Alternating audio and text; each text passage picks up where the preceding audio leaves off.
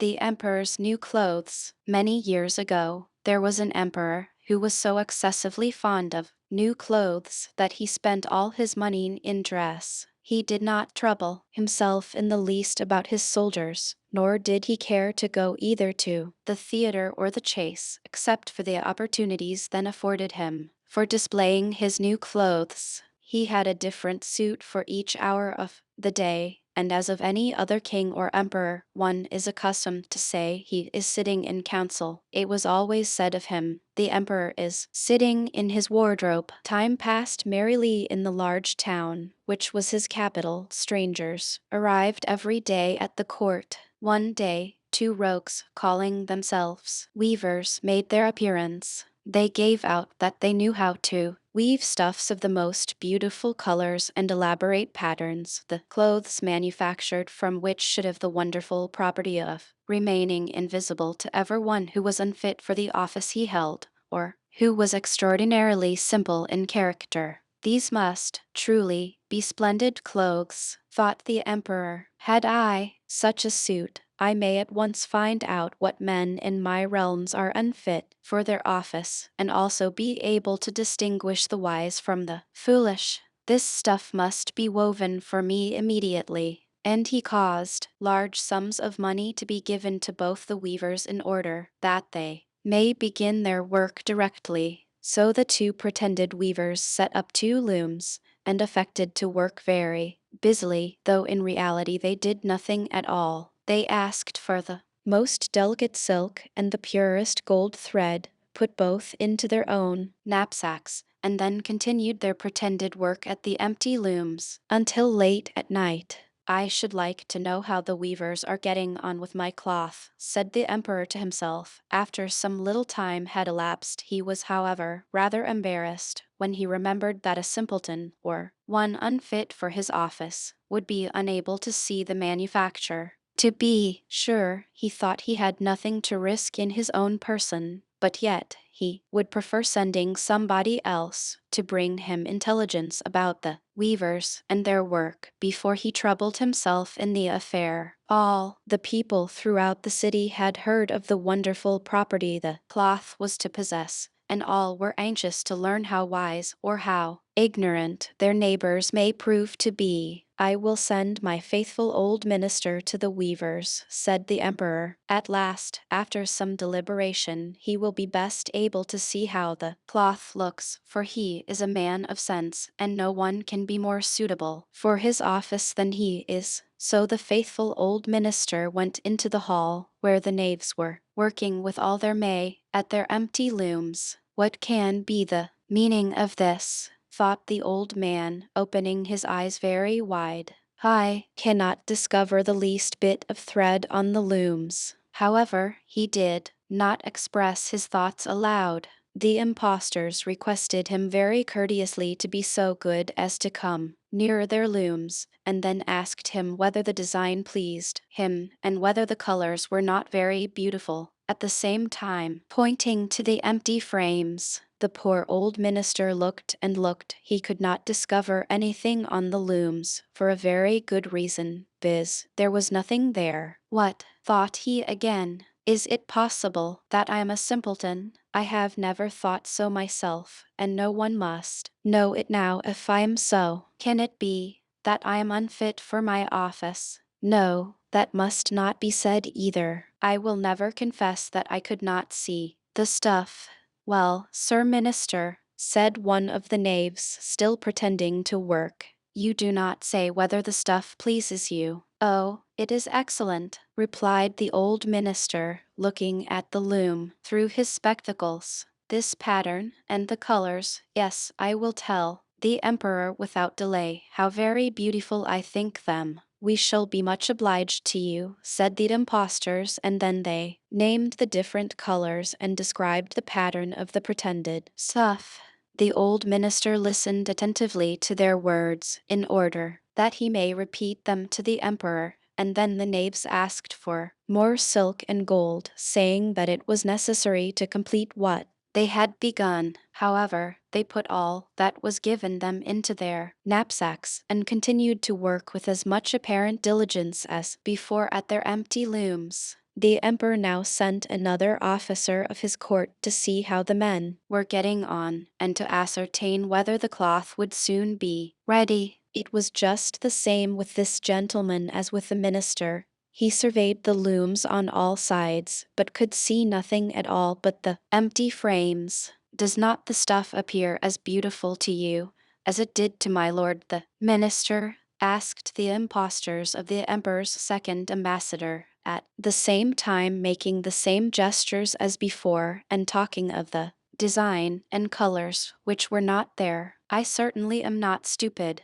thought the messenger. It must be that I am not fit for my good, profitable office. That is very odd. However, no one shall know anything about it. And accordingly he praised the stuff he could not see, and declared that he was delighted with both colors and patterns. Truly, please your imperial majesty, said he to his sovereign when he returned, the cloth which the weavers are preparing is extraordinarily magnificent.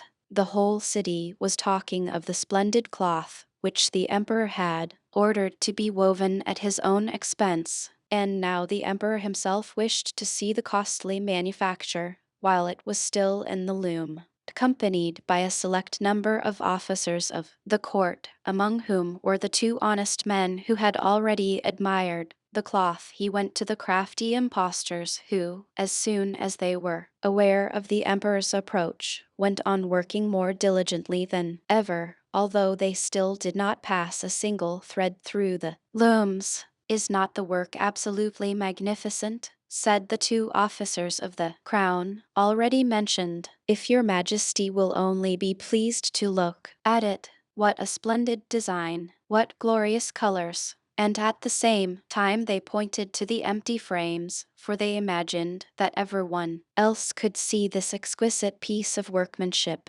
How is this? Said the emperor to himself.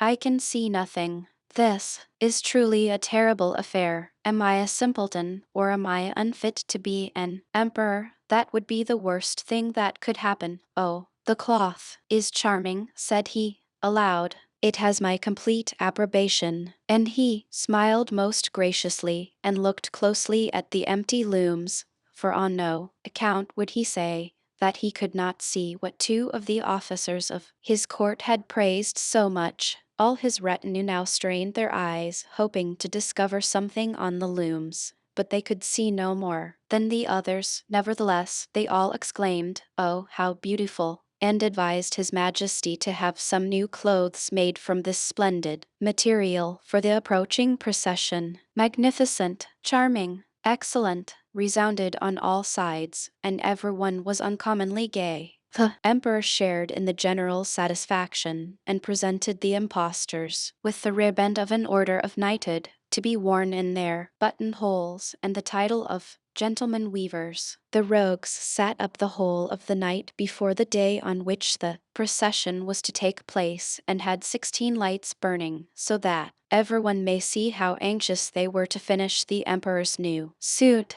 They pretended to roll the cloth off the looms, cut the air with their scissors, and sewed with needles without any thread in them. "See," cried they at last, "the emperor's new clothes are ready." And now the emperor, with all the grandees of his court, came to the weavers, and the rogues raised their arms as if in the act of holding something up, saying, "Here are your majesty's trousers. Here is the scarf. Here is the mantle. The whole suit is as light as a cobweb. One may fancy one has nothing at all on, when dressed in it. That, however, is the great virtue of this delicate cloth." "Yes, truly," said all the courtiers, although not one of them could see anything of this exquisite manufacture. "If your imperial majesty will be graciously pleased to take off your clothes, we will fit on the new suit in front of the looking-glass." The emperor was accordingly undressed, and the rogues pretended to array him in his new suit, the emperor turning round from side to side before the looking-glass. "How splendid his majesty looks in his new clothes, and how well they fit!" Everyone cried out, "What a design! What colors!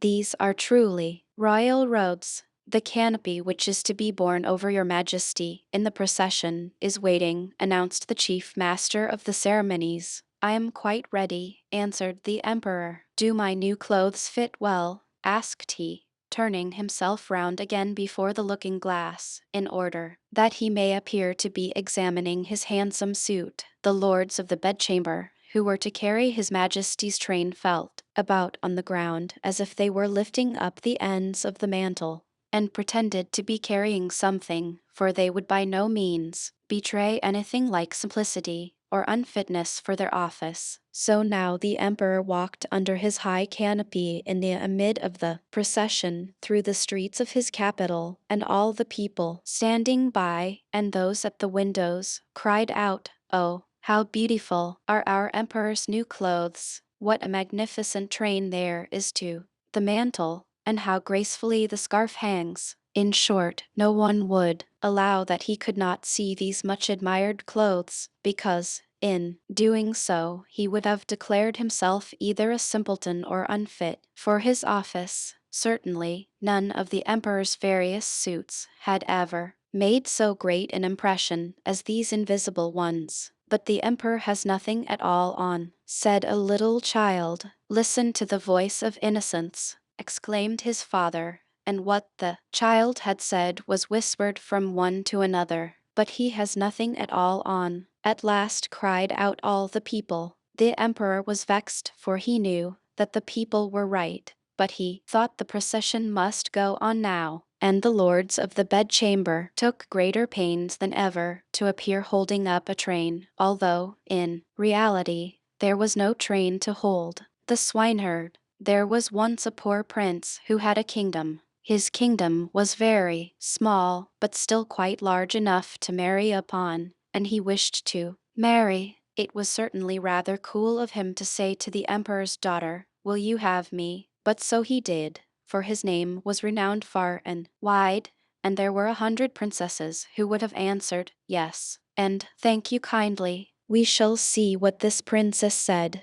Listen. It happened that where the prince's father lay buried, there grew a rose tree, a most beautiful rose tree, which blossomed only once in every 5 years. An evening then bore only one flower, but that was a rose. It smelt so sweet that all cares and sorrows were forgotten by him who inhaled its fragrance. And furthermore, the prince had a nightingale who could sing in such a manner that it seemed as though all sweet melodies dwelt in her little throat. So the princess was to have the rose and the nightingale, and they were accordingly put into large silver caskets and sent to her. The emperor had them brought into a large hall where the princess was playing at visiting with the ladies of the court, and when she saw the caskets with the presents, she clapped her hands for joy. "Ah, if it were but a little pussy hat," said she. But the rose tree, with its beautiful rose, came to view. "Oh, how prettily it is made," said all the court ladies.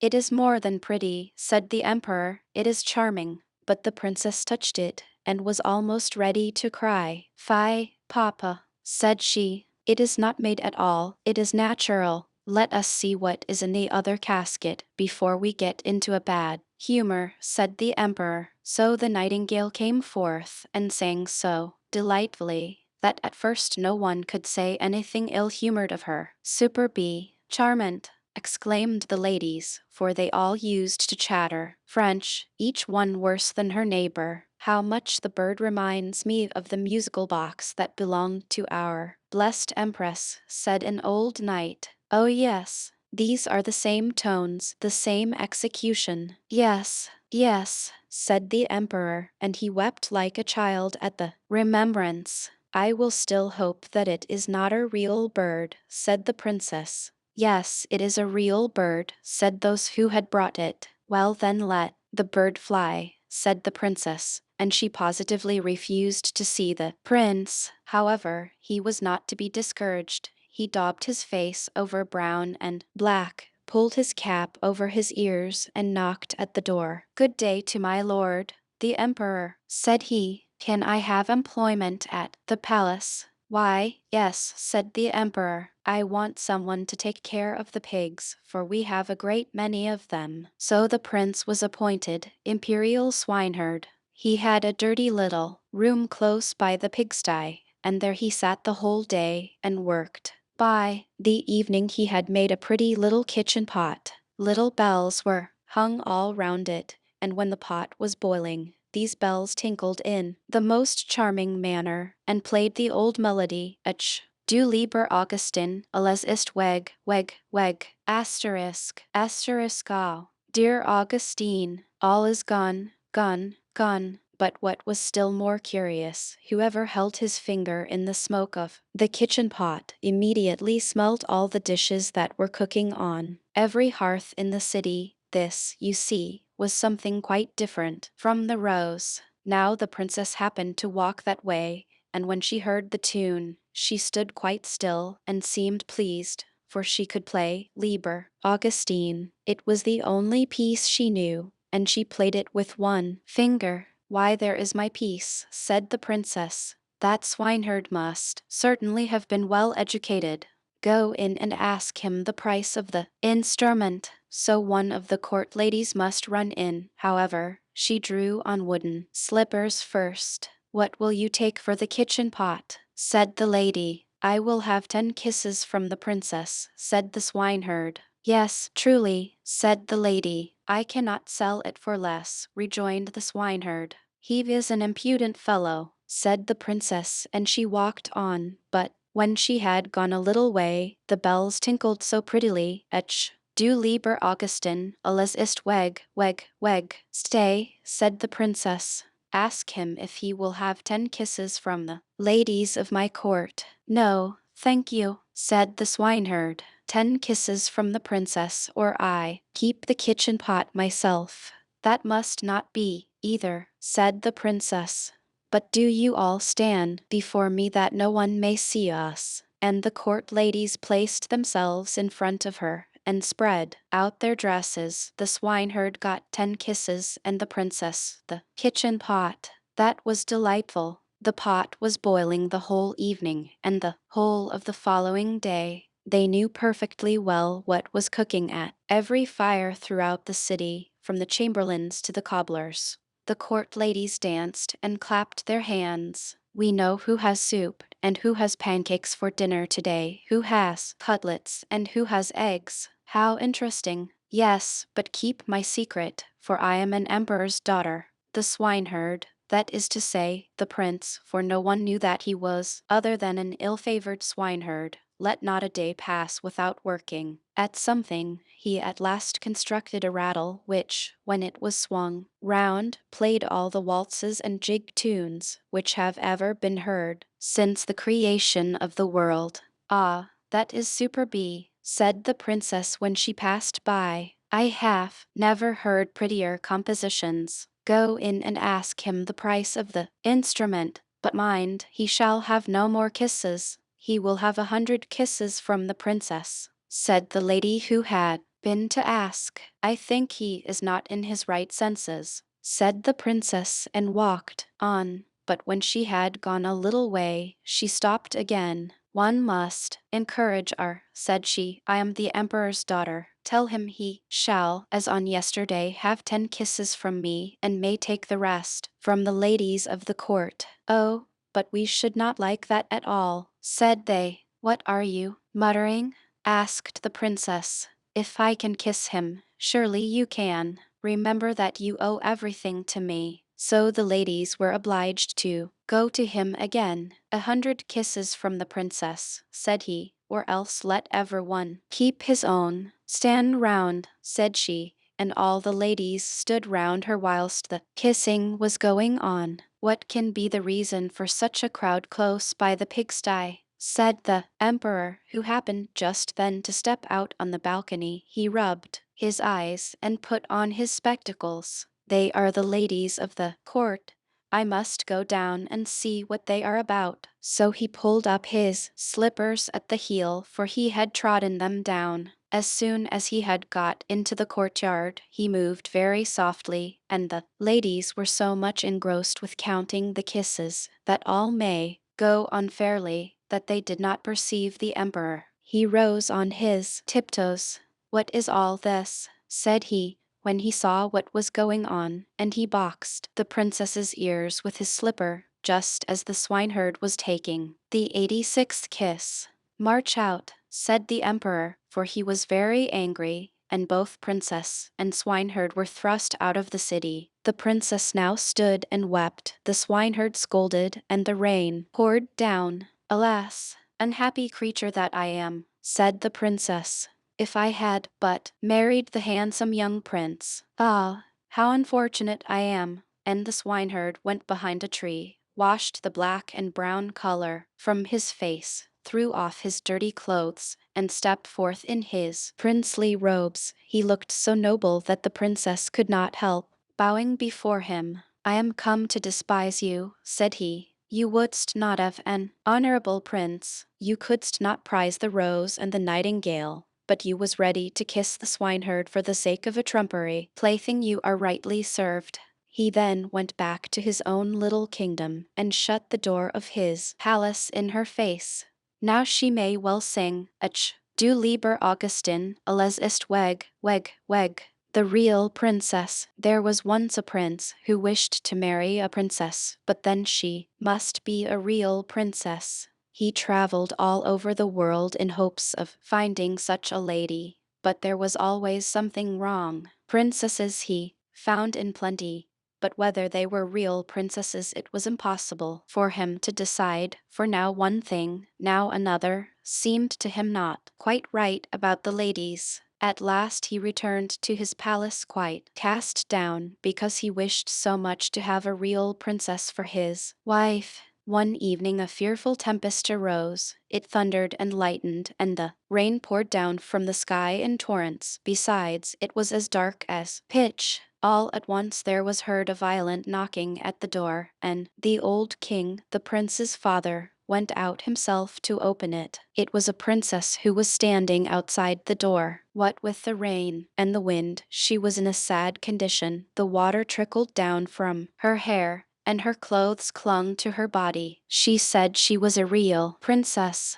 "Ah, we shall soon see that," thought the old queen mother. However, she said not a word of what she was going to do, but went quietly into the bedroom, took all the bedclothes off the bed, and put 3 little peas on the bedstead.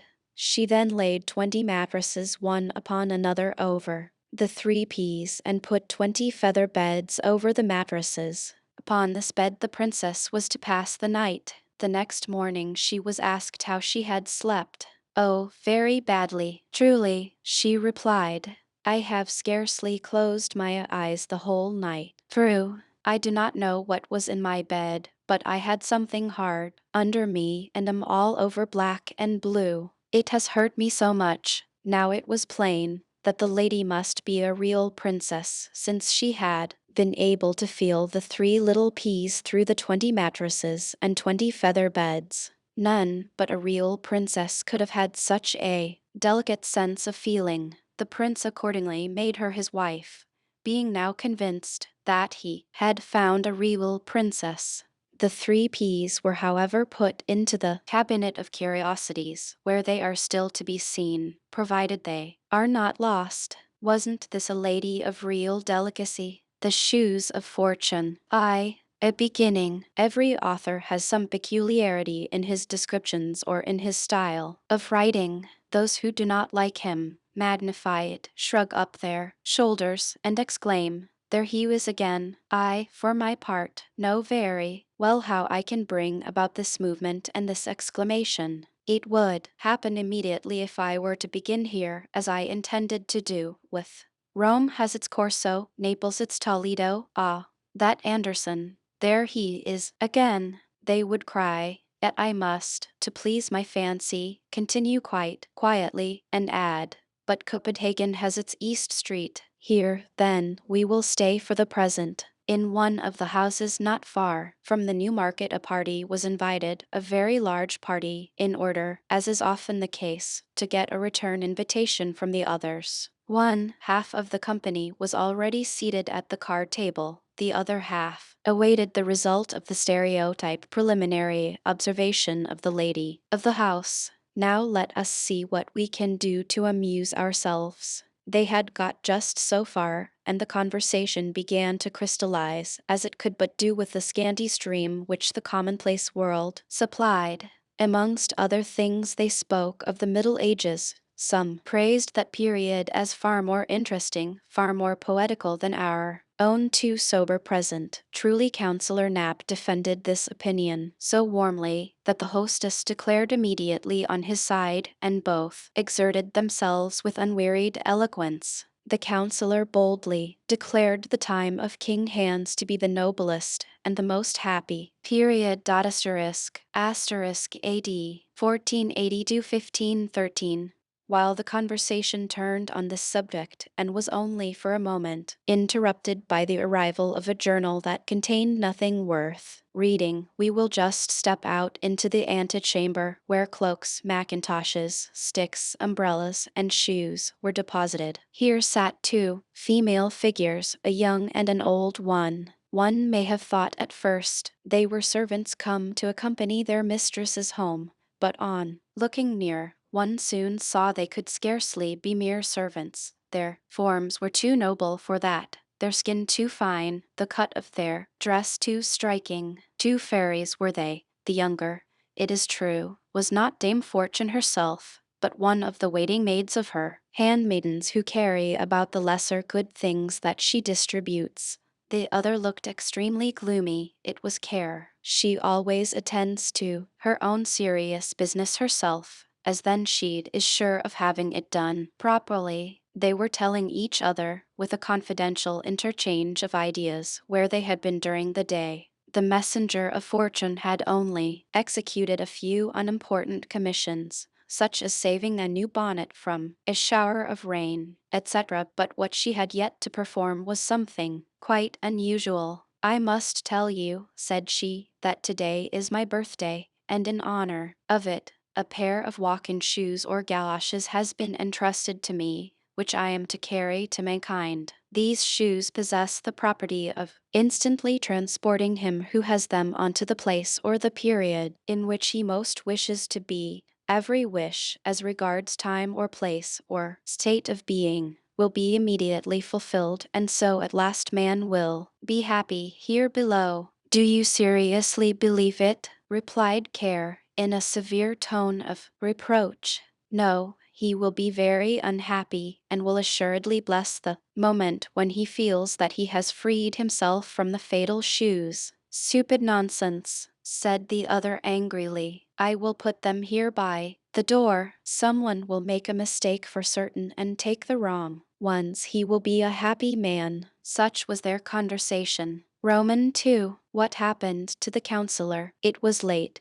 Councillor Knapp, deeply occupied with the times of King Hans, intended to go home, and malicious fate managed matters so that his feet, instead of finding their way to his own galoshes, slipped into those of Fortune. Thus Caparison the good man walked out of the well-lighted rooms into East Street. By the magic power of the shoes he was carried back to the times of King Hans, on which account his foot very naturally sank in the mud and puddles of the street, there having been in those days no pavement in Copenhagen. Well, this is too bad. How dirty it is here, sighed the councillor. As to a pavement, I can find no traces of one, and all the lamps, it seems, have gone to sleep. The moon was not yet very high. It was besides rather foggy, so that in the darkness all objects seemed mingled in chaotic confusion. At the next corner hung a votive lamp before a Madonna, but the light it gave was little better than none at all. Truly, he did not observe it before. He was exactly under it,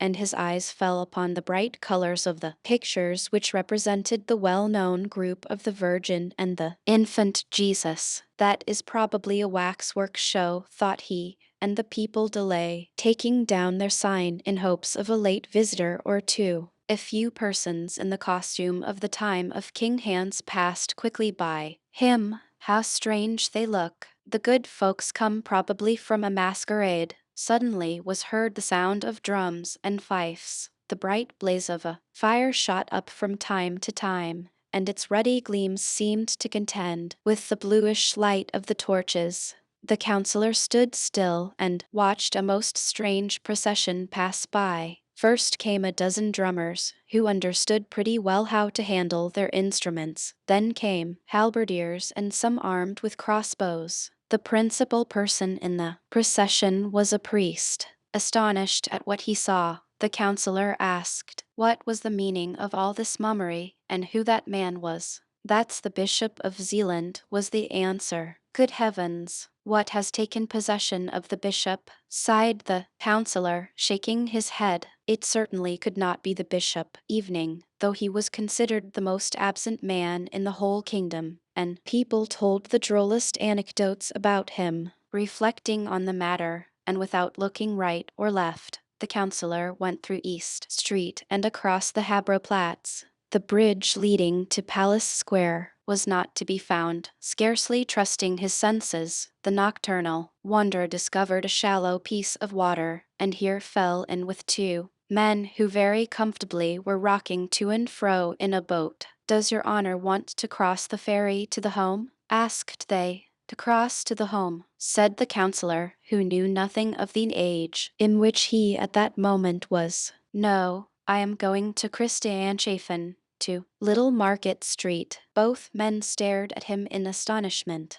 "Only just tell me where the bridge is," said he. "It is really unpardonable that there are no lamps here, and it is as dirty as if one had to wade through a morass." The longer he spoke with the boatman, the more unintelligible did their language become to him. "I don't understand your Bornholmish dialect," said he at last, angrily, and turning his back upon them. He was unable to find the bridge. There was no railway either. "It is really disgraceful what a state this place is in," muttered he to himself.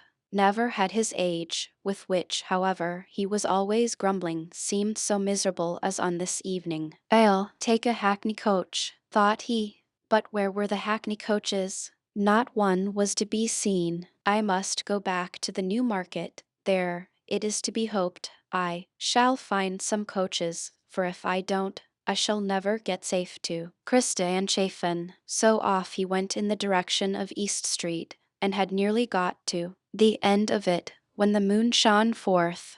"God bless me, what wooden scaffolding is that which they have set up there?" cried he involuntarily as he looked at East Gate, which, in those days, was at the end of East Street. He found, however, a little side door open, and through this he went, and stepped into our New Market of the present time. It was a huge, desolate plain. Some wild bushes stood up here and there, while across the field flowed a broad canal or river. Some wretched hovels for the Dutch sailors, resembling great boxes, and after which the place was named, lay about in confused disorder on the opposite bank. "I either behold a fata morgana, or I am regularly tipsy," whimpered out the counselor. "But what's this?" He turned round anew, firmly convinced that he was seriously ill. He gazed at the street formerly so well known to him, and now so strange in appearance, and looked at the houses more attentively. Most of them were of wood, slightly put together, and many had a thatched roof. "No, I am far from well," sighed he, "and yet I drank only one glass of punch, but I cannot suppose it. It was, too, really very wrong to give us punch and hot salmon for supper. I shall speak about it at the first opportunity. I have half a mind to go back again and say what I suffer. But no, that would be too silly, and heaven only knows if they are up." Still, he looked for the house, but it had vanished. "It is really dreadful," groaned he with increasing anxiety. "I cannot recognize East Street again. There is not a single decent shop from one end to the other. Nothing but wretched huts can I see anywhere, just as if I were at Ringstead. Oh, I am ill. I can scarcely bear myself any longer. Where the deuce can the house be? It must be here on this very spot. Yet there is not the slightest idea of resemblance. To such a degree has everything changed this night, At all events, here are some people up and stirring. Oh, I am certainly very ill. He now hit upon a half-open door, through a chink of which a faint light shone. It was a sort of hostelry of those times, a kind of public house. The room had some resemblance to the clay-floored halls in Holstein, a pretty numerous company, consisting of seamen, Copenhagen burghers, and a few scholars, sat here in deep converse over their pewter cans, and gave little heed to the person who entered. By your leave, said the counselor to the hostess, who came bustling towards him. I felt so queer all of a sudden. Would you have the goodness to send for a hackney coach to take me to Christianshafen? The woman examined him with eyes of astonishment and shook her head. She then addressed him in German. The counselor thought she did not understand Danish, and therefore repeated his wish in German. This, in connection with his costume, strengthened the good woman in the belief that he was a foreigner. That he was ill, she comprehended directly, so she brought him a pitcher of water, which tasted certainly pretty strong, of the sea, although it had been fetched from the well. The counselor supported his head on his hand, drew a long breath, and thought over all the wondrous things he saw around him. Is this the daily news of this evening? He asked mechanically as he saw the hostess push aside a large sheet of paper. The meaning of this counselorship query remained, of course, a riddle to her. Yet she handed him the paper without replying. It was a coarse woodcut representing a splendid meteor as seen in the town of Cologne, which was to be read below in bright letters.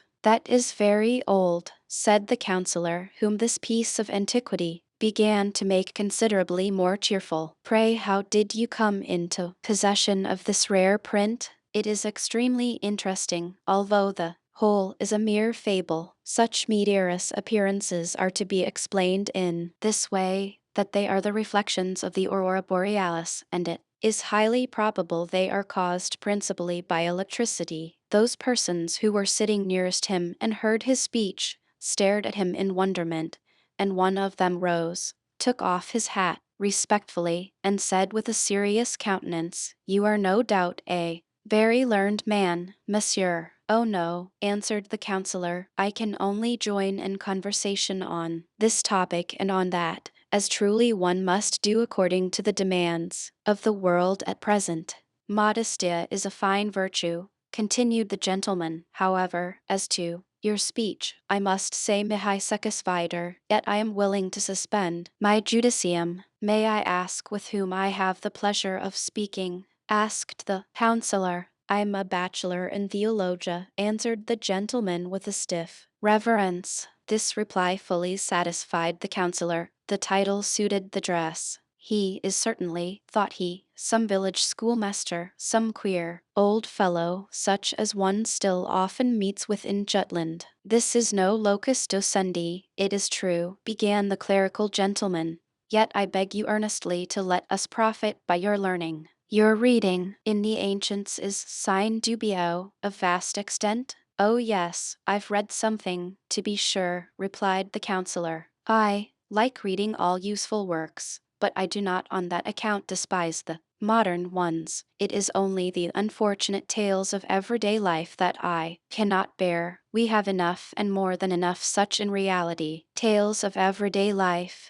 said our bachelor inquiringly. "I mean those new-fangled novels, twisting and writhing themselves in the dust of commonplace, which also expect to find a reading public." "Oh," exclaimed the clerical gentleman, smiling, "there is much wit in them. Besides, they are read at court. The king likes the history of Sir Iffan and Sir Gaudin particularly, which treats of King Arthur and his Knights of the Round Table. He has more than once joked about it with his high vassals." "I have not read that novel," said the counselor. "It must be quite a new one that Heiberg has published lately." "No," answered the theologian of the time of King Hans, "that book is not written by a Heiberg, but was imprinted by Godfrey von Jamin." "Oh, is that the author's name?" said the counselor. "It is a very old name, and as well as I recollect, he was the first printer that appeared in Denmark." Yes, he is our first printer, replied the clerical gentleman hastily. So far all went on well. Someone of the worthy burghers now spoke of the dreadful pestilence that had raged in the country a few years back, meaning that of 1484. The councillor imagined it was the cholera that was meant, which people made so much fuss about, and the discourse passed off satisfactorily enough. The War of the Buccaneers of 1490 was so recent that it could not fail being alluded to. The English pirates had, they said, most shamefully taken their ships while in the roadstead, and the councillor, before whose eyes the herostratic asterisk event of 1801 still floated vividly, agreed entirely with the others in abusing the rascally English. With other topics he was not so fortunate. Every moment brought about some new confusion, and threatened to become a perfect Babel, for the worthy bachelor was really too ignorant, and the simplest observations of the councillor sounded to him too daring and fantastical. They looked at one another from the crown of the head to the soles of the feet, and when matters grew to too high a pitch, then the bachelor talked Latin in the hope of being better understood, but it was of no use after all. Herostratus or Eratosthenes, an Ephesian, who wantonly set fire to the famous temple of Diana in order to commemorate his name by so uncommon an action. "What's the matter?" asked the hostess, plucking the councillor by the sleeve. And now his recollection returned, for in the course of the conversation he had entirely forgotten all that had preceded it. "Merciful God, where am I?" exclaimed he in agony, and while he so thought, all his ideas and feelings of overpowering dizziness, against which he struggled with the utmost power of desperation, encompassed him with renewed force. "Let us drink claret and mead and Bremen beer," shouted one of the guests, "and you shall drink with us." Two maidens approached. One wore a cap of two staring colors, denoting the class of persons to which she belonged. They poured out the liquor and made the most friendly gesticulations, while a cold perspiration trickled down the back of the poor councillor. "What's to be the end of this? What's to become of me?" groaned he. But he was forced, in spite of his opposition, to drink with the rest. They took hold of the worthy man, who, hearing on every side that he was intoxicated, did not in the least doubt the truth of this certainly not very polite assertion, but on the contrary, implored the ladies and gentlemen present to procure him a hackney coach. They, however, imagined he was talking Russian. Never before, he thought, had he been in such a coarse and ignorant company. One may almost fancy the people had turned heathens again. "It is the most dreadful moment of my life. The whole world is leagued against me." But suddenly it occurred to him that he may stoop down under the table and then creep unobserved out of the door. He did so, but just as he was going, the others remarked what he was about. They laid hold of him by the legs, and now, happily for him, off fell his fatal shoes, and with them the charm was at an end. The councillor saw quite distinctly before him a lantern burning, and behind this a large handsome house. All seemed to him in proper order as usual. It was East Street, splendid and elegant as we now see it. He lay with his feet towards a doorway, and exactly opposite sat the watchman. "Asleep, gracious heaven," said he. "Have I lain here in the street and dreamed? Yes, it is East Street. How splendid and light it is. But really it is terrible what an effect that one glass of punch must have had on me." 2 minutes later, he was sitting in a hackney coach, and driving to Friedrichshafen. He thought of the distress and agony he had endured, and praised from the very bottom of his heart the happy reality, our own time, which, with all its deficiencies, is yet much better than that in which, so much against his inclination, he had lately been. Roman 3. The Watchman's Adventure. "Why, there is a pair of galoshes, as sure as I'm alive," said the watchman, awaking from a gentle slumber. "They belong no doubt to the lieutenant who lives over the way. They lie close to the door." The worthy man was inclined to ring and deliver them at the house, for there was still a light in the window.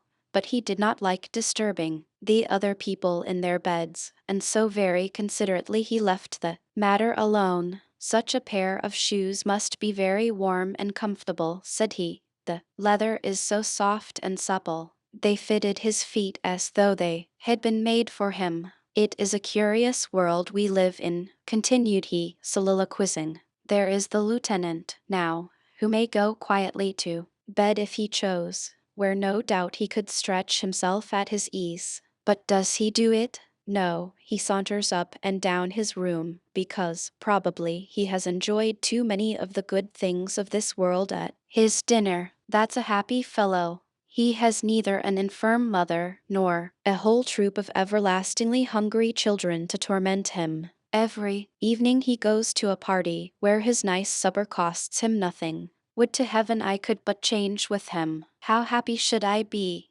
While expressing his wish, the charm of the shoes, which he had put on, began to work. The watchman entered into the being and nature of the lieutenant. He stood in the handsomely furnished apartment, and held between his fingers a small sheet of rose-colored paper, on which some verses were written truly by the officer himself, for who has not, at least once in his life, had a lyrical moment, and if one then marks down one's thoughts, poetry is produced.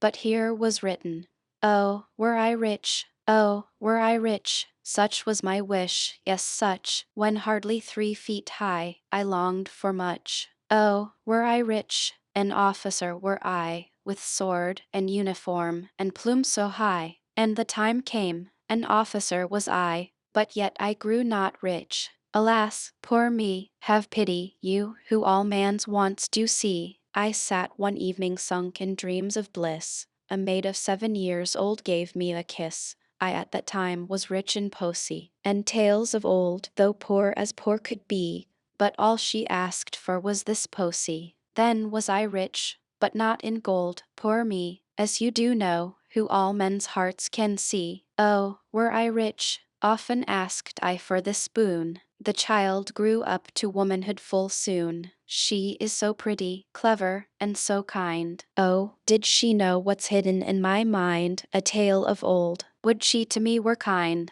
But I'm condemned to silence. Oh, poor me, as you do know, who all men's hearts can see. Oh, were I rich in calm and peace of mind, my grief you then would not here written find. O you, to whom I do my heart devote, O read this page of glad days now remote, a dark, dark tale, which I tonight devote. Dark is the future now. Alas, poor me, have pity you, who all men's pains do see. Such verses as these people write when they are in love, but no man, in his senses ever thinks of printing them. Here one of the sorrows of life, in which there is real poetry, gave itself vent, not that barren grief which the poet may only hint at, but never depict in its detail misery and want, that animal necessity, in short, to snatch, at least at a fallen leaf of the breadfruit tree, if not at the fruit itself.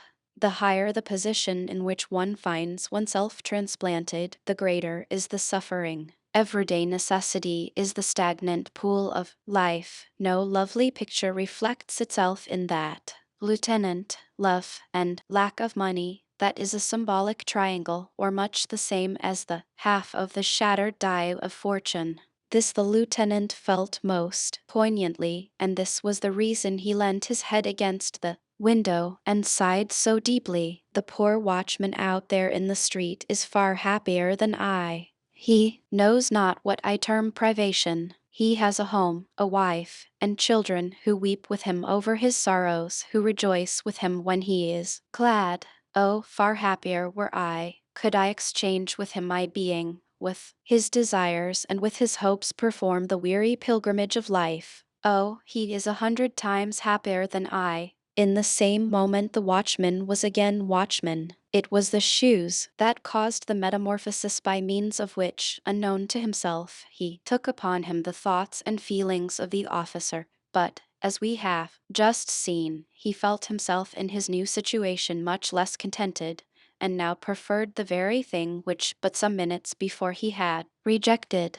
So then the watchman was again watchman. That was an unpleasant dream, said he, but it was droll enough. Altogether, I fancied that I was the lieutenant over there, and yet, the thing was not very much to my taste after all. I missed my good old mother and the dear little ones, who almost tear me to pieces for sheer love.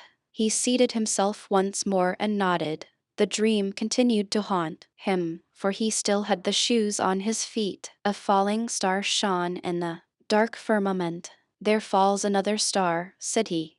But what does it matter? There are always enough left.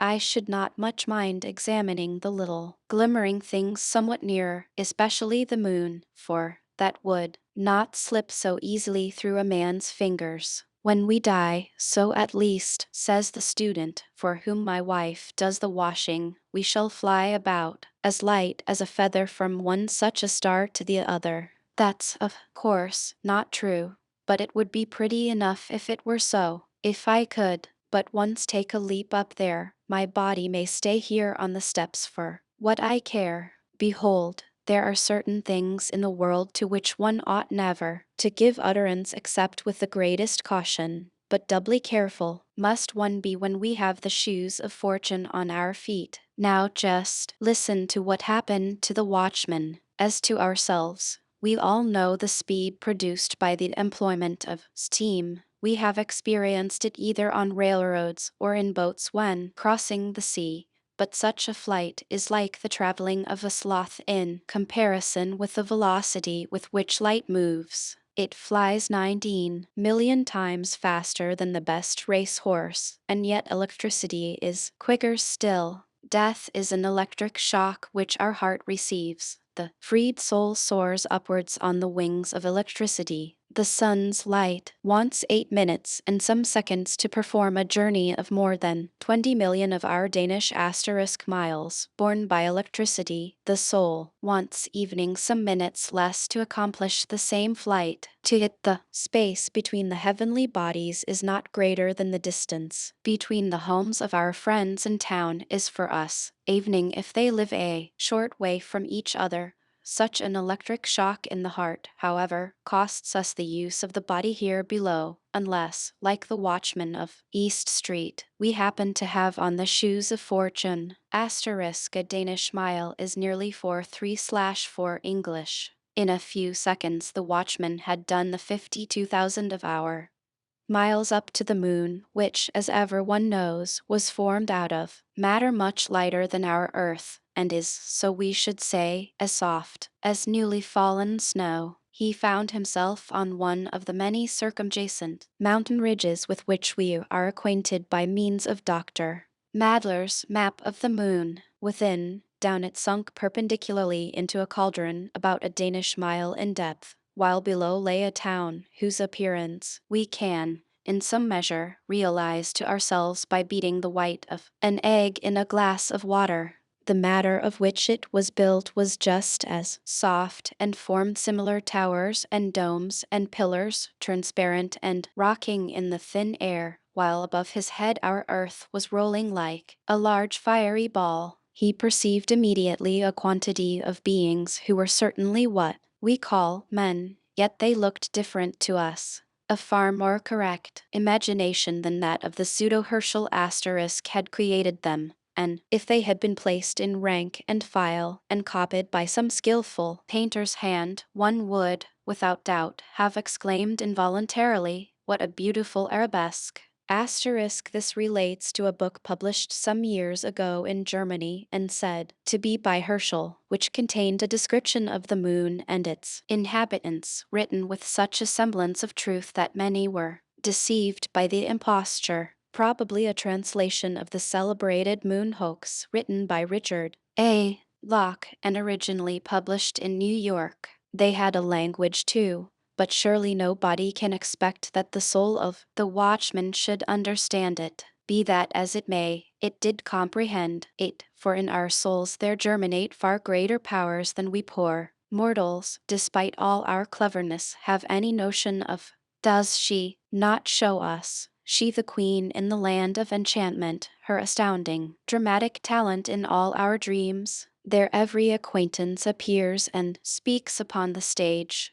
so entirely in character, and with the same tone of voice, that none of us, when awake, were able to imitate it. How well can she recall persons to our mind of whom we have not thought for years, when suddenly they step forth, every inch a man, resembling the real personages, evening to the finest features, and become the heroes or heroines of our world of dreams. In reality, such remembrances are rather unpleasant. Every sin, every evil thought may, like a clock with alarm or chimes, be repeated at pleasure. Then the question is if we can trust ourselves to give an account of every unbecoming word in our heart and on our lips. The watchman's spirit understood the language of the inhabitants of the moon pretty well. The Selenites disputed variously about our earth, and expressed their doubts if it could be inhabited. The air, they said, must certainly be too dense to allow any rational dweller in the moon the necessary free respiration. They considered the moon alone to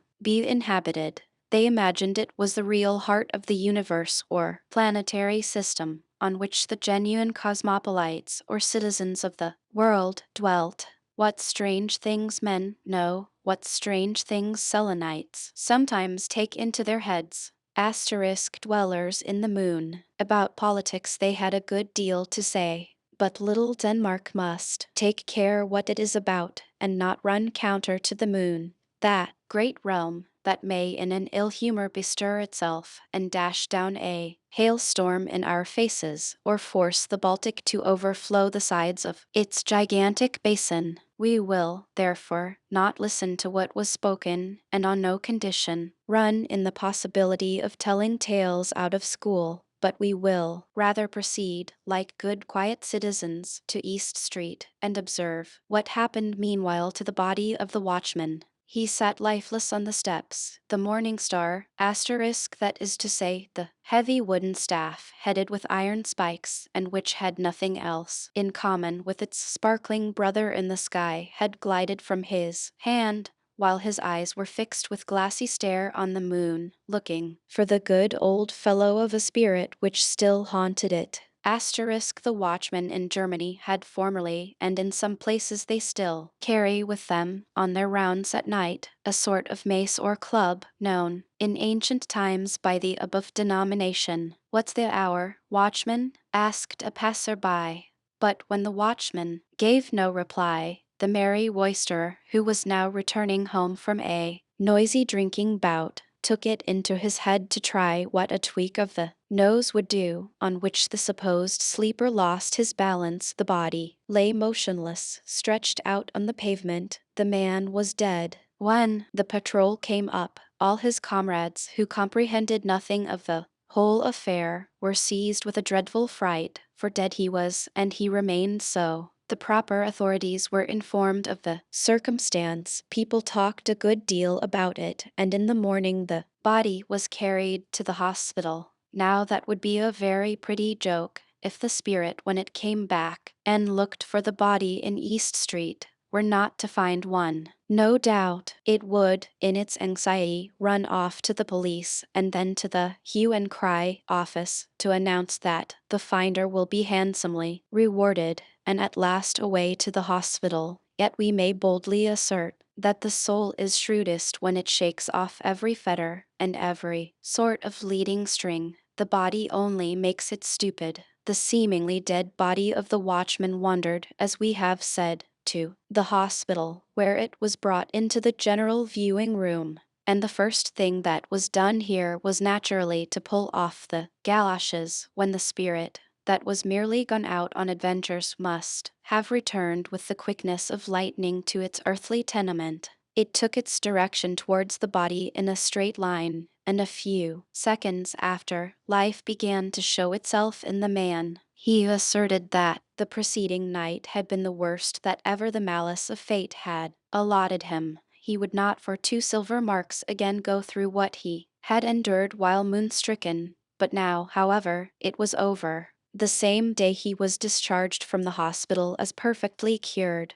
but the shoes meanwhile remained behind. Roman 4. A moment of head importance and evenings, dramatic readings, a most strange journey. Every inhabitant of Copenhagen knows, from personal inspection, how the entrance to Frederick's hospital looks, but as it is possible that others who are not Copenhagen people may also read this little work, we will beforehand give a short description of it. The extensive building is separated from the street by a pretty high railing, the thick iron bars of which are so far apart that in all seriousness, it is said, some very thin fellow had of a night occasionally squeezed himself through to go and pay his little visits in the town. The part of the body most difficult to manage on such occasions was, no doubt, the head. Here, as is so often the case in the world, long-headed people get through best. So much, then, for the introduction. One of the young men, whose head, in a physical sense only, may be said to be of the thickest, had the watch that evening. The rain poured down in torrents, yet despite these two obstacles, the young man was obliged to go out, if it were but for a quarter of an hour, and as to telling the doorkeeper about it,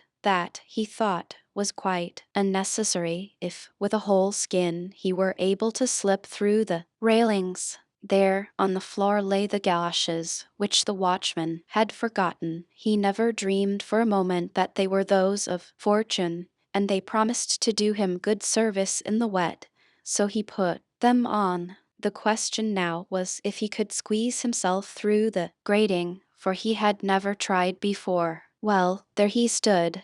Would to heaven I had got my head through, said he, involuntarily, and instantly through it slipped, easily and without pain, notwithstanding it was pretty large and thick. But now the rest of the body was to be cut through. Ah, I am much too stout, groaned he aloud, while fixed as in a vice. I had thought the head was the most difficult part of the matter. Oh, I really cannot squeeze myself through. He now wanted to pull his over-hasty head back again, but he could not. For his neck there was room enough, but for nothing more. His first feeling was of anger, his next that his temper fell to zero. The shoes of fortune had placed him in the most dreadful situation, and unfortunately, it never occurred to him to wish himself free. The pitch-black clouds poured down their contents in still heavier torrents. Not a creature was to be seen in the streets. To reach up to the bell was what he did not like. To cry aloud for help would have availed him little. Besides, how ashamed would he have been to be found caught in a trap, like an outwitted fox. How was he to twist himself through? He saw clearly that it was his irrevocable destiny to remain a prisoner till dawn, or perhaps evening late in the morning. Then the smith must be fetched to file away the bars. But all that would not be done so quickly as he could think about it. The whole charity school, just opposite, would be in motion. All the new booths, with their not very courtier-like swarm of seamen, would join them out of curiosity, and would greet him with a wild hurrah. While he was standing in his pillory, there would be a mob, a hissing and rejoicing and jeering, 10 times worse than in the rows about the Jews some years ago. Oh my blood is mounting to my brain. It is enough to drive one mad. I shall go wild. I know not what to do. Oh, were I but loose, my dizziness would then cease. Oh, were my head but loose. You see, he ought to have said that sooner, for the moment he expressed the wish his head was free, and cured of all his paroxysms of love, he hastened off to his room, where the pains consequent on the fright the shoes had prepared for him did not so soon take their leave. But you must not think that the affair is over now. It grows much worse. The night passed, the next day also, but nobody came to fetch the shoes. In the evening, dramatic readings were to be given at the little theatre in King Street. The house was filled to suffocation, and among other pieces to be recited was a new poem by H.C. Andersen, called My Aunt's Spectacles, the contents of which were pretty nearly as follows. A certain person had an aunt who boasted of particular skill in fortune-telling with cards, and who was constantly being stormed by persons that wanted to have a peep into futurity. But she was full of mystery about her R.N., which a certain pair of magic spectacles did her essential service. Her nephew, a merry boy, who was his aunt's darling, begged so long for these spectacles that, at last, she lent him the treasure, after having informed him, with many exhortations, that in order to execute the interesting trick he need only repair to some place where a great many persons were assembled, and then, from a higher position from where he could overlook the crowd, pass the company in review before him through his spectacles. Immediately the inner man of each individual would be displayed before him, like a game of cards, in which you unerringly may read what the future of every person presented was to be. Well pleased, the little magician hastened away to prove the powers of the spectacles in the theatre,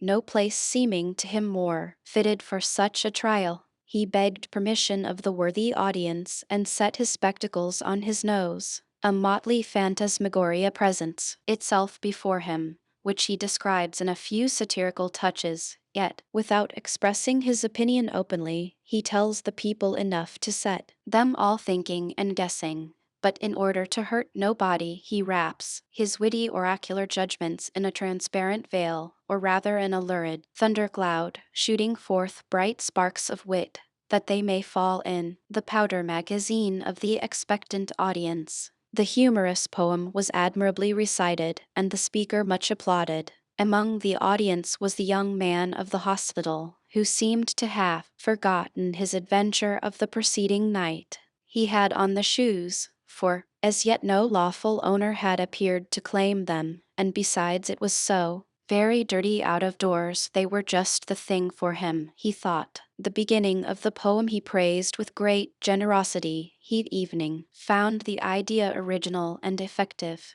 but that the end of it, like the Rhine, was very insignificant, proved, in his opinion, the author's want of invention. He was without genius, etc. This was an excellent opportunity to have said something clever. Meanwhile he was haunted by the idea he should like to possess such a pair of spectacles himself. Then, perhaps, by using them circumspectly, one would be able to look into people's hearts, which, he thought, would be far more interesting than merely to see what was to happen next year, for that we should all know in proper time, but the other never. I can now, said he to himself, fancy the whole row of ladies and gentlemen sitting there in the front row. If one could but see into their hearts, yes, that would be a revelation, a sort of bazaar. In that lady over there, so strangely dressed, I should find for certain a large milliner's shop. In that one the shop is empty, but it wants cleaning. Plain enough,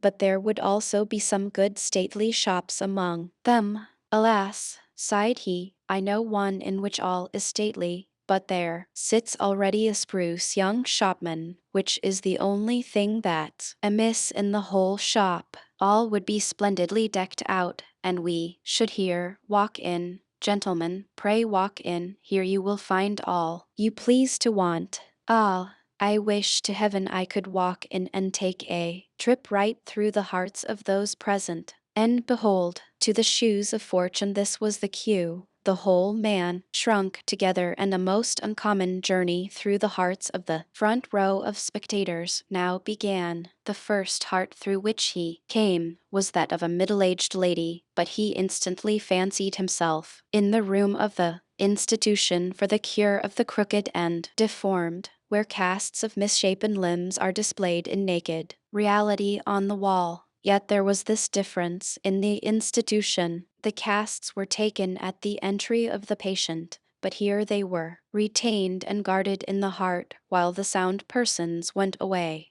They were, namely, casts of female friends whose bodily or mental deformities were here most faithfully preserved. With the snake-like writhings of an idea he glided into another female heart, but this seemed to him like a large holy fane. The white dove of innocence fluttered over the altar. How gladly would he have sunk upon his knees, but he must away to the next heart.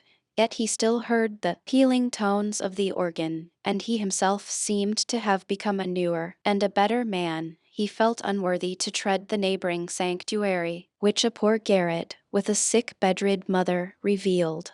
But God's warm sun streamed through the open window, lovely roses nodded from the wooden flower boxes on the roof, and two sky-blue birds sang rejoicingly, while the sick mother implored God's richest blessings on her pious daughter.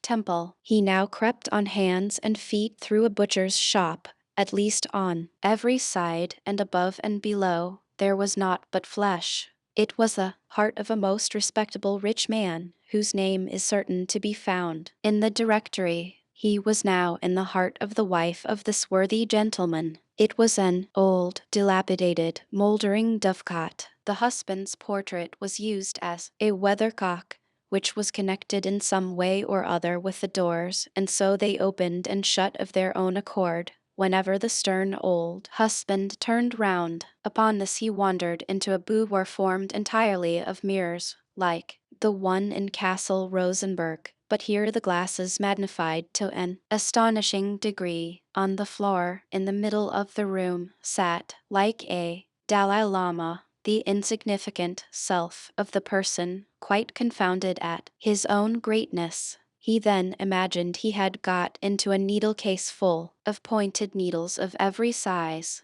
This is certainly the heart of an old maid, thought he. But he was mistaken. It was the heart of a young military man, a man, as people said, of talent and feeling. In the greatest perplexity he now came out of the last heart in the row. He was unable to put his thoughts in order, and fancied that his too lively imagination had run away with him. Good heavens, sighed he, I have surely a disposition to madness. It is dreadfully hot here. My blood boils in my veins, and my head is burning like a coal. And he now remembered the important event of the evening before, how his head had got jammed in between the iron railings of the hostel. That's what it is, no doubt, said he. I must do something in time. Under such circumstances a Russian bath may do me good. I only wish I were already on the upper bank. In these Russian vapor baths the person extends himself on a bank or form, and as he gets accustomed to the heat, moves to another higher up towards the ceiling, where, of course, the vapor is warmest.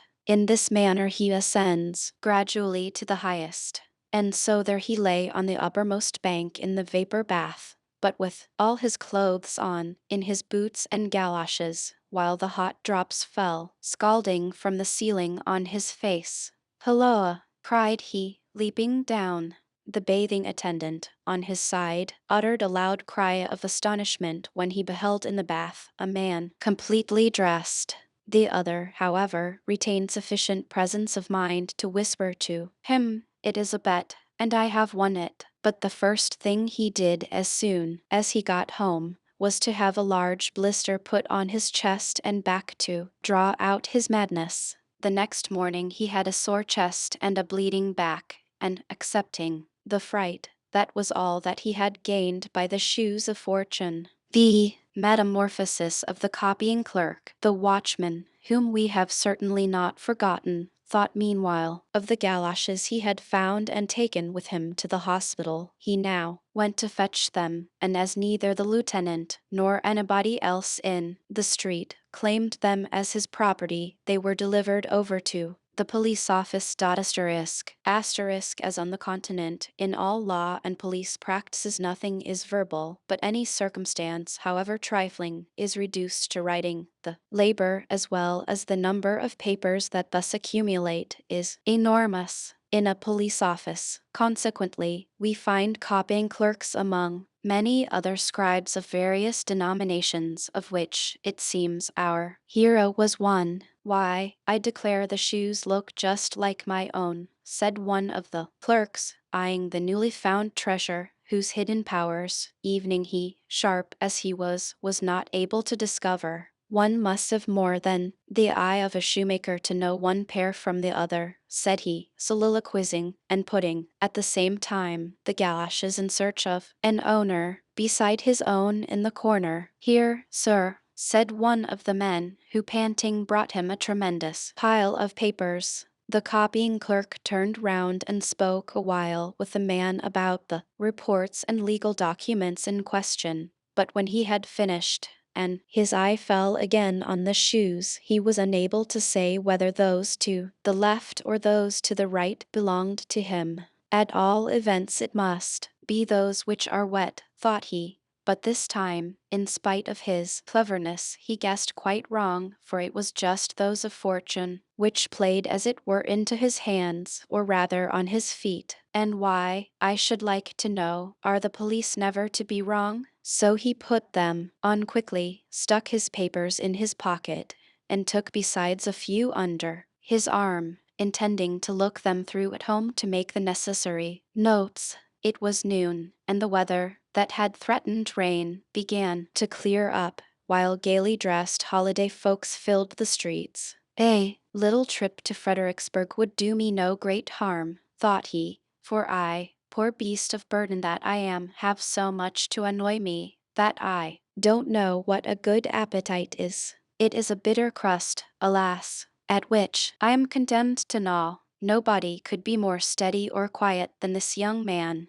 We therefore wish him joy of the excursion with all our heart, and it will certainly be beneficial for a person who leads so sedentary a life. In the park, he met a friend, one of our young poets, who told him that the following day he should set out on his long-intended tour. "So you are going away again," said the clerk. "You are a very free and happy being. We others are chained by the leg and held fast to our desk." "Yes, but it is a chain, friend, which ensures you the blessed bread of existence," answered the poet. "You need feel no care for the coming tomorrow. When you are old, you receive a pension." "True," said the clerk, shrugging his shoulders, "and yet you are the better off. To sit at one's ease and poetize, that is a pleasure.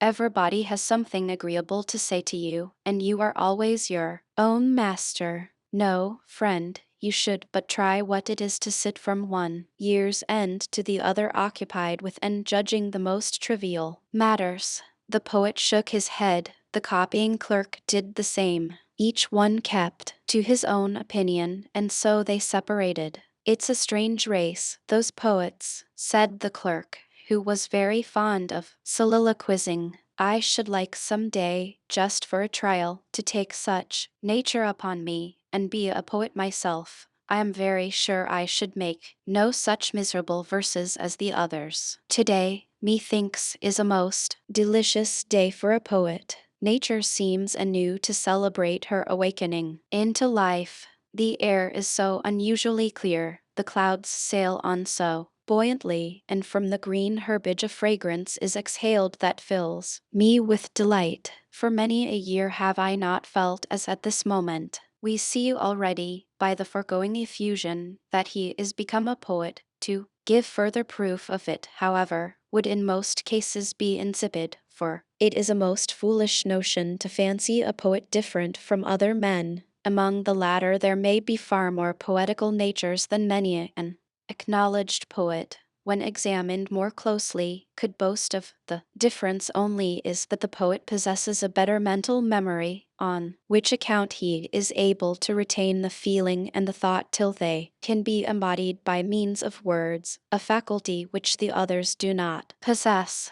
But the transition from a commonplace nature to one that is richly endowed demands always a more or less breakneck leap over a certain abyss which yawns threateningly below, and thus must the sudden change with the clerk strike the reader. "The sweet air," continued he of the police office, in his dreamy imaginings, "how it reminds me of the violets in the garden of my aunt Magdalena. Yes, then I was a little wild boy who did not go to school very regularly. Oh heavens, it is a long time since I have thought on those times.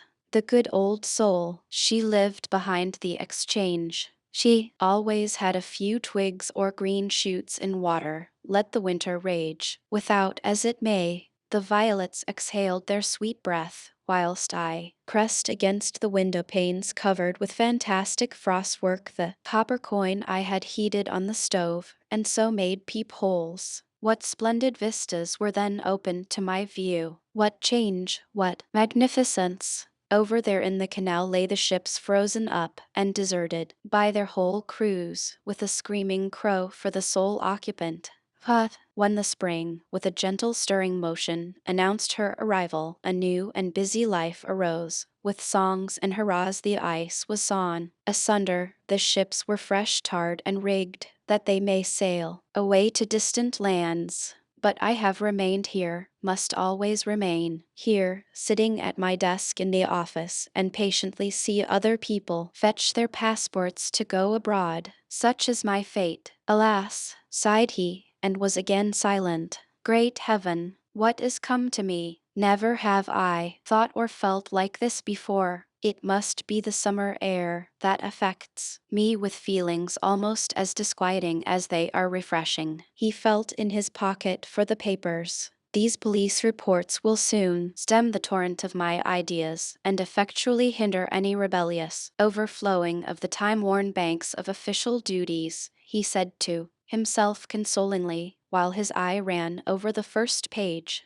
Dame Tigbrith, tragedy in 5 acts. What is that? And yet it is undeniably my own handwriting. Have I written the tragedy? Wonderful, very wonderful. And this, what have I here? Intrigue on the ramparts, or the day of repentance, vaudeville with new songs to the most favorite airs. The deuce! Where did I get all this rubbish? Someone must have slipped it slyly into my pocket for a joke. There is too a letter to me, a crumpled letter and the seal broken. Yes, it was not a very polite epistle from the manager of a theater, in which both pieces were flatly refused. Hem, said the clerk breathlessly, and quite exhausted he seated himself on a bank. His thoughts were so elastic, his heart so tender, and involuntarily he picked one of the nearest flowers. It is a simple daisy, just bursting out of the bud. What the botanist tells us after a number of imperfect lectures, the flower proclaimed in a minute. Related the mythos of its birth, told of the power of the sunlight that spread out its delicate leaves and forced them to impregnate the air with their incense, and then he thought of the manifold struggles of life, which in like manner awaken the budding flowers of feeling in our bosom. Light and air contend with chivalric emulation for the love of the fair flower that bestowed her chief favors on the latter. Full of longing she turned towards the light, and as soon as it vanished, rolled her tender leaves together and slept in the embraces of the air. It is the light which adorns me, said the flower. But it is the air which enables you to breathe, said the poet's voice. Close by stood a boy who dashed his stick into a wet ditch. The drops of water splashed up to the green leafy roof, and the clerk thought of the million of ephemera which in a single drop were thrown up to a height that was as great doubtless for their size as for us if we were to be hurled above the clouds. While he thought of this and of the whole metamorphosis he had undergone, he smiled and said, I sleep and dream. But it is wonderful how one can dream so naturally, and know besides so exactly that it is but a dream. If only to tomorrow, on awaking, I could again call all to mind so vividly. I seem in unusually good spirits, my perception of things is clear, I feel as light and cheerful as though I were in heaven. But I know for a certainty that if to tomorrow a dim remembrance of it should swim before my mind, it will then seem nothing but stupid nonsense, as I have often experienced already, especially before I enlisted under the banner of the police, for that dispels like a whirlwind all the visions of an unfettered imagination. All we hear or say in a dream that is fair and beautiful is like the gold of the subterranean spirits. It is rich and splendid when it is given us, but viewed by daylight we find only withered leaves. Alas! He sighed quite sorrowful, and gazed at the chirping birds that hopped contentedly from branch to branch. They are much better off than I. To fly must be a heavenly art, and happy do I prize that creature in which it is innate. Yes, could I exchange my nature with any other creature, I fain would be such a happy little lark. He had hardly uttered these hasty words when the skirts and sleeves of his coat folded themselves together into wings, the clothes became feathers, and the galoshes claws. He observed it perfectly and laughed in his heart. Now then, there is no doubt that I'm dreaming, but I never before was aware of such mad freaks as these. And up he flew into the green roof and sang. But in the song there was no poetry, for the spirit of the poet was gone. The shoes, as is the case with anybody who does what he has to do properly, could only attend to one thing at a time. He wanted to be a poet, and he was one. He now wished to be a merry chirping bird. But when he was metamorphosed into one, the former peculiarities ceased immediately. It is really pleasant enough, said he. The whole day long I sit in the office amid the driest law papers, and at night I fly in my dream as a lark in the gardens of Fredericksburg. One may really write a very pretty comedy upon it. He now fluttered down into the grass, turned his head gracefully on every side, and with his bill pecked the pliant blades of grass, which, in comparison to his present size, seemed as majestic as the palm branches of northern Africa. Unfortunately, the pleasure lasted but a moment. Soon black night overshadowed our enthusiast, who had so entirely missed his part of copying clerk at a police office. Some vast object seemed to be thrown over him. It was a large oilskin cap, which a sailor boy of the quay had thrown over the struggling bird. A coarse hand sought its way carefully in under the broad rim and seized the clerk over the back and wings. In the first moment of fear, he called, truly, as loud as he could, "You impudent little blackguard! I am a copying clerk at the police office, and you know you cannot insult any belonging to the constabulary force without a chastisement. Besides, you good-for-nothing rascal, it is strictly forbidden to catch birds in the royal gardens of Fredericksburg, but your blue uniform betrays where you come from." This fine tirade sounded, however, to the ungodly sailor boy like a mere pippy-pie. He gave the noisy bird a knock on his beak and walked on. He was soon met by two schoolboys of the upper class, that is to say, as individuals, for with regard to learning they were in the lowest class in the school, and they bought the stupid bird. So the copying clerk came to Copenhagen as guest, or rather as prisoner in a family living in Guther Street. "It is well that I'm dreaming," said the clerk, "or I really should get angry. First I was a poet, now sold for a few pence as a lark, no doubt. It was that accursed poetical nature which has metamorphosed me into such a poor harmless little creature. It is really pitiable, particularly when one gets into the hands of a little blackguard, perfect in all sorts of cruelty to animals. All I should like to know is how the story will end." The two schoolboys, the proprietors now of the transformed clerk, carried him into an elegant room. A stout, stately dame received them with a smile, but she expressed much dissatisfaction that a common field bird, as she called the lark, should appear in such high society. For today, however, she would allow it, and they must shut him in the empty cage that was standing in the window. "Perhaps he will amuse my good Polly," added the lady, looking with a benignant smile at a large green parrot that swung himself backwards and forwards most comfortably in his ring inside a magnificent brass-wired cage. "Today is Polly's birthday," said she with stupid simplicity, "and the little brown field bird must wish him joy." Mr. Polly uttered not a syllable in reply, but swung to and fro with dignified condescension, while a pretty canary, as yellow as gold, that had lately been brought from his sunny fragrant home, began to sing aloud.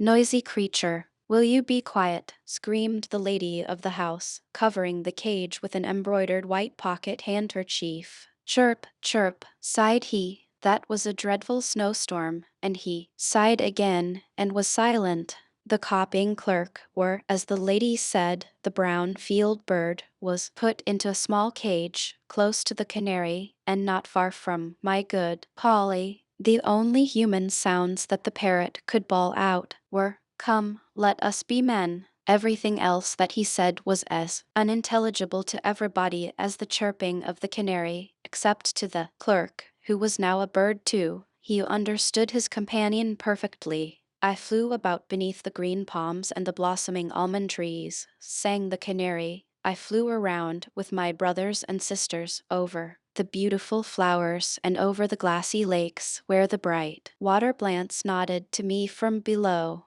There, too, I saw many splendidly dressed paroquets that told the drollest stories and the wildest fairy tales without end. Oh, those were uncouth birds, answered the parrot.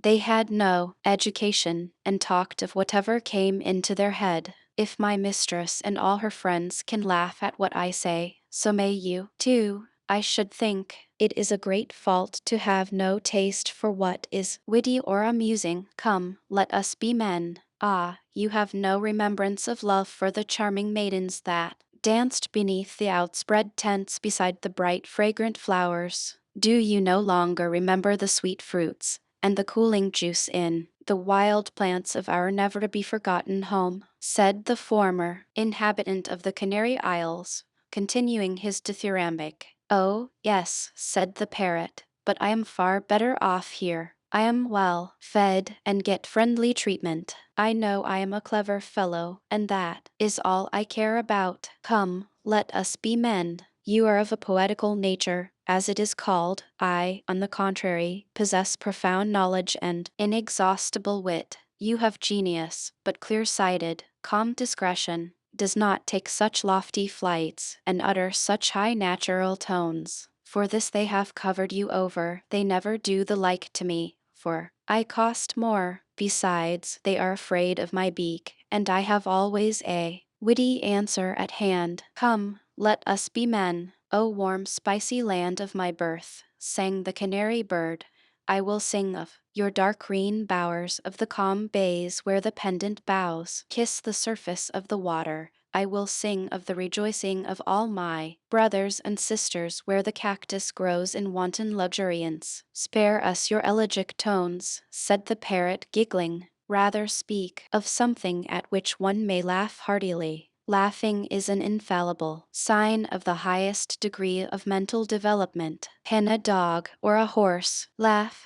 No, but they can cry. The gift of laughing was given to man alone. Ha, ha, ha, screamed Polly, and added his stereotype witticism. Come, let us be men. Poor little Danish grey bird, said the canary, you have been caught, too. It is, no doubt, cold enough in your woods, but there at least is the breath of liberty. Therefore fly away. In the hurry they have forgotten to shut your cage, and the upper window is open. Fly, my friend, fly away. Farewell. Instinctively the clerk obeyed. With a few strokes of his wings he was out of the cage, but at the same moment the door, which was only ajar and which led to the next room, began to creak, and supple and creeping came the large tomcat into the room and began to pursue him. The frightened canary fluttered about in his cage. The parrot flapped his wings and cried,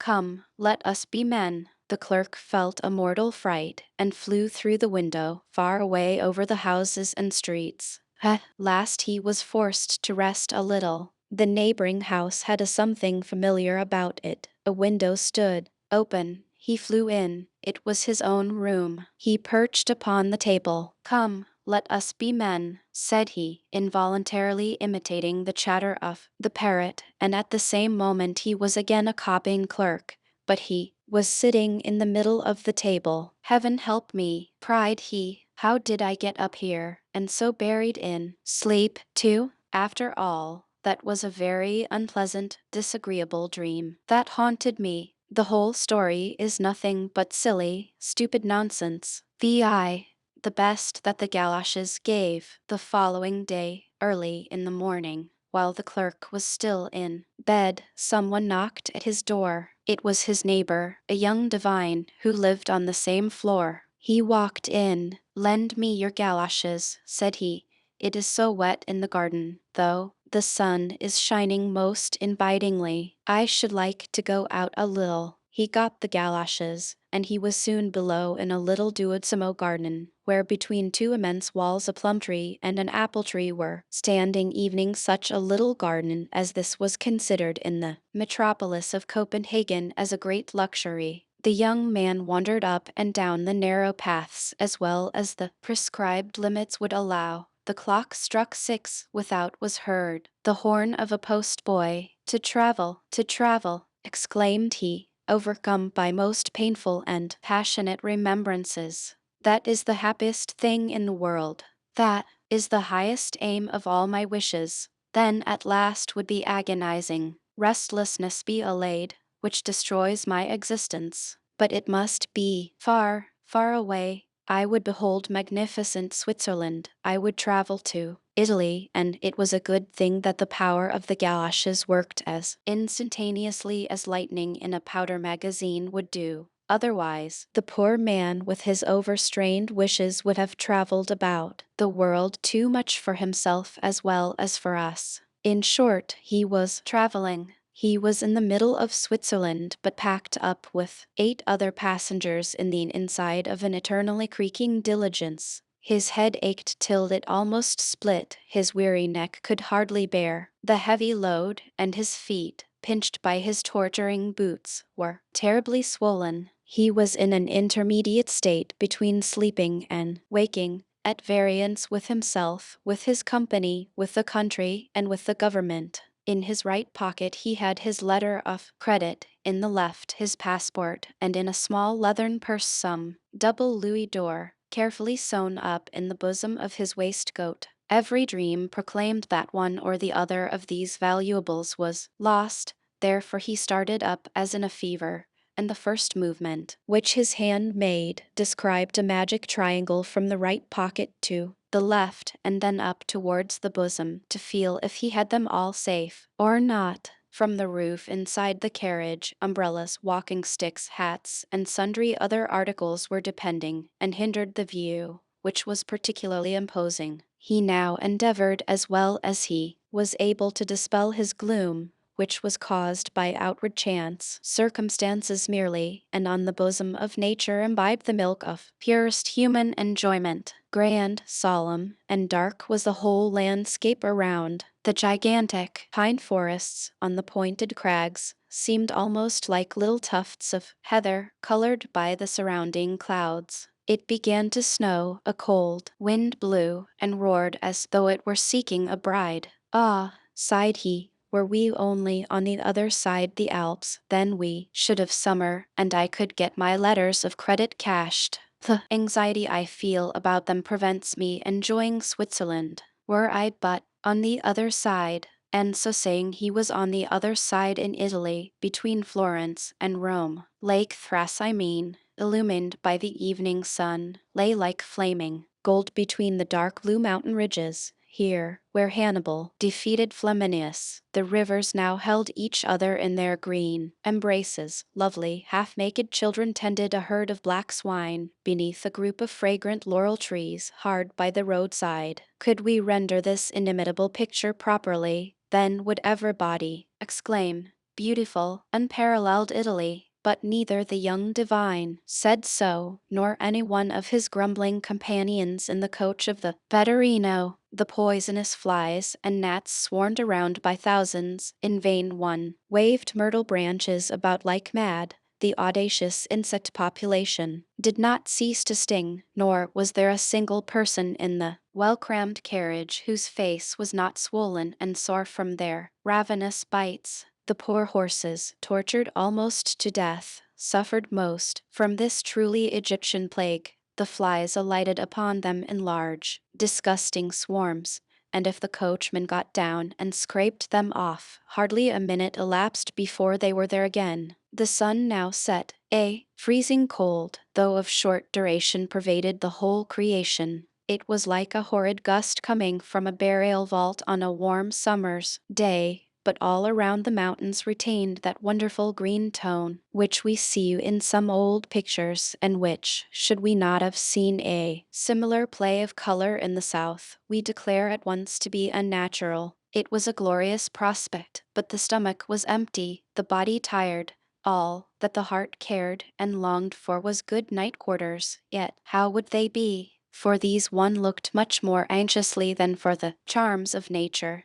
which everywhere were so profusely displayed. The road led through an olive grove, and here the solitary inn was situated. 10 or 12 crippled beggars had encamped outside. The healthiest of them resembled, to use an expression of Marryat's, Hunger's eldest son when he had come of age. The others were either blind, had withered legs and crept about on their hands, or withered arms and fingerless hands. It was the most wretched misery, dragged from among the filthiest rags. Excellenza, miserabili, sighed they, thrusting forth their deformed limbs to view evening the hostess, with bare feet, uncombed hair, and dressed in a garment of doubtful color, received the guests grumblingly. The doors were fastened with a loop of string. The floor of the rooms presented a stone paving half torn up. Bats fluttered wildly about the ceiling, and as to the smell, that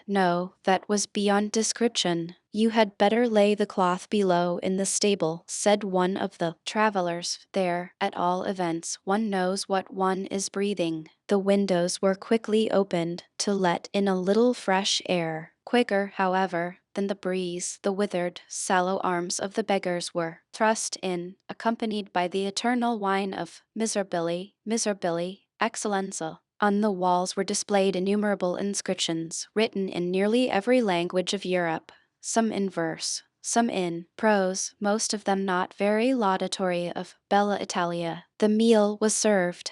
It consisted of a soup of salted water, seasoned with pepper and rancid oil. The last ingredient played a very prominent part in the salad. Stale eggs and roasted coxcombs furnished the grand dish of the repast. The wine evening was not without a disgusting taste. It was like a medicinal draught. At night the boxes and other effects of the passengers were placed against the rickety doors. One of the travelers kept watch while the others slept.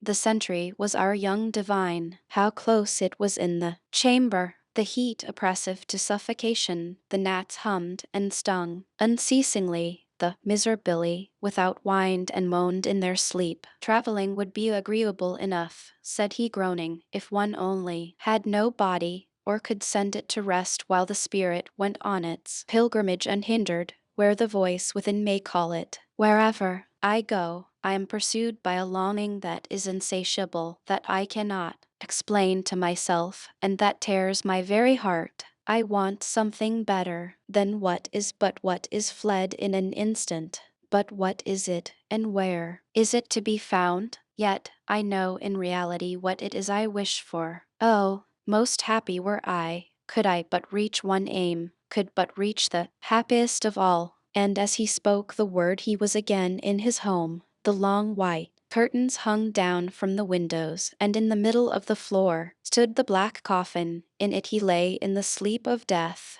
His wish was fulfilled. The body rested, while the spirit went unhindered on its pilgrimage. Let no one deem himself happy before his end, were the words of Solon, and here was a new and brilliant proof of the wisdom of the old apothegm. Every corpse is a sphinx of immortality. Here too on the black coffin, the sphinx gave us no answer to what he who lay within had written 2 days before. O mighty death, your silence teaches not, you leadest only to the near grave's brink. Is broken now the ladder of my thoughts? Do I instead of mounting only sink? Our heaviest grief the world often says not, our sorest pain we hide from stranger eyes. And for the sufferer there is nothing left but the green mound that o'er the coffin lies. 2 figures were moving in the chamber. We knew them both. It was the fairy of care and the emissary of fortune. They both bent over the corpse.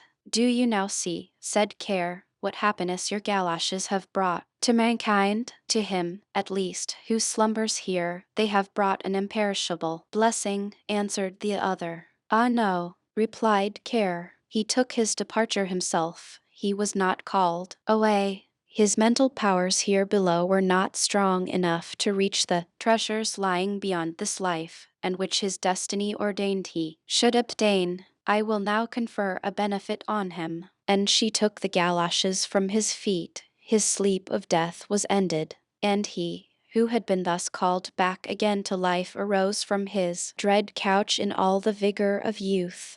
Care vanished, and with her the galoshes. She has no doubt taken them for herself, to keep them to all eternity. The fir tree. Out in the woods stood a nice little fir tree. The place he had was a very good one. The sun shone on him. As to fresh air, there was enough of that, and round him grew many large-sized comrades, pines as well as firs. But the little fir wanted so very much to be a grown-up tree. He did not think of the warm sun and of the fresh air. He did not care for the little cottage children that ran about and prattled when they were in the woods looking for wild strawberries. The children often came with a whole pitcher full of berries, or a long row of them threaded on a straw, and sat down near the young tree and said, "Oh, how pretty he is! What a nice little fir!" But this was what the tree could not bear to hear. At the end of a year he had shot up a good deal, and after another year he was another long bit taller, for with fir trees one can always tell by the shoots how many years old they are. "Oh, were I but such a high tree as the others are," sighed he. "Then I should be able to spread out my branches and with the tops to look into the wide world. Then would the birds build nests among my branches, and when there was a breeze, I could bend with as much stateliness as the others." Neither the sunbeams, nor the birds, nor the red clouds which morning and evening sailed above him, gave the little tree any pleasure. In winter, when the snow lay glittering on the ground, a hare would often come leaping along and jump right over the little tree. Oh, that made him so angry. But 2 winters were past, and in the third the tree was so large that the hare was obliged to go round it, to grow and grow, to get older and be tall. Thought the tree that, after all, is the most delightful thing in the world.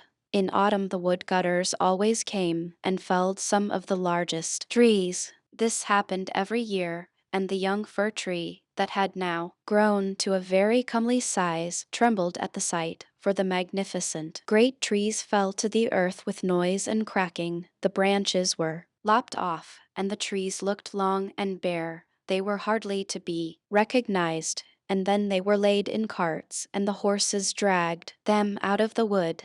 Where did they go to? What became of them? In spring, when the swallows and the storks came, the tree asked them, "Don't you know where they have been taken? Have you not met them anywhere?" The swallows did not know anything about it, but the stork looked musing, nodded his head, and said, "Yes, I think I know. I met many ships as I was flying here from Egypt. On the ships were magnificent masts, and I venture to assert that it was they that smelt so of fir. I may congratulate you, for they lifted themselves on high most majestically. Oh, were I but old enough to fly across the sea! But how does the sea look in reality? What is it like? That would take a long time to explain," said the stork, and with these words off he went. "Rejoice in your growth," said the sunbeams. "Rejoice in your vigorous growth, and in the fresh life that moves within you." And the wind kissed the tree, and the dew wept tears over him. But the fir understood it not. When Christmas came, quite young trees were cut down, trees which often were not evening as large or of the same age as this fir tree, who could never rest, but always wanted to be off. These young trees, and they were always the finest looking, retained their branches. They were laid on carts, and the horses drew them out of the wood. "Where are they going to?" asked the fir. "They are not taller than I. There was one truly that was considerably shorter. And why do they retain all their branches? Where are they taken?" We know," chirped the sparrows. "We have peeped in at the windows in the town below. We know where they are taken. The greatest splendor and the greatest magnificence one can imagine await them. We peeped through the windows and saw them planted in the middle of the warm room and ornamented with the most splendid things, with gilded apples, with gingerbread, with toys, and many hundred lights. And then, asked the fir tree, trembling in every bough. And then, what happens then? We did not see anything more. It was incomparably beautiful. I would fain know if I am destined for so glorious a career, cried the tree, rejoicing. That is still better than to cross the sea. What a longing do I suffer. Were Christmas but come. I am now tall, and my branches spread like the others that were carried off last year. Oh, were I but already on the cart, were I in the warm room with all the splendor and magnificence. Yes, then something better, something still grander, will surely follow, or therefore should they thus ornament me. Something better, something still grander must follow. But what? Oh, how I long, how I suffer. I do not know myself what is the matter with me. Rejoice in our presence, said the air and the sunlight. Rejoice in your own fresh youth. But the tree did not rejoice at all. He grew and was green, both winter and summer. People that saw him said, "What a fine tree!" And towards Christmas he was one of the first that was cut down. The axe struck deep into the very pith. The tree fell to the earth with a sigh. He felt a pang. It was like a swoon. He could not think of happiness, for he was sorrowful at being separated from his home, from the place where he had sprung up. He well knew that he should never see his dear old comrades, the little bushes and flowers around him, and more, perhaps, not evening the birds. The departure was not at all agreeable. The tree only came to himself when he was unloaded in a courtyard with the other trees and heard a man say, "That one is splendid. We don't want the others." Then two servants came in rich livery and carried the fir tree into a large and splendid drawing room. Portraits were hanging on the walls, and near the white porcelain stove stood two large Chinese vases with lions on the covers. There, too, were large easy chairs, silken sofas, large tables full of picture books and full of toys worth hundreds and hundreds of crowns, at least the children said so. And the fir tree was stuck upright in a cask that was filled with sand, but no, one could see that it was a cask, for green cloth was hung all round it, and it stood on a large, gaily colored carpet. Oh, how the tree quivered! What was to happen? The servants, as well as the young ladies, decorated it. On one branch there hung little nets cut out of colored paper, and each net was filled with sugar plums, and among the other boughs gilded apples and walnuts were suspended, looking as though they had grown there, and little blue and white tapers were placed among the leaves. Dolls that looked for all the world like men. The tree had never beheld such before, were seen among the foliage, and at the very top a large star of gold tinsel was fixed. It was really splendid, beyond description splendid. This evening, they all said, "How it will shine this evening." Oh, thought the tree, if the evening were but come, if the tapers were but lighted. And then I wonder what will happen. Perhaps the other trees from the forest will come to look at me. Perhaps the sparrows will beat against the window panes. I wonder if I shall take root here, and winter and summer stand covered with ornaments. He knew very much about the matter, but he was so impatient that for sheer longing he got a pain in his back, and this with trees is the same thing as a headache with us. The candles were now lighted. What brightness! What splendor! The tree trembled so in every bough that one of the tapers set fire to the foliage. It blazed up famously. "Help! Help!" cried the young ladies, and they quickly put out the fire. Now the tree did not even dare tremble. What a state he was in! He was so uneasy lest he should lose something of his splendor, that he was quite bewildered amidst the glare and brightness, when suddenly both folding doors opened and a troop of children rushed in as if they would upset the tree. The older persons followed quietly. The little ones stood quite still, but it was only for a moment. Then they shouted, that the whole place re-echoed with their rejoicing. They danced round the tree, and one present after the other was pulled off. What are they about? Thought the tree. What is to happen now? And the lights burned down to the very branches, and as they burned down, they were put out one after the other, and then the children had permission to plunder the tree. So they fell upon it with such violence that all its branches cracked. If it had not been fixed firmly in the ground, it would certainly have tumbled down. The children danced about with their beautiful playthings. No one looked at the tree except the old nurse, who peeped between the branches, but it was only to see if there was a fig or an apple left that had been forgotten. A story, cried the children, drawing a little fat man towards the tree. He seated himself under it and said, "Now we are in the shade, and the tree can listen too. But I shall tell only one story. Now which will you have? That about Ivy Avity, or about Humpy Dumpy, who tumbled downstairs, and yet after all came to the throne and married the princess?"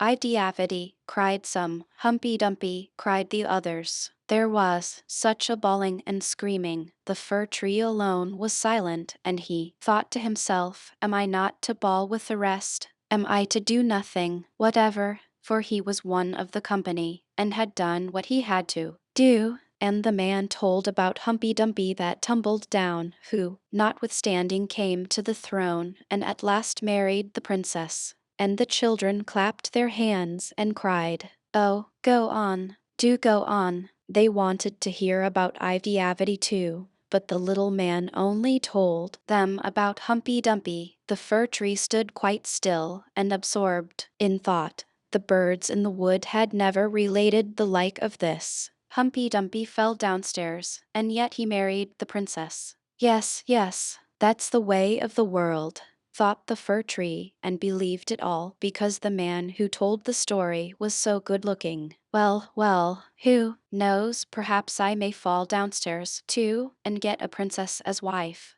And he looked forward with joy to the tomorrow, when he hoped to be decked out again with lights, playthings, fruits, and tinsel. "I won't tremble to tomorrow," thought the fir tree. "I will enjoy to the full all my splendor. Tomorrow I shall hear again the story of Humpy Dumpy, and perhaps that of Ivy Avity too." And the whole night the tree stood still and in deep thought. In the morning the servant and the housemaid came in. "Now then the splendor will begin again," thought the fir. But they dragged him out of the room and up the stairs into the loft, and here, in a dark corner, where no daylight could enter, they left him. "What's the meaning of this?" thought the tree. "What am I to do here? What shall I hear now, I wonder?" And he leaned against the wall, lost in reverie. Time enough had he too for his reflections, for days and nights passed on, and nobody came up, and when at last somebody did come, it was only to put some great trunks in a corner, out of the way.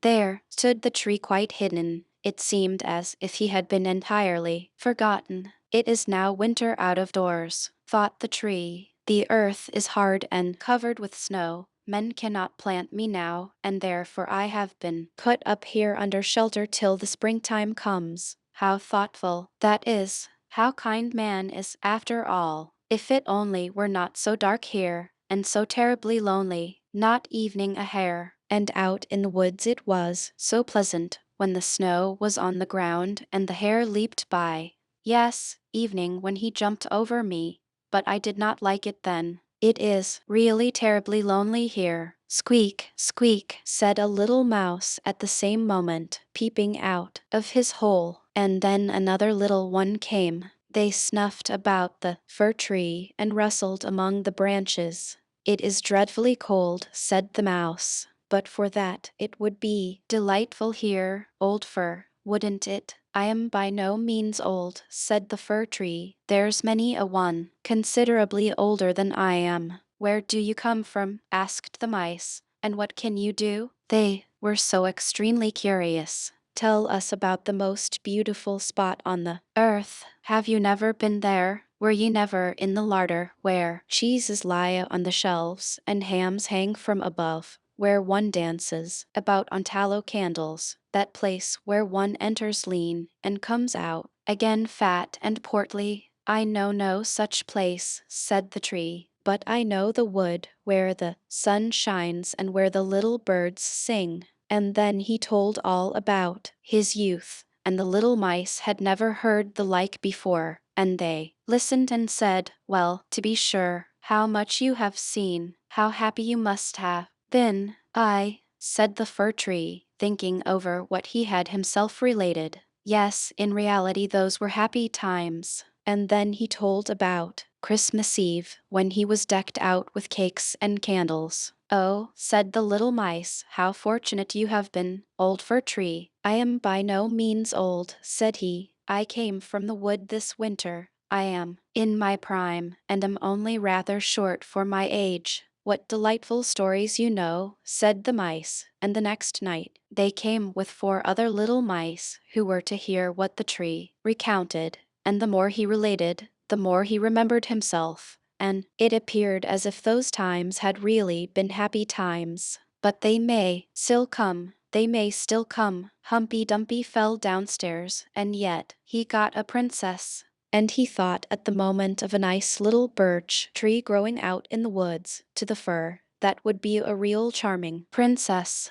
"Who is Humpy Dumpy?" asked the mice. So then the fir tree told the whole fairy tale, for he could remember every single word of it, and the little mice jumped for joy up to the very top of the tree. Next night 2 more mice came, and on Sunday 2 rats evening. But they said the stories were not interesting, which vexed the little mice, and they, too, now began to think them not so very amusing either. "Do you know only one story?" asked the rats. "Only that one," answered the tree. "I heard it on my happiest evening, but I did not then know how happy I was. It is a very stupid story. Don't you know one about bacon and tallow candles? Can't you tell any larder stories?" "No," said the tree. "Then goodbye," said the rats, and they went home. At last the little mice stayed away also, and the tree sighed. "After all, it was very pleasant when the sleek little mice sat round me and listened to what I told them.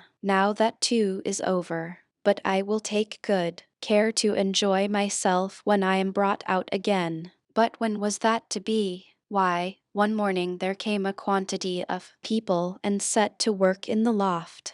The trunks were moved, the tree was pulled out and thrown rather hard, it is true, down on the floor, but a man drew him towards the stairs where the daylight shone. "Now a merry life will begin again," thought the tree. He felt the fresh air, the first sunbeam, and now he was out in the courtyard. All passed so quickly. There was so much going on around him, the tree quite forgot to look to himself.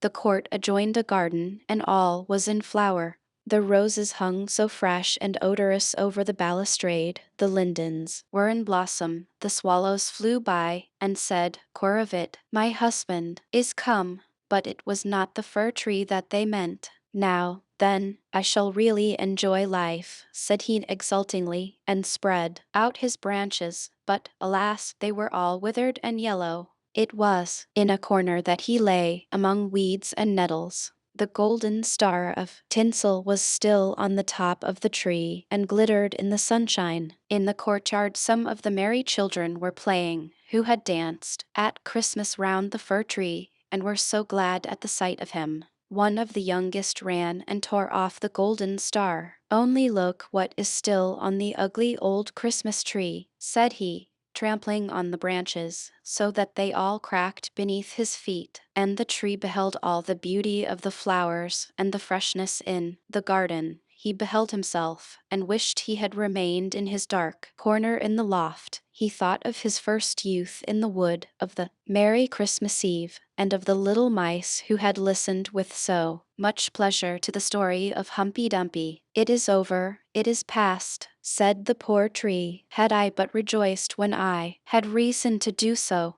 But now it is past, it is past." And the gardener's boy chopped the tree into small pieces. There was a whole heap lying there. The wood flamed up splendidly under the large brewing copper, and it sighed so deeply, each sigh was like a shot. The boys played about in the court, and the youngest wore the gold star on his breast, which the tree had had on the happiest evening of his life. However, that was over now, the tree gone, the story at an end. All was over, every tale must end at last. The Snow Queen, first story, which treats of a mirror and of the splinters. Now then, let us begin. When we are at the end of the story, we shall know more than we know now. But to begin, once upon a time there was a wicked sprite. Truly he was the most mischievous of all sprites.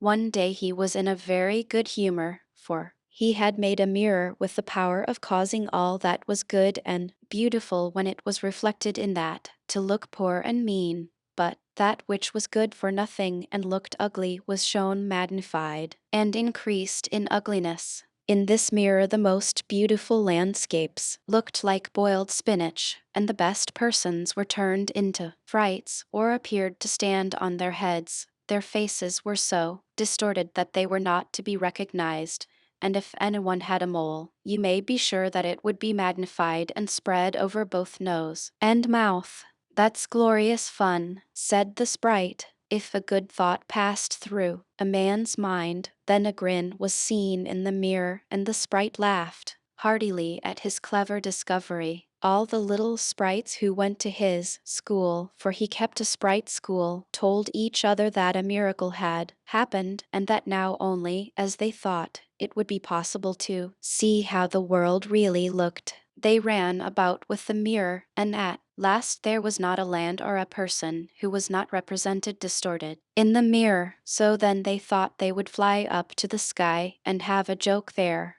The higher they flew with the mirror, the more terribly it grinned. They could hardly hold it fast. Higher and higher still they flew, nearer and nearer to the stars, when suddenly the mirror shook so terribly with grinning that it flew out of their hands and fell to the earth, where it was dashed in 100,000,000 and more pieces. And now it worked much more evil than before, for some of these pieces were hardly so large as a grain of sand, and they flew about in the wide world, and when they got into people's eyes, there they stayed. And then people saw everything perverted, or only had an eye for that which was evil. This happened because the very smallest bit had the same power which the whole mirror had possessed. Some persons evening got a splinter in their heart, and then it made one shudder, for their heart became like a lump of ice. Some of the broken pieces were so large that they were used for window panes, through which one could not see one's friends. Other pieces were put in spectacles, and that was a sad affair, when people put on their glasses to see well and rightly. Then the wicked sprite laughed till he almost choked, for all this tickled his fancy. The fine splinters still flew about in the air, and now we shall hear what happened next. Second story. A little boy and a little girl in a large town, where there are so many houses and so many people that there is no roof left for everybody to have a little garden, and where, on this account, most persons are obliged to content themselves with flowers in pots. There lived two little children who had a garden somewhat larger than a flower pot.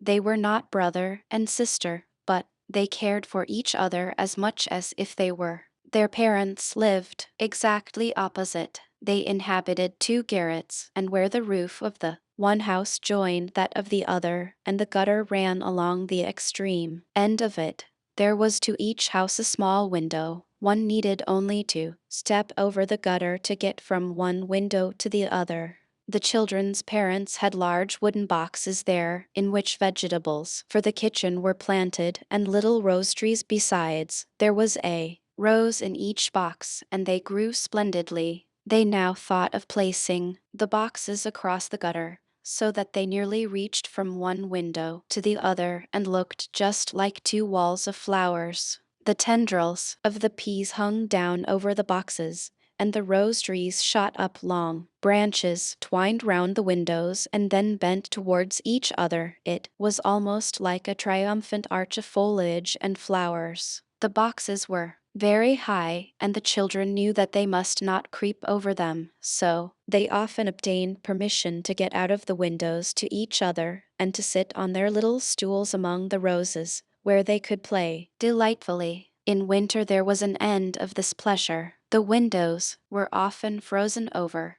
but then they heated copper farthings on the stove and laid the hot farthing on the window pane, and then they had a capital peep-hole, quite nicely rounded, and out of each peeped a gentle, friendly eye. It was the little boy and the little girl who were looking out. His name was Kay, hers was Gerda. In summer, with one jump they could get to each other, but in winter they were obliged first to go down the long stairs and then up the long stairs again, and out of doors there was quite a snowstorm. It is the white bees that are swarming, said Kay's old grandmother. Do the white bees choose a queen? Asked the little boy, for he knew that the honey bees always have one. Yes, said the grandmother, she flies where the swarm hangs in the thickest clusters. She is the largest of all, and she can never remain quietly on the earth, but goes up again into the black clouds. Many a winter's night she flies through the streets of the town and peeps in at the windows, and they then freeze in so wondrous a manner that they look like flowers.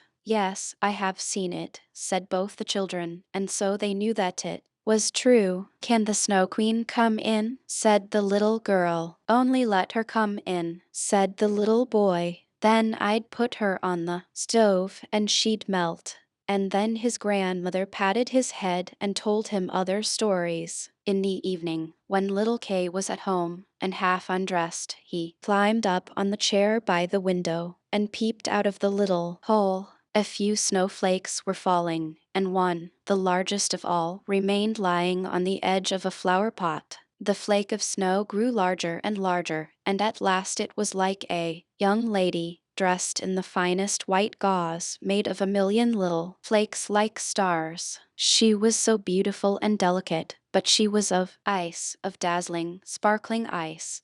Yet she lived. Her eyes gazed fixedly, like two stars, but there was neither quiet nor repose in them. She nodded towards the window and beckoned with her hand. The little boy was frightened and jumped down from the chair. It seemed to him as if, at the same moment, a large bird flew past the window. The next day it was a sharp frost, and then the spring came. The sun shone, the green leaves appeared, the swallows built their nests, the windows were opened, and the little children again sat in their pretty garden high up on the leads at the top of the house. That summer the roses flowered in unwonted beauty. The little girl had learned a hymn in which there was something about roses, and then she thought of her own flowers, and she sang the verse to the little boy, who then sang it with her. The rose in the valley is blooming so sweet, and angels descend there the children to greet. And the children held each other by the hand, kissed the roses, looked up at the clear sunshine, and spoke as though they really saw angels. There, what lovely summer days those were! How delightful to be out in the air, near the fresh rose bushes that seem as if they would never finish blossoming. Kay and Gerda looked at the picture book full of beasts and of birds, and it was then the clock in the church tower was just striking 5, that Kay said, "Oh, I feel such a sharp pain in my heart, and now something has got into my eye." The little girl put her arms around his neck. He winked his eyes. Now, there was nothing to be seen. "I think it is out now," said he. But it was not. It was just one of those pieces of glass from the magic mirror that had got into his eye, and poor Kay had got another piece right in his heart. It will soon become like ice. It did not hurt any longer, but there it was. "What are you crying for?" asked he. "You look so ugly." "There's nothing the matter with me." "Ah," said he at once, "that rose is cankered. And look, this one is quite crooked.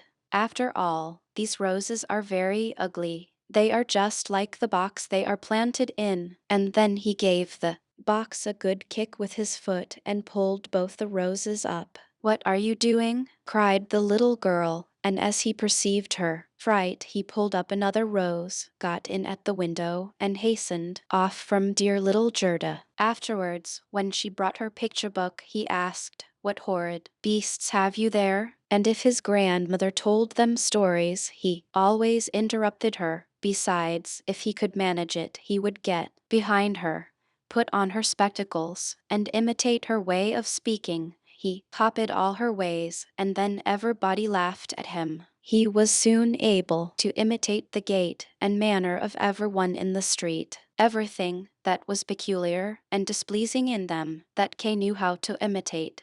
And at such times all the people said, "The boy is certainly very clever." But it was the glass he had got in his eye, the glass that was sticking in his heart, which made him tease evening little Gerda, whose whole soul was devoted to him. His games now were quite different to what they had formerly been. They were so very knowing. One winter's day, when the flakes of snow were flying about, he spread the skirts of his blue coat and caught the snow as it fell. "Look through this glass, Gerda," said he, and every flake seemed larger and appeared like a magnificent flower or beautiful star. It was splendid to look at. "Look, how clever," said Kay. "That's much more interesting than real flowers. They are as exact as possible. There is not a fault in them if they did not melt." It was not long after this that Kay came one day with large gloves on, and his little sledge at his back, and bawled right into Gerda's ears, "I have permission to go out into the square where the others are playing," and off he was in a moment.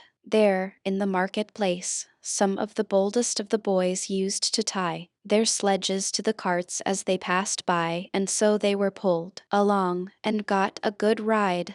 It was so capital. Just as they were in the very height of their amusement, a large sledge passed by. It was painted quite white, and there was someone in it wrapped up in a rough white mantle of fur, with a rough white fur cap on his head. The sledge drove round the square twice, and Kay tied on his sledge as quickly as he could, and off he drove with it. On they went quicker and quicker into the next street, and the person who drove turned round to Kay and nodded to him in a friendly manner, just as if they knew each other. Every time he was going to untie his sledge, the person nodded to him, and then Kay sat quiet, and so on they went till they came outside the gates of the town. Then the snow began to fall so thickly that the little boy could not see an arm's length before him, but still on he went, when suddenly he let go the string he held in his hand in order to get loose from the sledge, but it was of no use. Still the little vehicle rushed on with the quickness of the wind. He then cried as loud as he could, but no one heard him. The snow drifted and the sledge flew on, and sometimes it gave a jerk as though they were driving over hedges and ditches.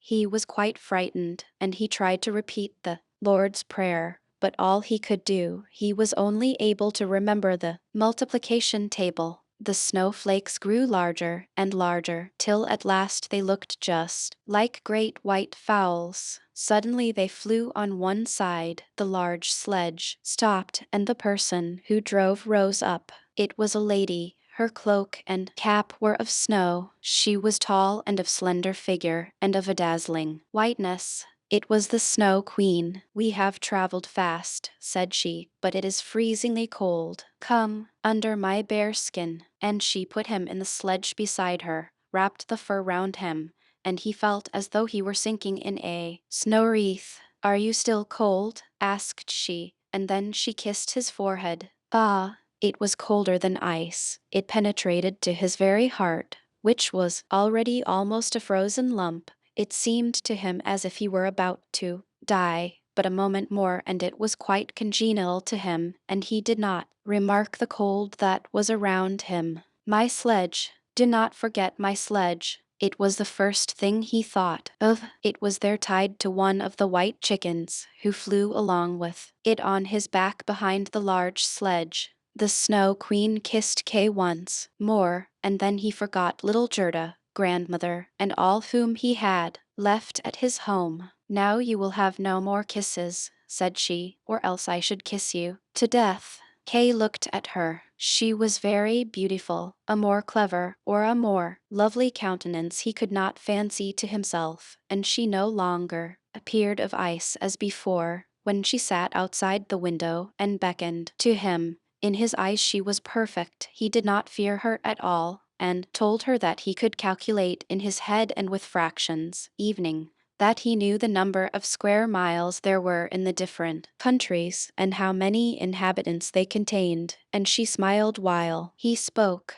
It then seemed to him as if what he knew was not enough, and he looked upwards in the large huge empty space above him, and on she flew with him, flew high over the black clouds, while the storm moaned and whistled as though it were singing some old tune. On they flew, over woods and lakes, over seas and many lands, and beneath them the chilling storm rushed fast, the wolves howled, the snow crackled, above them flew large screaming crows, but higher up appeared the moon, quite large and bright, and it was on it that Kay gazed during the long, long winter's night, while by day he slept at the feet of the Snow Queen. Third story of the flower garden at the old woman's who understood witchcraft. But what became of little Gerda when Kay did not return? Where could he be? Nobody knew. Nobody could give any intelligence. All the boys knew was that they had seen him tie his sledge to another large and splendid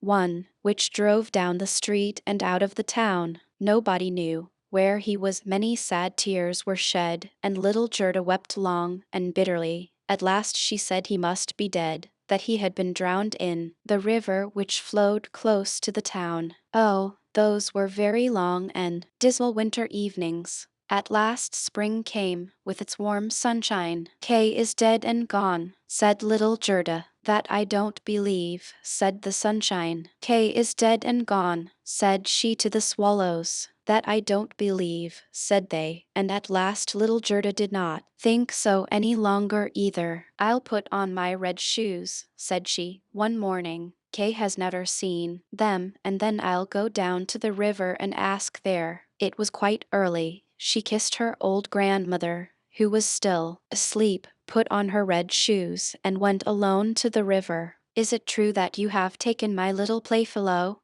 I will make you a present of my red shoes, if you will give him back to me. And, as it seemed to her, the blue waves nodded in a strange manner.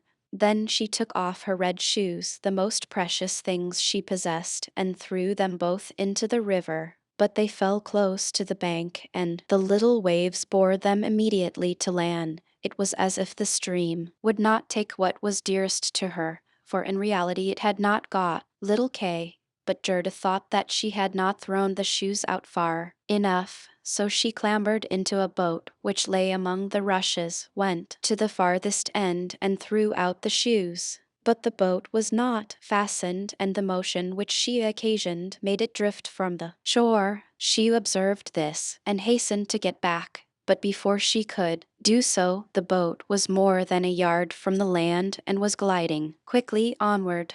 Little Gerda was very frightened and began to cry, but no one heard her, except the sparrows, and they could not carry her to land, but they flew along the bank and sang as if to comfort her. Here we are, here we are. The boat drifted with the stream. Little Gerda sat quite still, without shoes, for they were swimming behind the boat, but she could not reach them because the boat went much faster than they did. The banks on both sides were beautiful, lovely flowers, venerable trees, and slopes with sheep and cows, but not a human being was to be seen. Perhaps the river will carry me to little Kay, said she, and then she grew less sad. She rose and looked for many hours at the beautiful green banks. Soon she sailed by a large cherry orchard, where was a little cottage with curious red and blue windows. It was thatched, and before it 2 wooden soldiers stood sentry and presented arms when anyone went past. Gerda called to them, for she thought they were alive, but they, of course, did not answer. She came close to them, for the stream drifted the boat quite near the land.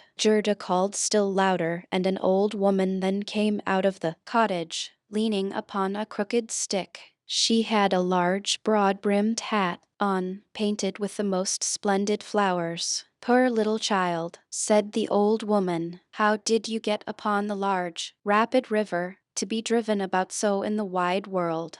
And then the old woman went into the water, caught hold of the boat with her crooked stick, drew it to the bank, and lifted little Gerda out. And Gerda was so glad to be on dry land again. But she was rather afraid of the strange old woman. "But come and tell me who you are, and how you came here," said she. And Gerda told her all, and the old woman shook her head and said, "Ahem, ahem." And when Gerda had told her everything, and asked her if she had not seen little Kay, the woman answered that he had not passed there, but he no doubt would come, and she told her not to be cast down, but taste her cherries, and look at her flowers, which were finer than any in a picture book, each of which could tell a whole story. She then took Gerda by the hand, led her into the little cottage, and locked the door. The windows were very high up. The glass was red, blue, and green, and the sunlight shone through quite wondrously in all sorts of colors.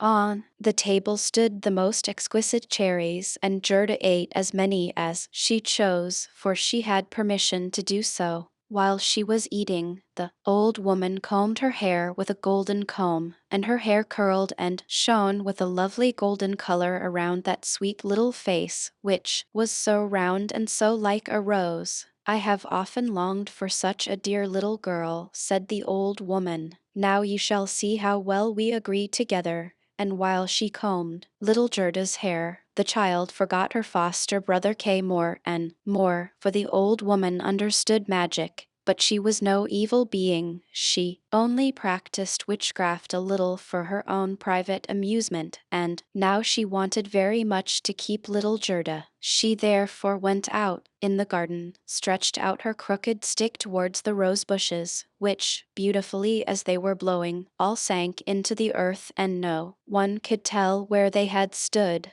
The old woman feared that if Gerda should see the roses, she would then think of her own, would remember little Kay, and run away from her. She now led Gerda into the flower garden. Oh, what odor and what loveliness was there! Every flower that one could think of, and of every season, stood there in fullest bloom. No picture book could be gayer or more beautiful. Gerda jumped for joy and played till the sun set behind the tall cherry tree. She then had a pretty bed with a red silken coverlet filled with blue violets. She fell asleep and had as pleasant dreams as ever a queen on her wedding day. The next morning she went to play with the flowers in the warm sunshine, and thus passed away a day. Gerda knew every flower, and numerous as they were, it still seemed to Gerda that one was wanting, though she did not know which. One day, while she was looking at the hat of the old woman painted with flowers, the most beautiful of them all seemed to her to be a rose.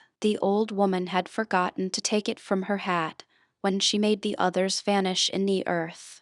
But so it is when one's thoughts are not collected. "What," said Gerda, "are there no roses here?" And she ran about amongst the flower beds, and looked, but there was not one to be found. She then sat down and wept, but her hot tears fell just where a rosebush had sunk, and when her warm tears watered the ground, the tree shot up suddenly as fresh and blooming as when it had been swallowed up. Gerda kissed the roses, thought of her own dear roses at home, and with them of little Kay. "Oh, how long I have stayed," said the little girl. "I intended to look for Kay. Don't you know where he is?" she asked of the roses. "Do you think he is dead and gone?" "Dead he certainly is not," said the roses. "We have been in the earth, where all the dead are, but Kay was not there." "Many thanks," said little Gerda, and she went to the other flowers, looked into their cups, and asked, "Don't you know where little Kay is?" But every flower stood in the sunshine, and dreamed its own fairy tale, or its own story, and they all told her very many things, but not one knew anything of Kay. Well, what did the tiger lily say? "Hearest you not the drum? Bum, bum." Those are the only two tones. Always bum, Bum! Hark to the plaintive song of the old woman, to the call of the priests. The Hindu woman in her long robe stands upon the funeral pile. The flames rise around her and her dead husband, but the Hindu woman thinks on the living one in the surrounding circle, on him whose eyes burn hotter than the flames, on him, the fire of whose eyes pierces her heart more than the flames which soon will burn her body to ashes. Can the heart's flame die in the flame of the funeral pile? I don't understand that at all, said little Gerda. That is my story, said the lily. What did the convolvulus say? Projecting over a narrow mountain path there hangs an old feudal castle. Thick evergreens grow on the dilapidated walls and around the altar, where a lovely maiden is standing. She bends over the railing and looks out upon the rose. No fresher rose hangs on the branches than she. No apple blossom carried away by the wind is more buoyant. How her silken robe is rustling. Is he not yet come? Is it Kay that you mean? Asked little Gerda. I am speaking about my story, about my dream, answered the convolvulus. What did the snowdrops say? Between the trees a long board is hanging. It is a swing. Two little girls are sitting in it and swing themselves backwards and forwards. Their frocks are as white as snow, and long green silk ribbons flutter from their bonnets. Their brother, who is older than they are, stands up. In the swing, he twines his arms round the cords to hold himself fast, for in one hand he has a little cup, and in the other a clay pipe. He is blowing soap bubbles. The swing moves, and the bubbles float in charming, changing colors. The last is still hanging to the end of the pipe and rocks in the breeze. The swing moves. The little black dog, as light as a soap bubble, jumps up on his hind legs to try to get into the swing. It moves. The dog falls down, barks, and is angry. They tease him. The bubble bursts. A swing, a bursting bubble, such is my song. What you relate may be very pretty, but you tell it in so melancholy a manner, and do not mention Kay. What do the hyacinths say? There were once upon a time 3 sisters, quite transparent, and very beautiful. The robe of the one was red, that of the second blue, and that of the third white. They danced hand in hand beside the calm lake in the clear moonshine. They were not elfin maidens, but mortal children. A sweet fragrance was smelt, and the maidens vanished in the wood. The fragrance grew stronger. 3 coffins, and in them 3 lovely maidens, glided out of the forest and across the lake. The shining glowworms flew around like little floating lights. Do the dancing maidens sleep, or are they dead? The odor of the flowers says, they are corpses. The evening bell tolls for the dead. You make me quite sad, said little Gerda. I cannot help thinking of the dead maidens. Oh, is little Kay really dead? The roses have been in the earth, and they say no. Ding, dong, sounded the hyacinth bells. We do not toll for little Kay. We do not know him. That is our way of singing, the only one we have.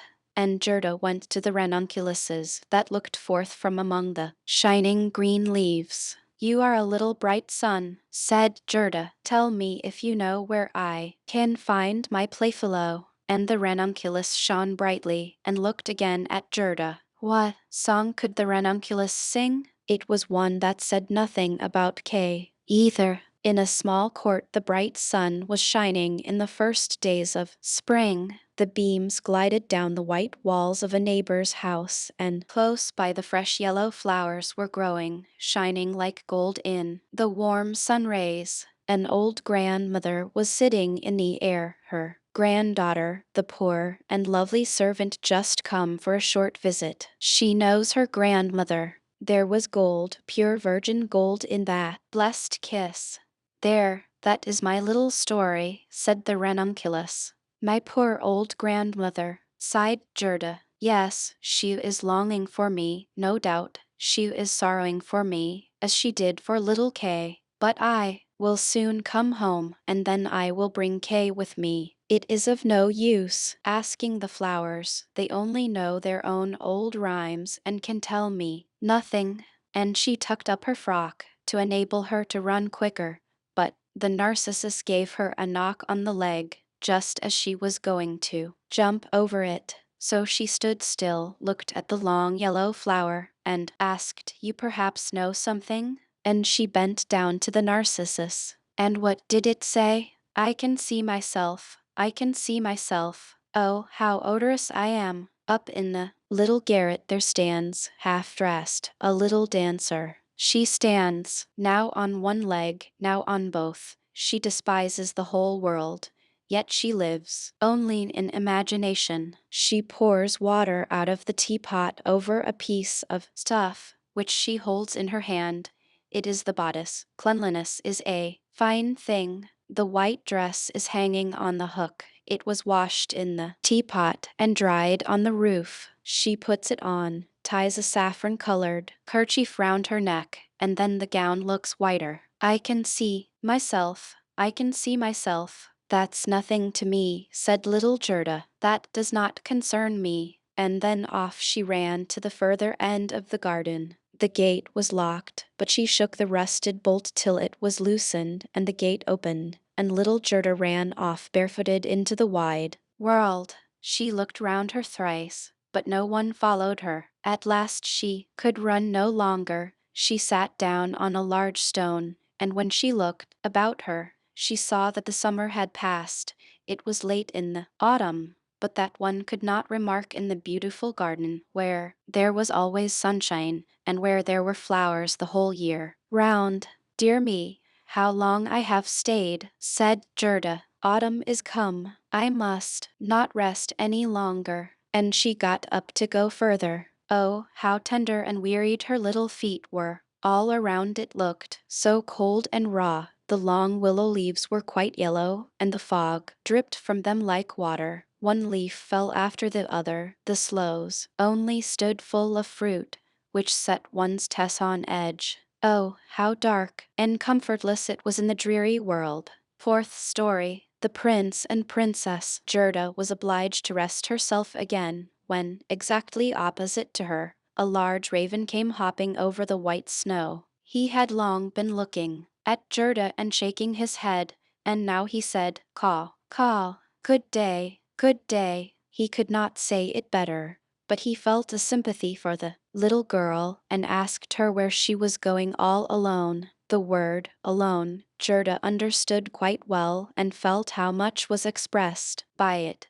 So she told the raven her whole history and asked if he had not seen Kay. The raven nodded very gravely and said, "It may be, it may be." "What, do you really think so?" cried the little girl, and she nearly squeezed the raven to death, so much did she kiss him. "Gently, gently," said the raven. "I think I know. I think that it may be little Kay. But now he has forgotten you for the princess." "Does he live with a princess?" asked Gerda. "Yes, listen," said the raven, "but it will be difficult for me to speak your language. If you understand the raven language, I can tell you better." "No, I have not learnt it," said Gerda, "but my grandmother understands it, and she can speak gibberish too. I wish I had learnt it." "No matter," said the raven. "I will tell you as well as I can. However, it will be bad enough." And then he told all he knew. "In the kingdom where we now are there lives a princess who is extraordinarily clever, for she has read all the newspapers in the whole world and has forgotten them again, so clever is she. She was lately, it is said, sitting on her throne,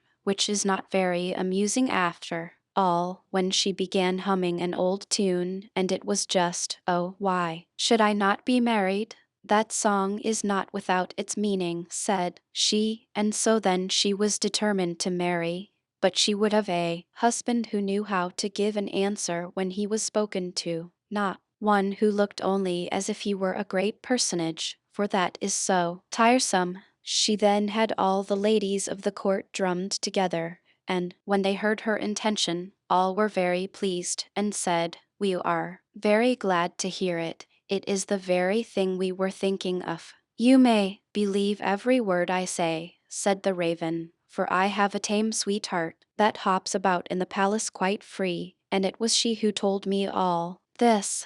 The newspapers appeared immediately with a border of hearts and the initials of the princess, and in that you may read that every good-looking young man was at liberty to come to the palace and speak to the princess, and he who spoke in such wise as showed he felt himself at home there, that one the princess would choose for her husband. Yes, yes, said the raven, you may believe it.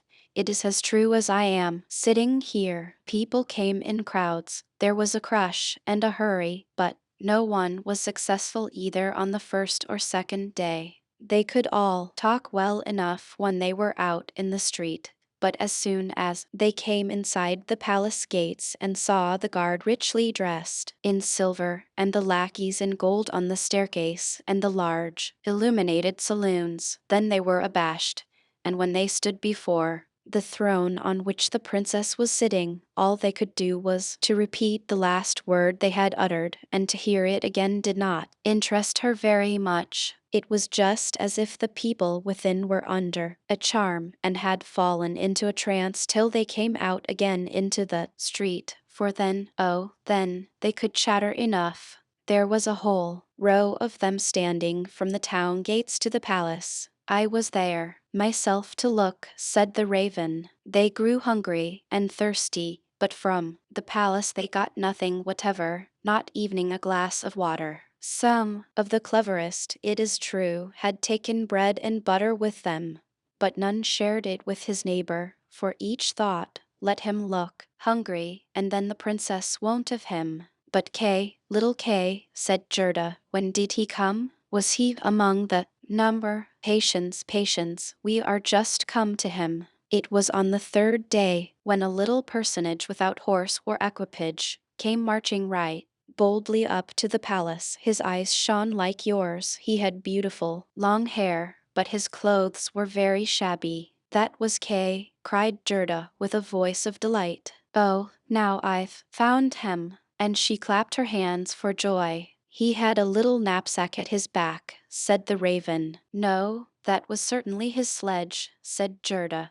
for when he went away, he took his sledge with him. That may be, said the raven. I did not examine him so minutely, but I know from my tame sweetheart that when he came into the courtyard of the palace and saw the bodyguard in silver, the lackeys on the staircase, he was not the least abashed. He nodded and said to them, it must be very tiresome to stand on the stairs. For my part, I shall go in. The saloons were gleaming with lustres. Privy councillors and excellencies were walking about barefooted and wore gold keys. It was enough to make any one feel uncomfortable. His boots creaked, too, so loudly, but still he was not at all afraid. That's Kay for certain, said Gerda. I know he had on new boots. I have heard them creaking in Grandmamma's room. Yes, they creaked, said the raven, and on he went boldly up to the princess, who was sitting on a pearl as large as a spinning wheel. All the ladies of the court, with their attendants, and all the cavaliers, with their gentlemen and gentlemen, stood round, and the nearer they stood to the door, the prouder they looked. It was hardly possible to look at the gentleman, so very haughtily did he stand in the doorway. It must have been terrible, said little Gerda. And did Kay get the princess?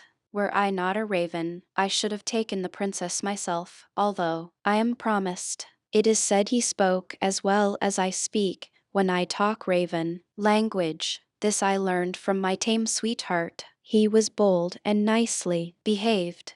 He had not come to woo the princess, but only to hear her wisdom. She pleased him, and he pleased her. Yes, yes, for certain that was Kay, said Gerda. He was so clever.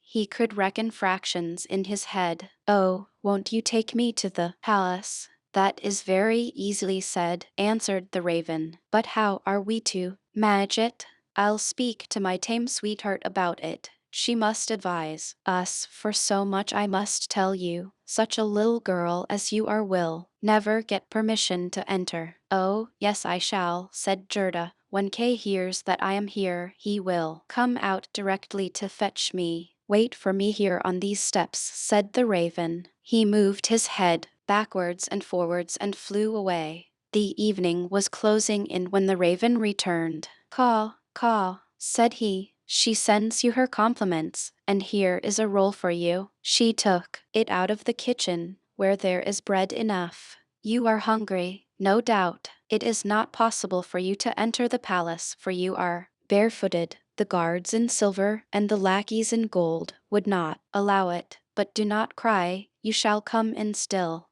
My sweetheart knows a little back stair that leads to the bedchamber, and she knows where she can get the key of it. And they went into the garden in the large avenue, where one leaf was falling after the other, and when the lights in the palace had all gradually disappeared, the raven led little Gerda to the back door, which stood half open. Oh, how Gerda's heart beat with anxiety and longing! It was just as if she had been about to do something wrong, and yet she only wanted to know if little Kay was there. Yes, he must be there. She called to mind his intelligent eyes and his long hair so vividly she could quite see him as he used to laugh when they were sitting under the roses at home. He will, no doubt, be glad to see you, to hear what a long way you have come for his sake, to know how unhappy all at home were when he did not come back. Oh, what a fright and a joy it was!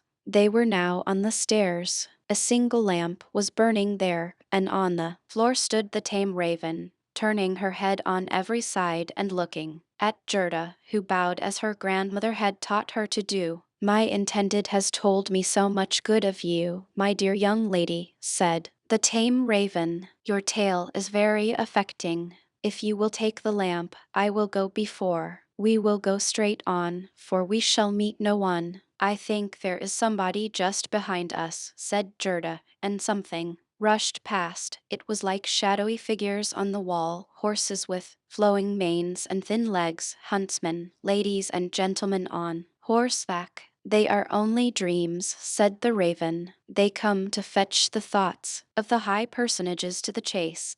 It is well, for now you can observe them in bed all the better. But let me find, when you enjoy honor and distinction, that you possess a grateful heart. Tut, that's not worth talking about, said the raven of the woods. They now entered the first saloon, which was of rose-colored satin with artificial flowers on the wall. Here the dreams were rushing past, but they hastened by so quickly that Gerda could not see the high personages. One hall was more magnificent than the other. One may truly well be abashed, and at last they came into the bedchamber. The ceiling of the room resembled a large palm tree with leaves of glass, of costly glass, and in the middle, from a thick golden stem, hung two beds, each of which resembled a lily. One was white, and in this lay the princess. The other was red, and it was here that Gerda was to look for little Kay. She bent back one of the red leaves and saw a brown neck. Oh, that was Kay. She called him quite loud by name, held the lamp towards him. The dreams rushed back again into the chamber. He awoke, turned his head, and it was not little Kay. The prince was only like him about the neck, but he was young and handsome, and out of the white lily leaves the princess peeped, too, and asked what was the matter. Then little Gerda cried and told her whole history and all that the ravens had done for her. Poor little thing, said the prince and the princess. They praised the ravens very much and told them they were not at all angry with them, but they were not to do so again. However, they should have a reward. Will you fly about here at liberty? Asked the princess. Or would you like to have a fixed appointment as court ravens, with all the broken bits from the kitchen? And both the ravens nodded and begged for a fixed appointment, for they thought of their old age and said, it is a good thing to have a provision for our old days. And the prince got up and let Gerda sleep in his bed, and more than this he could not do. She folded her little hands and thought how good men and animals are, and she then fell asleep and slept soundly. All the dreams flew in again, and they now looked like the angels. They drew a little sledge, in which little Kay sat and nodded his head, but the whole was only a dream, and therefore it all vanished as soon as she awoke. The next day she was dressed from head to foot in silk and velvet. They offered to let her stay at the palace and lead a happy life, but she begged to have a little carriage with a horse in front and for a small pair of shoes. Then, she said, she would again go forth in the wide world and look for Kay. Shoes and a muff were given her. She was, too, dressed very nicely, and when she was about to set off, a new carriage stopped before the door. It was of pure gold, and the arms of the prince and princess shone like a star upon it. The coachman, the footman, and the outriders, for outriders were there, too, all wore golden crowns. The prince and the princess assisted her into the carriage themselves, and wished her all success. The raven of the woods, who was now married, accompanied her for the first 3 miles. He sat beside Gerda, for he could not bear riding backwards. The other raven stood in the doorway and flapped her wings. She could not accompany Gerda because she suffered from headache, since she had had a fixed appointment and ate so much. The carriage was lined inside with sugar plums, and in the seats were fruits and gingerbread. Farewell, farewell, cried prince and princess, and Gerda wept, and the raven wept. Thus passed the first miles, and then the raven bade her farewell, and this was the most painful separation of all. He flew into a tree and beat his black wings as long as he could see the carriage that shone from afar like a sunbeam. 5th story. The little robber maiden. They drove through the dark wood, but the carriage shone like a torch, and it dazzled the eyes of the robbers, so that they could not bear to look at it. It is gold, it is gold, they cried, and they rushed forward, seized the horses, knocked down the little postilion, the coachman, and the servants, and pulled little Gerda out of the carriage. How plump, how beautiful she is! She must have been fed on nut kernels, said the old female robber, who had a long, scrubby beard and bushy eyebrows that hung down over her eyes. She is as good as a fatted lamb. How nice she will be! And then she drew out a knife, the blade of which shone so that it was quite dreadful to behold. Oh, cried the woman at the same moment. She had been bitten in the ear by her own little daughter, who hung at her back, and who was so wild and unmanageable that it was quite amusing to see her. You naughty child, said the mother, and now she had not time to kill Gerda. She shall play with me, said the little robber child. She shall give me her muff and her pretty frock. She shall sleep in my bed. And then she gave her mother another bite, so that she jumped and ran round with the pain, and the robbers laughed and said, Look how she is dancing with the little one. I will go into the carriage, said the little robber maiden, and she would have her will, for she was very spoiled and very headstrong. She and Gerda got in, and then away they drove over the stumps of felled trees, deeper and deeper into the woods. The little robber maiden was as tall as Gerda, but stronger, broader-shouldered, and of dark complexion. Her eyes were quite black. They looked almost melancholy. She embraced little Gerda and said, They shall not kill you as long as I am not displeased with you. You are doubtless a princess. No, said little Gerda, who then related all that had happened to her, and how much she cared about little Kay. The little robber maiden looked at her with a serious air, nodded her head slightly, and said, They shall not kill you, even if I am angry with you. Then I will do it myself. And she dried Gerda's eyes and put both her hands in the handsome muff, which was so soft and warm. At length the carriage stopped. They were in the amid of the courtyard of a robber's castle. It was full of cracks from top to bottom, and out of the openings magpies and rooks were flying, and the great bulldogs, each of which looked as if he could swallow a man, jumped up, but they did not bark, for that was forbidden. In the amid of the large, old, smoking hall burnt a great fire on the stone floor. The smoke disappeared under the stones and had to seek its own egress. In an immense cauldron soup was boiling, and rabbits and hares were being roasted on a spit.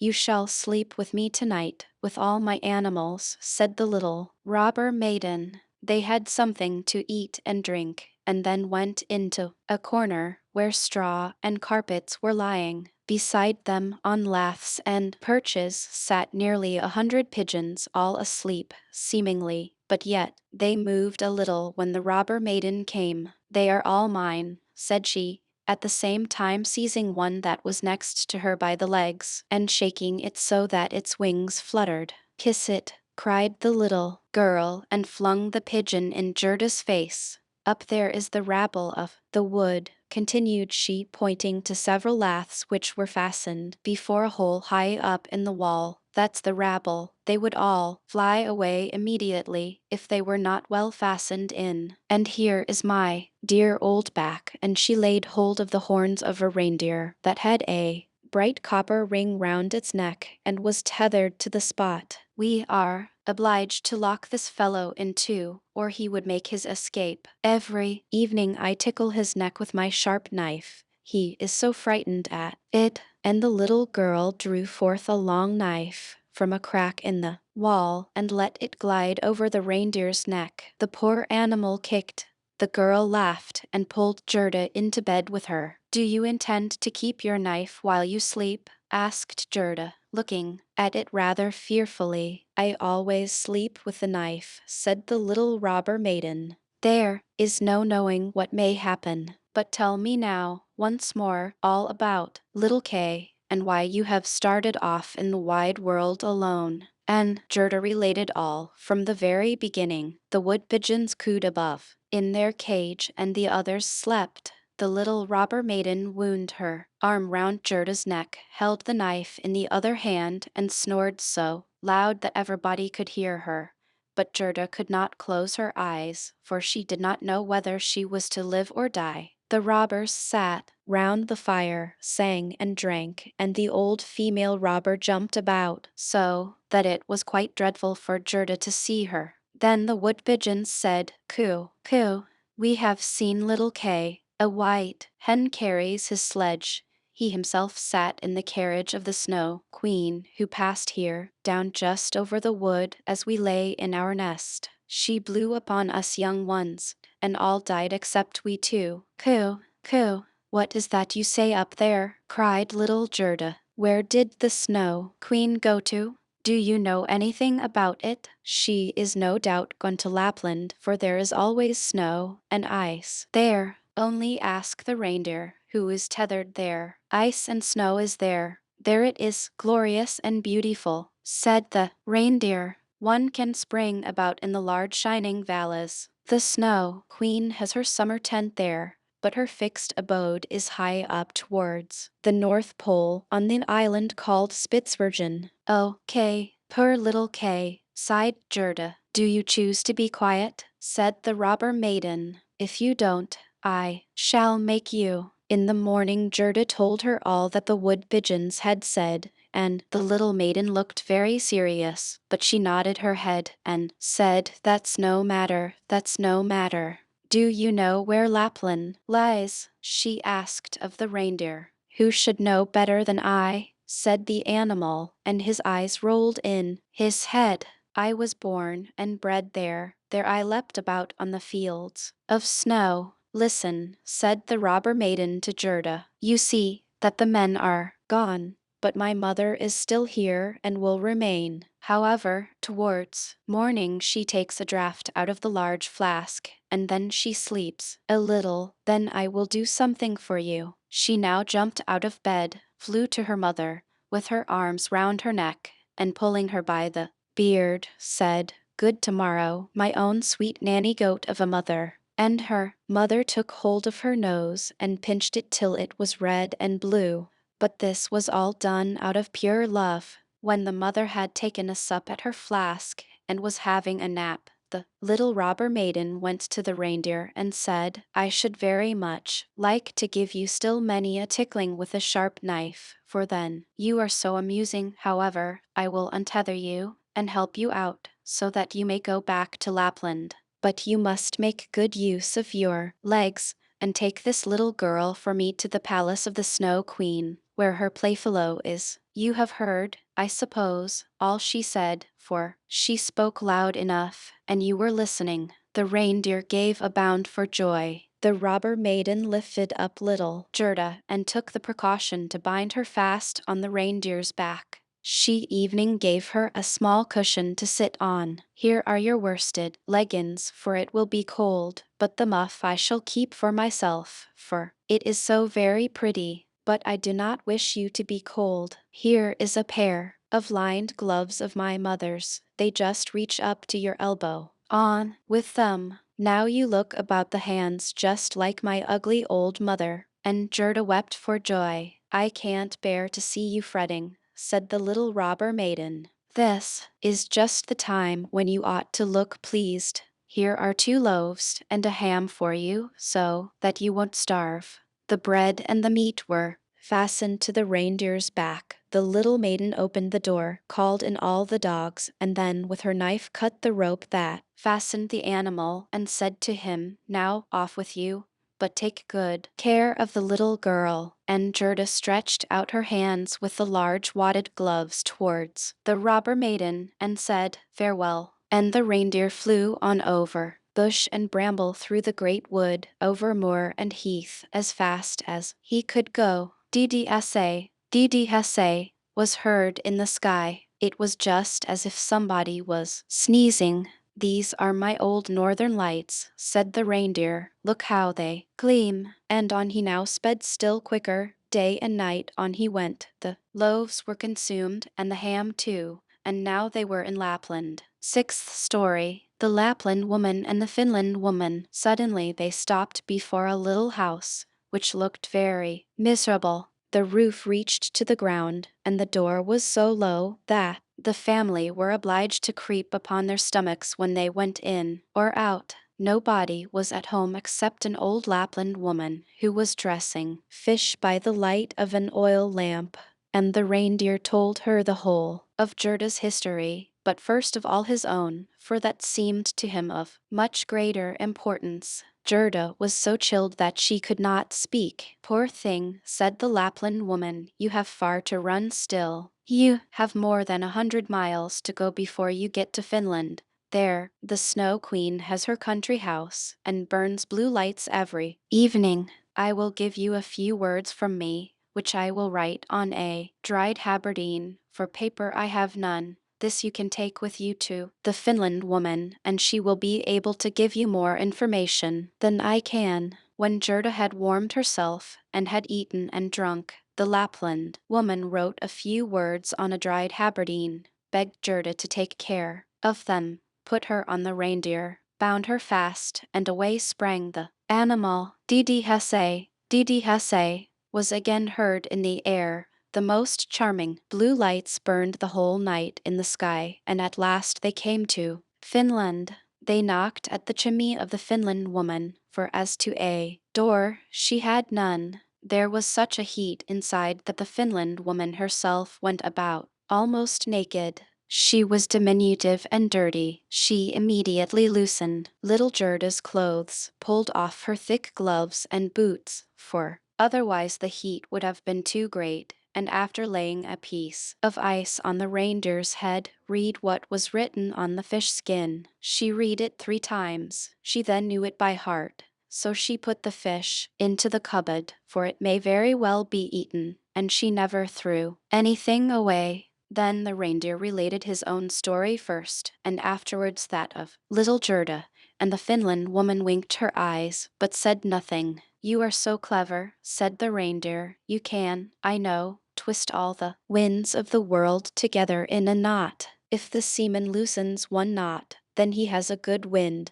If a second, then it blows pretty stiffly. If he undoes the 3rd and 4th, then it rages so that the forests are upturned. Will you give the little maiden a potion, that she may possess the strength of 12 men, and vanquish the Snow Queen? The strength of 12 men, said the Finland woman. Much good that would be. Then she went to a cupboard and drew out a large skin rolled up. When she had unrolled it, strange characters were to be seen written thereon, and the Finland woman read at such a rate that the perspiration trickled down her forehead.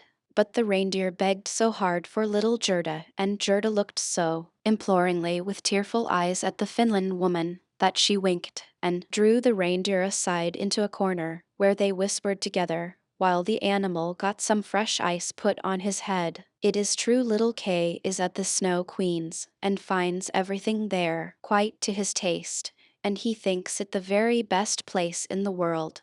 But the reason of that is he has a splinter of glass in his eye and in his heart. These must be got out first.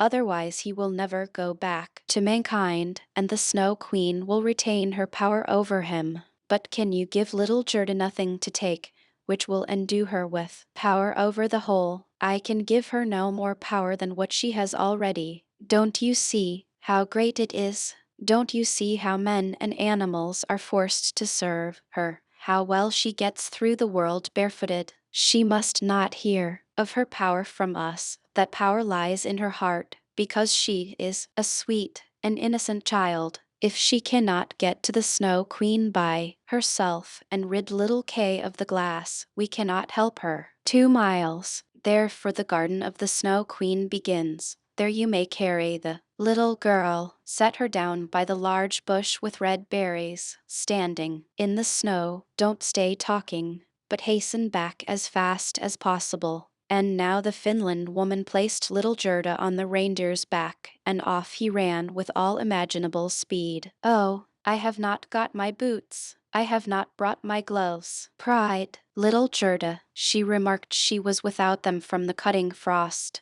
But the reindeer dared not stand still. On he ran till he came to the great bush with the red berries, and there he set Gerda down, kissed her mouth, while large bright tears flowed from the animal's eyes, and then back he went as fast as possible. There stood poor Gerda now, without shoes or gloves, in the very middle of dreadful icy Finland. She ran on as fast as she could. There then came a whole regiment of snowflakes, but they did not fall from above, and they were quite bright and shining from the aurora borealis. The flakes ran along the ground, and the nearer they came the larger they grew. Gerda well remembered how large and strange the snowflakes appeared when she once saw them through a magnifying glass, but now they were large and terrific in another manner. They were all alive. They were the outposts of the Snow Queen. They had the most wondrous shapes. Some looked like large ugly porcupines,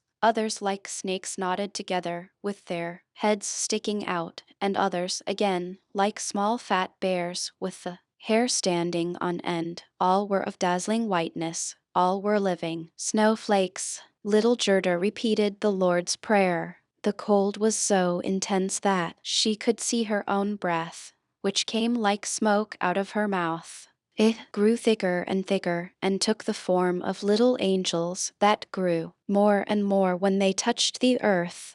All had helms on their heads and lances and shields in their hands. They increased in numbers, and when Gerda had finished the Lord's Prayer, she was surrounded by a whole legion. They thrust at the horrid snowflakes with their spears, so that they flew into 1,000 pieces, and little Gerda walked on bravely and in security. The angels patted her hands and feet, and then she felt the cold less, and went on quickly towards the palace of the Snow Queen. But now we shall see how Kay fared. He never thought of Gerda, and least of all that she was standing before the palace. 7th story. What took place in the palace of the Snow Queen, and what happened afterward. The walls of the palace were of driving snow, and the windows and doors of cutting winds. There were more than 100 halls there, according as the snow was driven by the winds. The largest was many miles in extent. All were lighted up by the powerful aurora borealis, and all were so large, so empty, so icy cold, and so resplendent. Mirth never reigned there.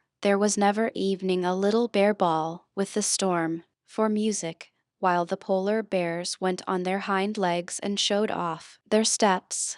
Never a little tea party of white young lady foxes. Vast, cold, and empty were the halls of the Snow Queen. The northern lights shone with such precision that one could tell exactly when they were at their highest or lowest degree of brightness. In the middle of the empty, endless hall of snow was a frozen lake. It was cracked in 1,000 pieces, but each piece was so like the other that it seemed the work of a cunning artificer. In the middle of this lake sat the Snow Queen when she was at home, and then she said she was sitting in the mirror of understanding, and that this was the only one and the best thing in the world. Little Kay was quite blue, yes, nearly black with cold, but he did not observe it, for she had kissed away all feeling of cold from his body, and his heart was a lump of ice. He was dragging along some pointed, flat pieces of ice, which he laid together in all possible ways, for he wanted to make something with them,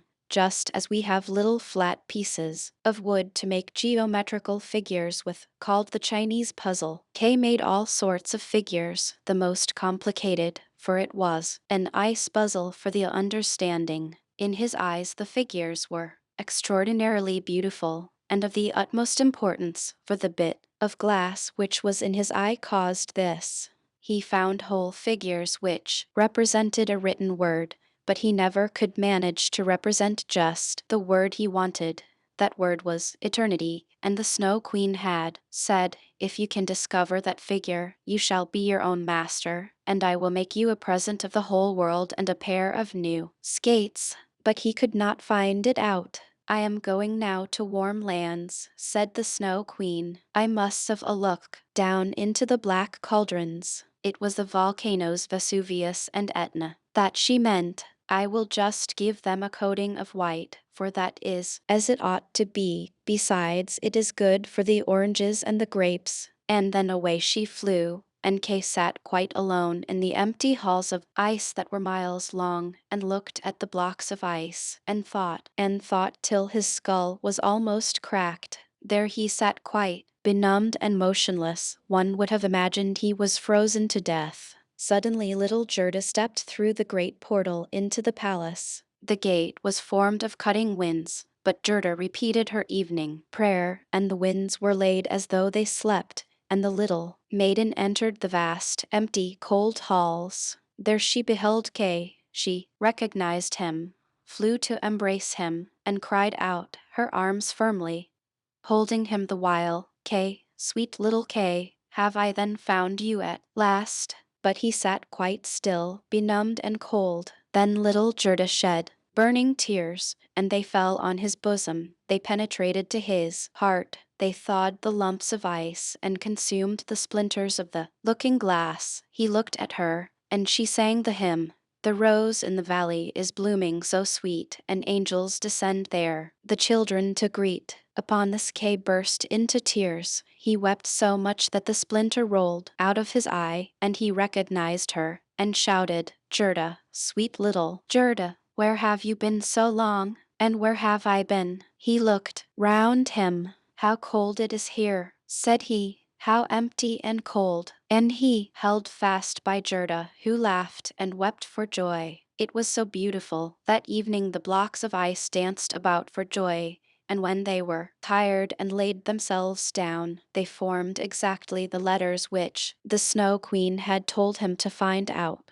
So now he was his own master, and he would have the whole world and a pair of new skates into the bargain. Gerda kissed his cheeks, and they grew quite blooming. She kissed his eyes, and they shone like her own. She kissed his hands and feet, and he was again well and merry. The Snow Queen may come back as soon as she liked. There stood his discharge written in resplendent masses of ice. They took each other by the hand and wandered forth out of the large hall. They talked of their old grandmother and of the roses upon the roof, and wherever they went, the winds ceased raging, and the sun burst forth. And when they reached the bush with the red berries, they found the reindeer waiting for them. He had brought another, a young one, with him, whose udder was filled with milk, which he gave to the little ones and kissed their lips. They then carried Kay and Gerda first to the Finland woman, where they warmed themselves in the warm room and learned what they were to do on their journey home. And they went to the Lapland woman, who made some new clothes for them and repaired their sledges. The reindeer and the young hind leaped along beside them, and accompanied them to the boundary of the country. Here the first vegetation peeped forth. Here Kay and Gerda took leave of the Lapland woman. Farewell, farewell, they all said, and the first green buds appeared. The first little birds began to cheer up, and out of the wood came, riding on a magnificent horse, which Gerda knew it was one of the leaders in the golden carriage, a young damsel with a bright red cap on her head and armed with pistols. It was the little robber maiden who, tired of being at home, had determined to make a journey to the north, and afterwards in another direction, if that did not please her. She recognized Gerda immediately, and Gerda knew her too. It was a joyful meeting. You are a fine fellow for tramping about, said she to little Kay. I should like to know, faith, if you deserve that one should run from one end of the world to the other for your sake. But Gerda patted her cheeks and inquired for the prince and princess. They are gone abroad, said the other.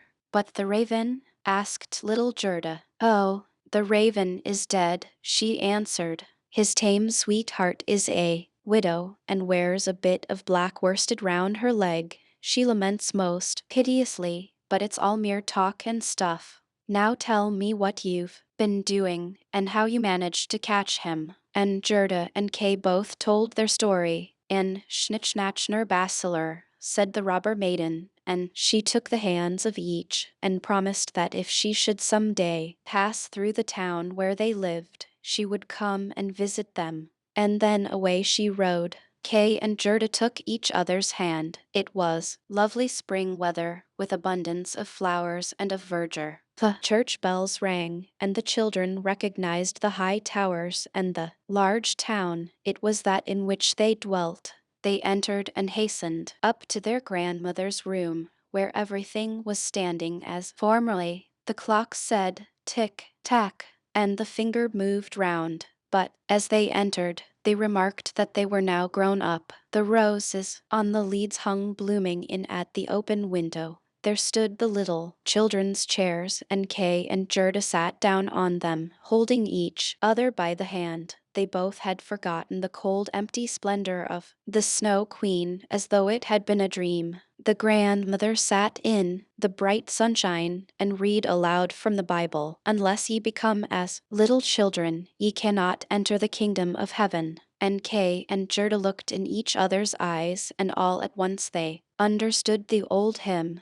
The rose in the valley is blooming so sweet, and angels descend there, the children to greet. There sat the two grown-up persons, grown up, and yet children, children, at least in heart.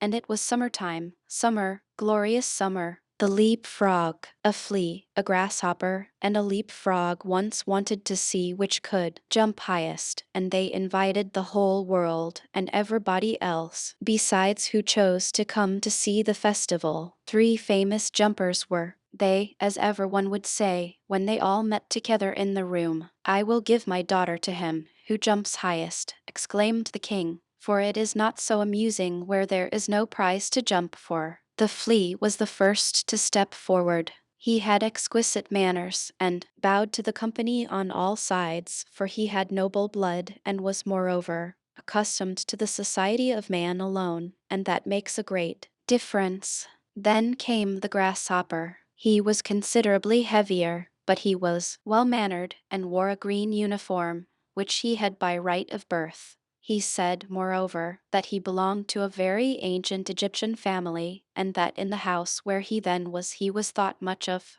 The fact was he had been just brought out of the fields and put in a pasteboard house, 3 stories high, all made of court cards, with the colored side inwards, and doors and windows cut out of the body of the Queen of Hearts. I sing so well, said he, that 16 native grasshoppers who have chirped from infancy, and yet got no house built of cards to live in, grew thinner than they were before for sheer vexation when they heard me. It was thus that the flea and the grasshopper gave an account of themselves, and thought they were quite good enough to marry a princess. The leap-frog said nothing, but people gave it as their opinion that he therefore thought the more and when the house dog snuffed at him with his nose, he confessed the leap frog was of good family. The old counselor, who had had 3 orders given him to make him hold his tongue, asserted that the leap frog was a prophet, for that one could see on his back if there would be a severe or mild winter, and that was what one could not see evening on the back of the man who writes the almanac.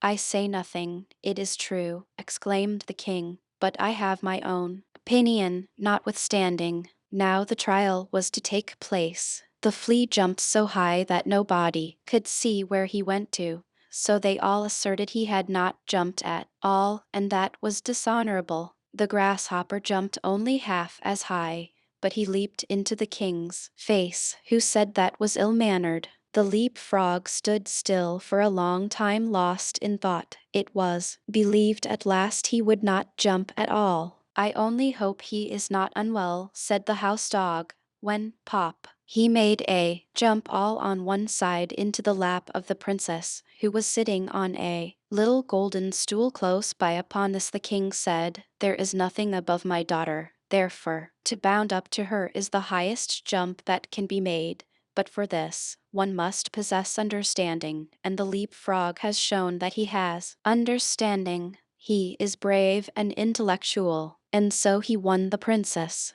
It's all the same to me, said the flea. She may have the old leap frog, for all I care. I jumped the highest, but in this world, merit seldom meets its reward. A fine exterior is what people look at nowadays. The flea then went into foreign service, where, it is said, he was killed. The grasshopper sat without on a green bank, and reflected on worldly things, and he said too, yes, a fine exterior is everything, a fine exterior is what people care about. And then he began chirping his peculiar melancholy song, from which we have taken this history, and which may, very possibly, be all untrue, although it does stand here, printed in black and white. The elderbush. Once upon a time there was a little boy who had taken cold. He had gone out and got his feet wet, though nobody could imagine how it had happened, for it was quite dry weather. So his mother undressed him, put him to bed, and had the teapot brought in to make him a good cup of elderflower tea. Just at that moment the merry old man came in, who lived up a top of the house all alone, for he had neither wife nor children, but he liked children very much, and knew so many fairy tales that it was quite delightful. Now drink your tea, said the boy's mother, then perhaps you may hear a fairy tale. If I had but something new to tell, said the old man. But how did the child get his feet wet? That is the very thing that nobody can make out, said his mother. Am I to hear a fairy tale? Asked the little boy. Yes, if you can tell me exactly, for I must know that first. How deep the gutter is in the little street opposite that you pass through in going to school? Just up to the middle of my boot, said the child, but then I must go into the deep hole. Ah, that's where the wet feet came from, said the old man. I ought now to tell you a story, but I don't know any more. You can make one in a moment, said the little boy. My mother says that all you look at can be turned into a fairy tale, and that you can find a story in everything. Yes, but such tales and stories are good for nothing. The right sort come of themselves. They tap at my forehead and say, here we are. Won't there be a tap soon? Asked the little boy. And his mother laughed, put some elder flowers in the teapot, and poured boiling water upon them. Do tell me something, pray do. Yes, if a fairy tale would come of its own accord, but they are proud and haughty, and come only when they choose. Stop, said he, all on a sudden. I have it. Pay attention. There is one in the teapot. And the little boy looked at the teapot. The cover rose more and more, and the elder flowers came forth so fresh and white, and shot up long branches. Out of the spout evening did they spread themselves on all sides, and grew larger and larger. It was a splendid elder bush, a whole tree, and it reached into the very bed and pushed the curtains aside. How it bloomed! And what an odor! In the middle of the bush sat a friendly-looking old woman in a most strange dress. It was quite green, like the leaves of the elder, and was trimmed with large white elder flowers, so that at first one could not tell whether it was a stuff or a natural green and real flowers. "What's that woman's name?" asked the little boy. "The Greeks and Romans," said the old man, "called her a dryad, but that we do not understand. The people who live in the new booths have a much better name for her. They call her Old Granny, and she it is to whom you are to pay attention. Now listen and look at the beautiful elderbush. A row of buildings for seamen in Copenhagen. Just such another large blooming elder tree stands near the new booths. It grew there in the corner of a little miserable courtyard, and under it sat of an afternoon, in the most splendid sunshine, two old people, an old seaman and his old wife. They had great-grandchildren and were soon to celebrate the 50th anniversary of their marriage, but they could not exactly recollect the date, and old Granny sat in the tree and looked as pleased as now. "I know the date," said she, but those below did not hear her, for they were talking about old times. "Yes, can't you remember when we were very little," said the old seaman, "and ran and played about? It was the very same courtyard where we now are, and we stuck slips in the ground and made a garden." "I remember it well," said the old woman. "I remember it quite well. We watered the slips, and one of them was an elderbush. It took root, put forth green shoots, and grew up to be the large tree under which we old folks are now sitting." "To be sure," said he, "and there in the corner stood a water pail, where I used to swim my boats." "True, but first we went to school to learn somewhat," said she,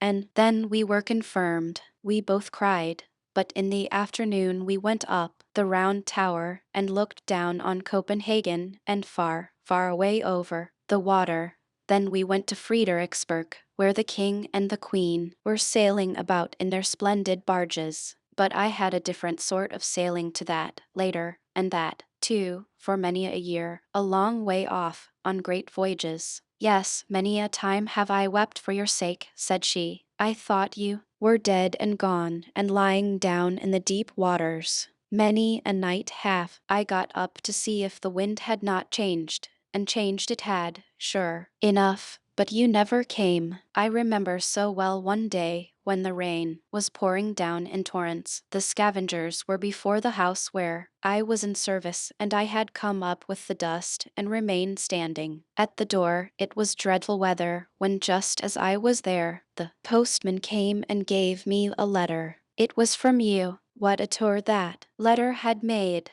I opened it instantly and read. I laughed and wept. I was so happy. In it I read that you were in warm lands where the coffee tree grows. What a blessed land that must be. You related so much, and I saw it all the while the rain was pouring down, and I, standing there with the dust box. At the same moment came someone who embraced me. Yes, but you gave him a good box on his ear. That made it tinkle. But I did not know it was you. You arrived as soon as your letter, and you were so handsome that you still are, and had a long yellow silk handkerchief round your neck, and a brand new hat on. Oh, you were so dashing. Good heavens, what weather it was, and what a state the street was in. And then we married, said he. Don't you remember? And then we had our first little boy, and then Mary, and Nicholas, and Peter, and Christian. Yes, and how they all grew up to be honest people, and were beloved by everybody. And their children also have children, said the old sailor. Yes, those are our grandchildren, full of strength and vigor. It was, methinks, about this season that we had our wedding. Yes, this very day is the 50th anniversary of the marriage, said old Granny, sticking her head between the two old people who thought it was their neighbor who nodded to them. They looked at each other and held one another by the hand. Soon after came their children and their grandchildren, for they knew well enough that it was the day of the 50th anniversary and had come with their gratulations that very morning. But the old people had forgotten it, although they were able to remember all that had happened many years ago. And the elderbush sent forth a strong odor in the sun that was just about to set and shone right in the old people's faces. They both looked so rosy-cheeked, and the youngest of the grandchildren danced around them and called out, quite delighted, that there was to be something very splendid that evening. They were all to have hot potatoes, and old Nanny nodded in the bush and shouted hurrah with the rest. But that is no fairy tale, said the little boy who was listening to the story. The thing is, you must understand it, said the narrator. Let us ask old Nanny. That was no fairy tale, it is true, said old Nanny, but now it's coming. The most wonderful fairy tales grow out of that which is reality. Were that not the case, you know, my magnificent elderbush could not have grown out of the teapot. And then she took the little boy out of bed, laid him on her bosom, and the branches of the elder tree, full of flowers, closed around her. They sat in an aerial dwelling, and it flew with them through the air. Oh, it was wondrous, beautiful. Old Nanny had grown all of a sudden a young and pretty maiden, but her robe was still the same green stuff with white flowers, which she had worn before. On her bosom she had a real elderflower, and in her yellow waving hair a wreath of the flowers. Her eyes were so large and blue that it was a pleasure to look at them. She kissed the boy, and now they were of the same age and felt alike. Hand in hand they went out of the bower, and they were standing in the beautiful garden of their home. Near the green lawn Papa's walking stick was tied, and for the little ones it seemed to be endowed with life, for as soon as they got astride it, the round polished knob was turned into a magnificent neighing head. A long black mane fluttered in the breeze, and four slender yet strong legs shot out. The animal was strong and handsome, and away they went at full gallop round the lawn. Huzzah! Now we are riding miles off, said the boy. We are riding away to the castle where we were last year. And on they rode round the grass plot, and the little maiden, who, we know, was no one else but old Nanny, kept on crying out, now we are in the country. Don't you see the farmhouse over there? And there is an elder tree standing beside it, and the cock is scraping away the earth for the hens. Look how he struts. And now we are close to the church. It lies high upon the hill between the large oak trees, one of which is half decayed. And now we are by the smithy, where the fire is blazing, and where the half-naked men are banging with their hammers till the sparks fly about. Away, away, to the beautiful country seat, and all that the little maiden, who sat behind on the stick, spoke of flew by in reality. The boy saw it all, and yet they were only going round the grass plot. Then they played in a side avenue and marked out a little garden on the earth, and they took elder blossoms from their hair, planted them, and they grew just like those the old people planted when they were children, as related before. They went hand in hand, as the old people had done when they were children, but not to the round tower or to Fredericksburg. No, the little damsel wound her arms round the boy, and then they flew far away through all Denmark. And spring came, and summer, and then it was autumn, and then winter, and a thousand pictures were reflected in the eye and in the heart of the boy. And the little girl always sang to him, this you will never forget. And during their whole flight the elder tree smelt so sweet and odorous. He remarked the roses and the fresh beeches, but the elder tree had a more wondrous fragrance, for its flowers hung on the breast of the little maiden, and there, too, did he often lay his head during the flight. It is lovely here in spring, said the young maiden. and they stood in a beech wood that had just put on its first green, where the woodroof asterisk at their feet sent forth its fragrance, and the pale red anemone looked so pretty among the verdure. Oh, would it were always spring in the sweetly smelling Danish beech forests. Aspergilla odorata. It is lovely here in summer, said she, and she flew past old castles of bygone days of chivalry, where the red walls and the embattled gables were mirrored in the canal where the swans were swimming, and peered up into the old cool avenues. In the fields the corn was waving, like the sea, in the ditches red and yellow flowers were growing, while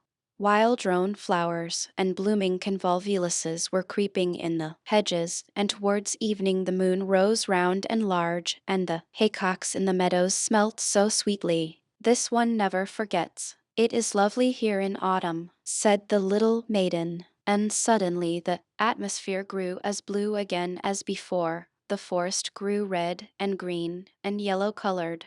The dogs came leaping along, and whole flocks of wildfowl flew over the cairn, where blackberry bushes were hanging round the old stones. The sea was dark blue, covered with ships full of white sails, and in the barn old women, maidens, and children were sitting picking hops into a large cask. The young sang songs, but the old told fairy tales of mountain sprites and soothsayers. Nothing could be more charming. It is delightful here in winter, said the little maiden, and all the trees were covered with hoarfrost. They looked like white corals. The snow crackled underfoot as if one had new boots on, and one falling star after the other was seen in the sky. The Christmas tree was lighted in the room. Presents were there, and good humor reigned. In the country, the violin sounded in the room of the peasant. The newly baked cakes were attacked. Evening the poorest child said,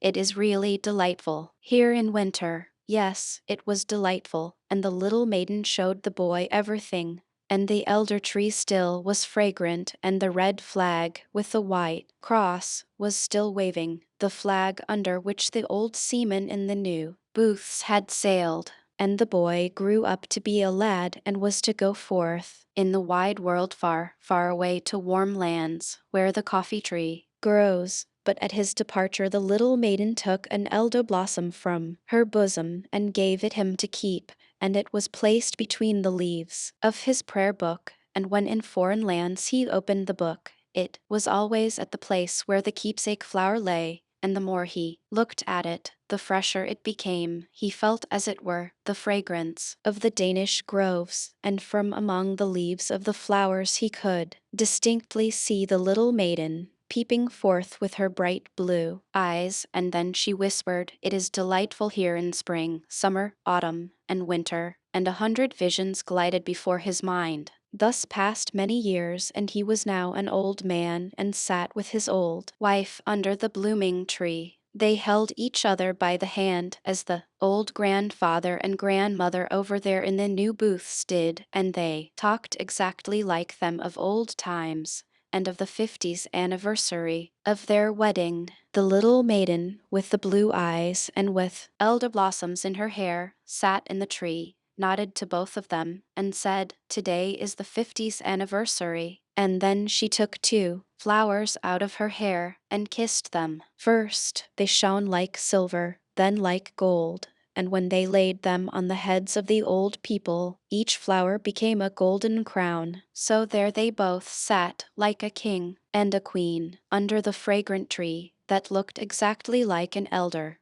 The old man told his wife the story of old Nanny as it had been told him when a boy, and it seemed to both of them it contained much that resembled their own history, and those parts that were like it pleased them best. "Thus it is," said the little maiden in the tree. "Some call me old Nanny, others a dryad, but in reality my name is Remembrance. It is I who sit in the tree that grows and grows. I can remember, I can tell things. Let me see if you have my flowers still." And the old man opened his prayer book. There lay the elder blossom, as fresh as if it had been placed there but a short time before, and remembrance nodded, and the old people, decked with crowns of gold, sat in the flush of the evening sun. They closed their eyes and exclamation, yes, that's the end of the story. The little boy lay in his bed. He did not know if he had dreamed or not, or if he had been listening while someone told him the story. The teapot was standing on the table, but no elder tree was growing out of it,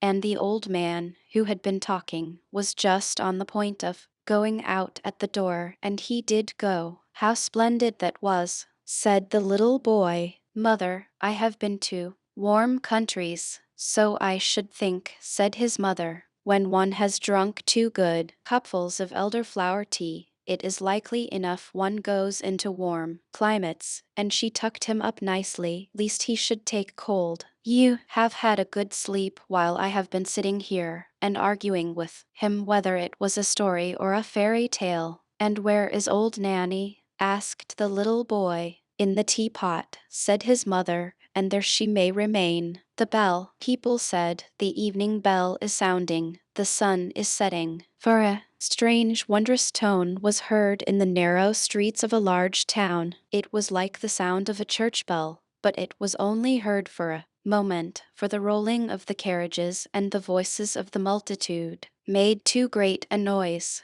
Those persons who were walking outside the town, where the houses were farther apart, with gardens or little fields between them, could see the evening sky still better, and heard the sound of the bell much more distinctly. It was as if the tones came from a church in the still forest. People looked thitherward and felt their minds attuned most solemnly. A long time passed, and people said to each other, I wonder if there is a church out in the wood. The bell has a tone that is wondrous sweet.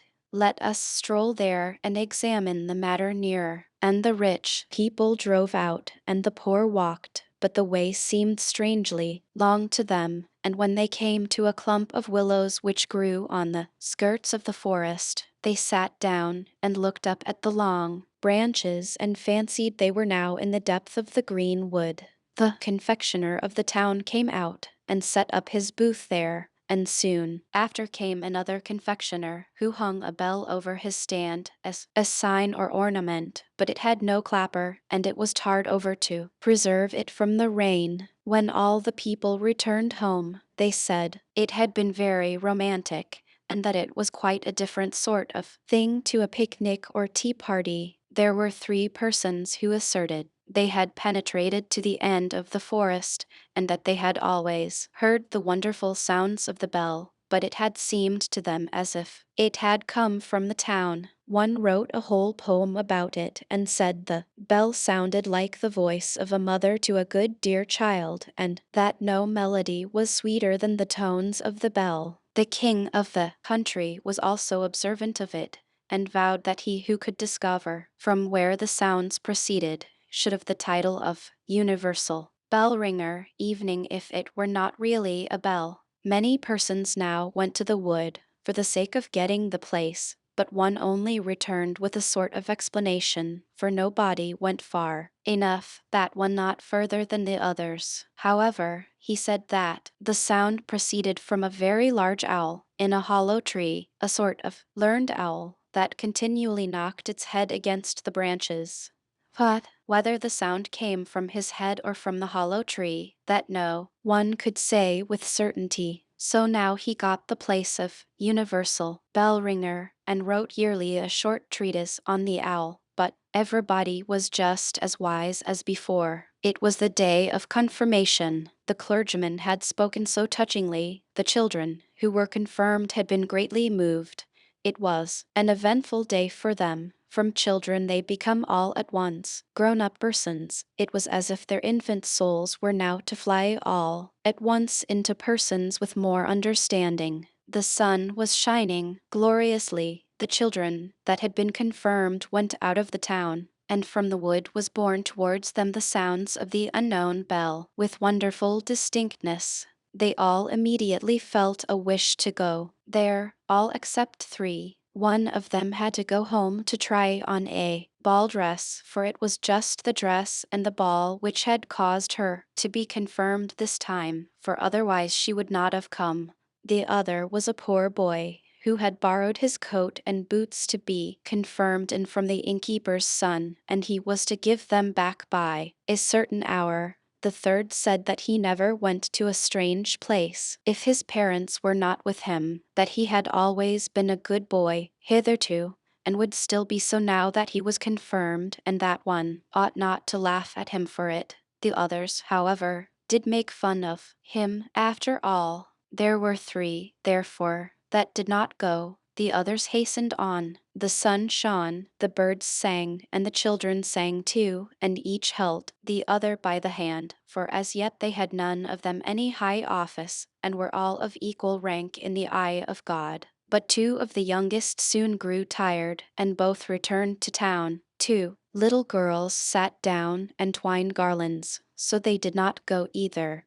And when the others reached the willow tree, where the confectioner was, they said, "Now we are there." In reality, the bell does not exist. It is only a fancy that people have taken into their heads. At the same moment, the bell sounded deep in the wood, so clear and solemnly that 5 or 6 determined to penetrate somewhat further. It was so thick and the foliage so dense that it was quite fatiguing to proceed. Woodroof and anemones grew almost too high, blooming convolvuluses and blackberry bushes hung in long garlands from tree to tree, where the nightingale sang and the sunbeams were playing. It was very beautiful, but it was no place for girls to go. Their clothes would get so torn. Large blocks of stone lay there, overgrown with moss of every color. The fresh spring bubbled forth and made a strange gurgling sound. "That surely cannot be the bell," said one of the children, lying down and listening.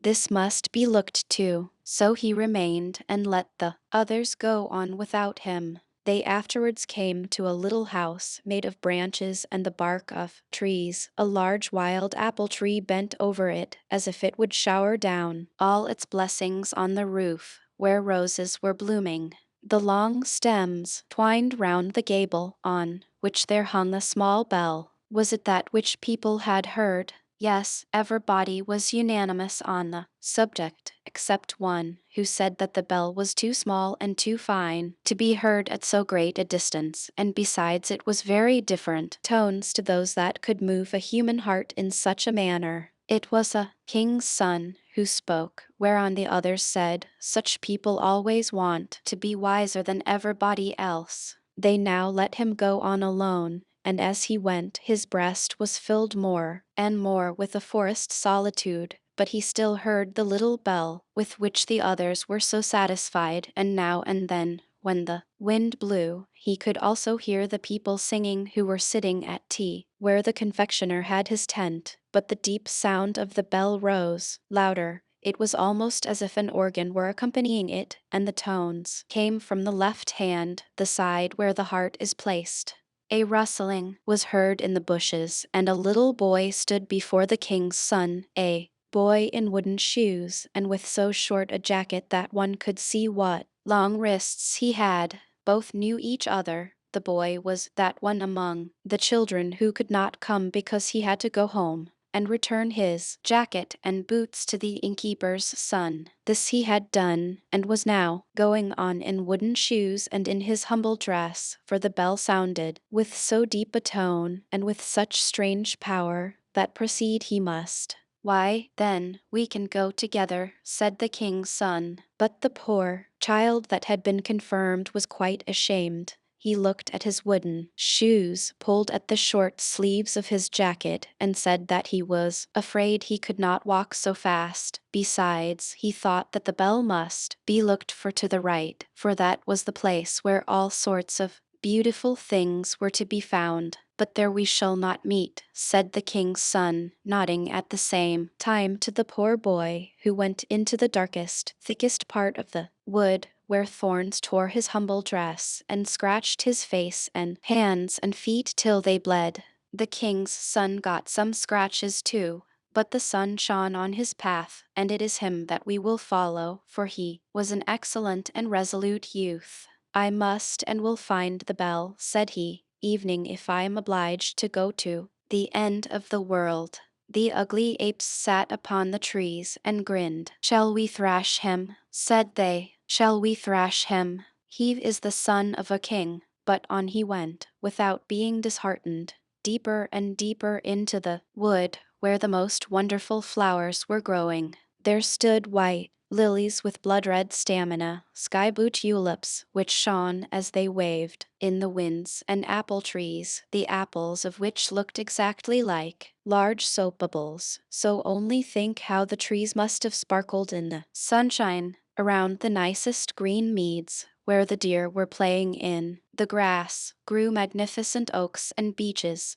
and if the bark of one of the trees was cracked, their grass and long creeping plants grew in the crevices, and there were large calm lakes there too, in which white swans were swimming and beat the air with their wings. The king's son often stood still and listened. He thought the bell sounded from the depths of these still lakes, but then he remarked again that the tone proceeded not from there, but farther off, from out the depths of the forest. The sun now set. The atmosphere glowed like fire. It was still in the woods, so very still, and he fell on his knees, sung his evening hymn, and said, I cannot find what I seek. The sun is going down, and night is coming, the dark, dark night. Yet perhaps I may be able once more to see the round red sun before he entirely disappears. I will climb up over their rock. And he seized hold of the creeping plants and the roots of trees, climbed up the moist stones,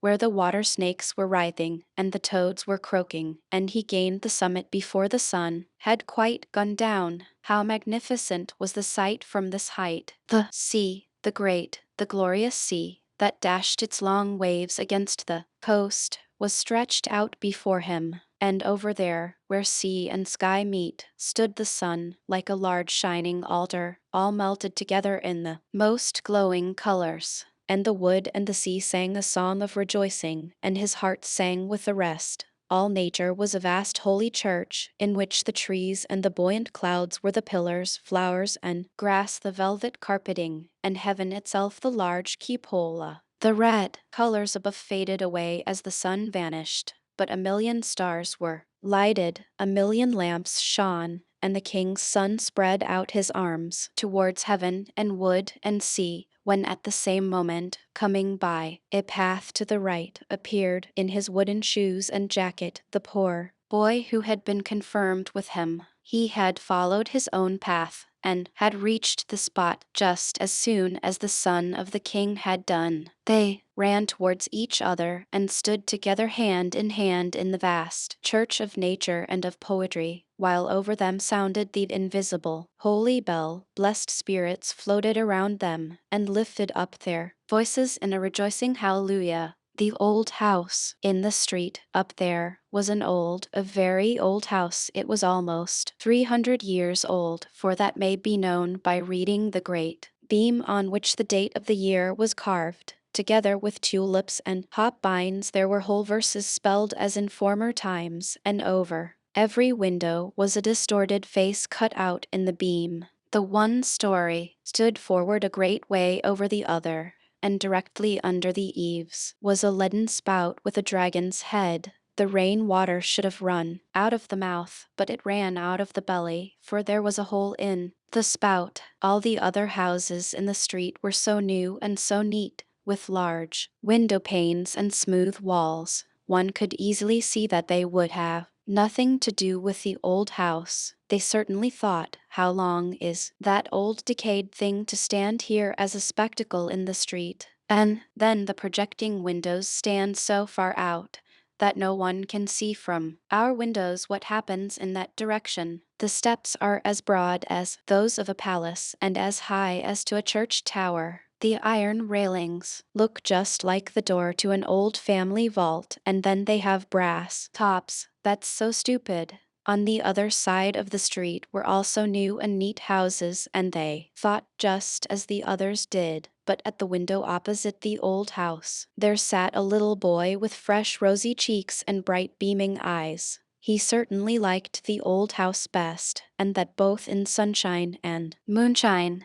and when he looked across at the wall where the mortar had fallen out, he could sit and find out there the strangest figures imaginable, exactly as the street had appeared before, with steps, projecting windows, and pointed gables. He could see soldiers with halberds and spouts where the water ran, like dragons and serpents. That was a house to look at, and there lived an old man who wore plush breeches, and he had a coat with large brass buttons and a wig that one could see was a real wig. Every morning there came an old fellow to him, who put his rooms in order and went on errands. Otherwise, the old man in the plush breeches was quite alone in the old house. Now and then he came to the window and looked out, and the little boy nodded to him, and the old man nodded again, and so they became acquaintances, and then they were friends, although they had never spoken to each other, but that made no difference. The little boy heard his parents say, "The old man opposite is very well off, but he is so very, very lonely." The Sunday following, the little boy took something and wrapped it up in a piece of paper, went downstairs and stood in the doorway, and when the man who went on errands came past, he said to him, "I say, master, will you give this to the old man over the way from me? I have 2 pewter soldiers, this is one of them, and he shall have it, for I know he is so very, very lonely." And the old errand man looked quite pleased, nodded, and took the pewter soldier over to the old house. Afterwards there came a message. It was to ask if the little boy himself had not a wish to come over and pay a visit, and so he got permission of his parents and then went over to the old house, and the brass balls on the iron railings shone much brighter than ever. One would have thought they were polished on account of the visit, and it was as if the carved-out trumpeters, for there were trumpeters who stood in tulips carved out on the door, blew with all their may. Their cheeks appeared so much rounder than before. Yes, they blew, tratter-atra, the little boy comes, tratter-atra, and then the door opened. The whole passage was hung with portraits of knights in armor and ladies in silken gowns, and the armor rattled and the silken gowns rustled. And then there was a flight of stairs which went a good way upwards and a little way downwards, and then one came on a balcony, which was in a very dilapidated state, sure enough, with large holes and long crevices, but grass grew there and leaves out of them altogether, for the whole balcony outside, the yard, and the walls were overgrown with so much green stuff that it looked like a garden, only a balcony. Here stood old flower pots with faces and asses' ears, and the flowers grew just as they liked. One of the pots was quite overrun on all sides with pinks, that is to say, with the green part. Shoot stood by shoot, and it said quite distinctly, "The air has cherished me, the sun has kissed me, and promised me a little flower on Sunday, a little flower on Sunday." And then they entered a chamber where the walls were covered with hogs' leather and printed with gold flowers. "The gilding decays, but hogs' leather stays," said the walls. And there stood easy chairs with such high backs and so carved out, and with arms on both sides. Sit down, said they. Ugh, how I creak. Now I shall certainly get the gout, like the old clothes-press. Ugh. And then the little boy came into the room where the projecting windows were and where the old man sat. "I thank you for the pewter soldier, my little friend," said the old man, "and I thank you because you come over to me. Thanky, or cranky, sounded from all the furniture. There was so much of it that each article stood in the other's way to get a look at the little boy. In the middle of the wall hung a picture representing a beautiful lady, so young, so glad, but dressed quite as in former times, with clothes that stood quite stiff, and with powder in her hair. She neither said, thanky, nor cranky, but looked with her mild eyes at the little boy, who directly asked the old man, "Where did you get her?" "Over there, at the broker's," said the old man, "where there are so many pictures hanging." No one knows or cares about them, for they are all of them buried. But I knew her in bygone days, and now she has been dead and gone these 50 years. Under the picture, in a glazed frame, there hung a bouquet of withered flowers. They were almost 50 years old. They looked so very old. The pendulum of the great clock went to and fro, and the hands turned, and everything in the room became still older. But they did not observe it.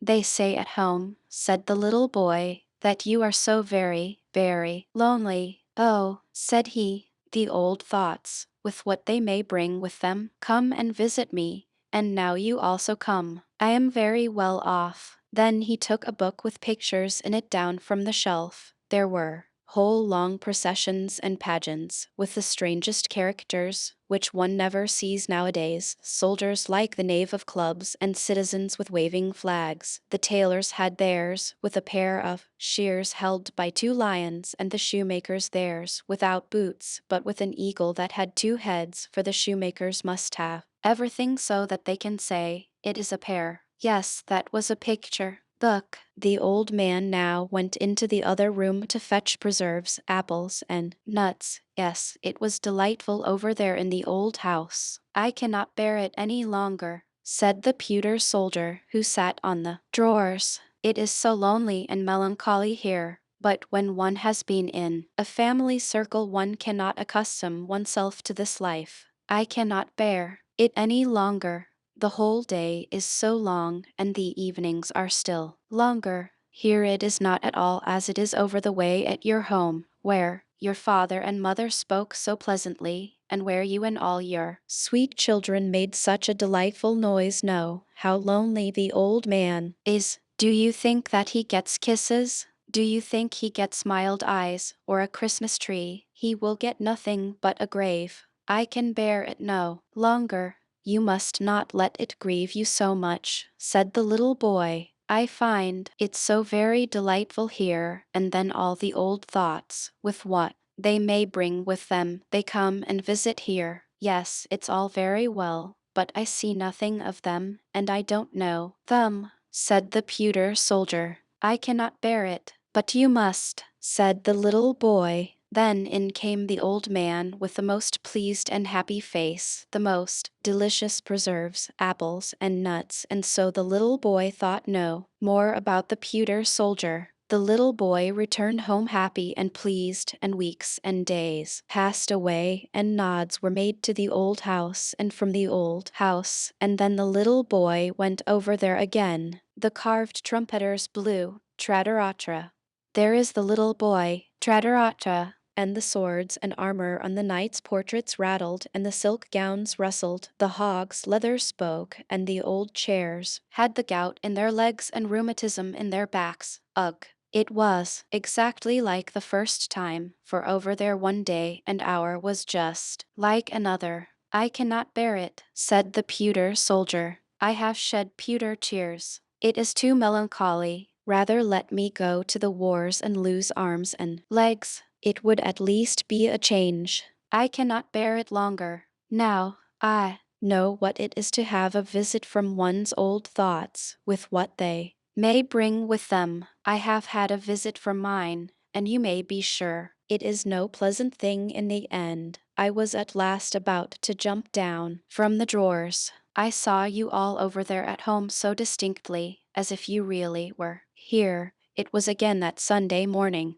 All you children stood before the table and sung your psalms, as you do every morning. You stood devoutly with folded hands, and father and mother were just as pious. And then the door was opened, and little sister Mary, who is not 2 years old yet, and who always dances when she hears music or singing, of whatever kind it may be, was put into the room, though she ought not to have been there, and then she began to dance, but could not keep time because the tones were so long, and then she stood first on the one leg and bent her head forwards, and then on the other leg and bent her head forwards, but all would not do. You stood very seriously all together, although it was difficult enough, but I laughed to myself, and then I fell off the table and got a bump, which I have still, for it was not right of me to laugh.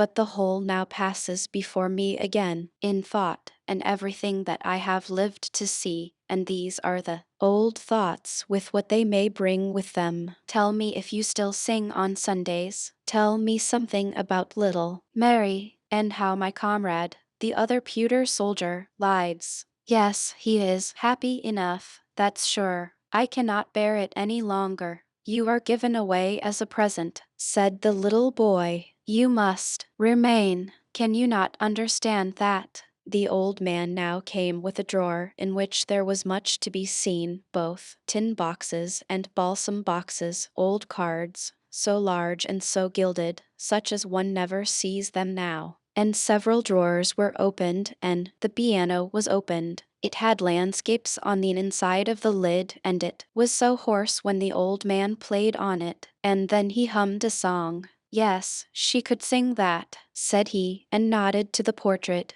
which he had bought at the broker's, and the old man's eyes shone so bright. I will go to the wars. I will go to the wars, shouted the pewter soldier as loud as he could, and threw himself off the drawers right down on the floor. What became of him? The old man sought, and the little boy sought. He was away, and he stayed away. I shall find him, said the old man, but he never found him. The floor was too open. The pewter soldier had fallen through a crevice, and there he lay as in an open tomb. That day passed, and the little boy went home, and that week passed, and several weeks too. The windows were quite frozen. The little boy was obliged to sit and breathe on them to get a peephole over to the old house, and there the snow had been blown into all the carved work and inscriptions. It lay quite up over the steps, just as if there was no one at home, nor was there any one at home.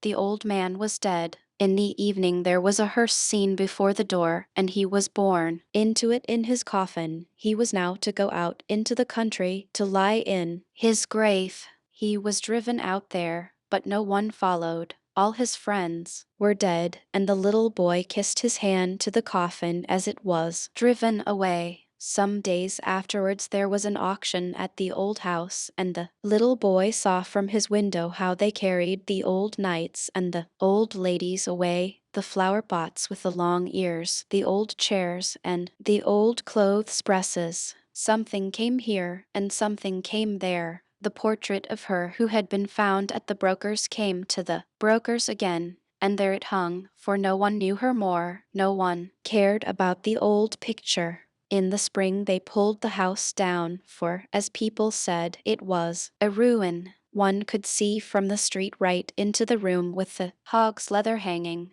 which was slashed and torn, and the green grass and leaves about the balcony hung quite wild about the falling beams. And then it was put to rights.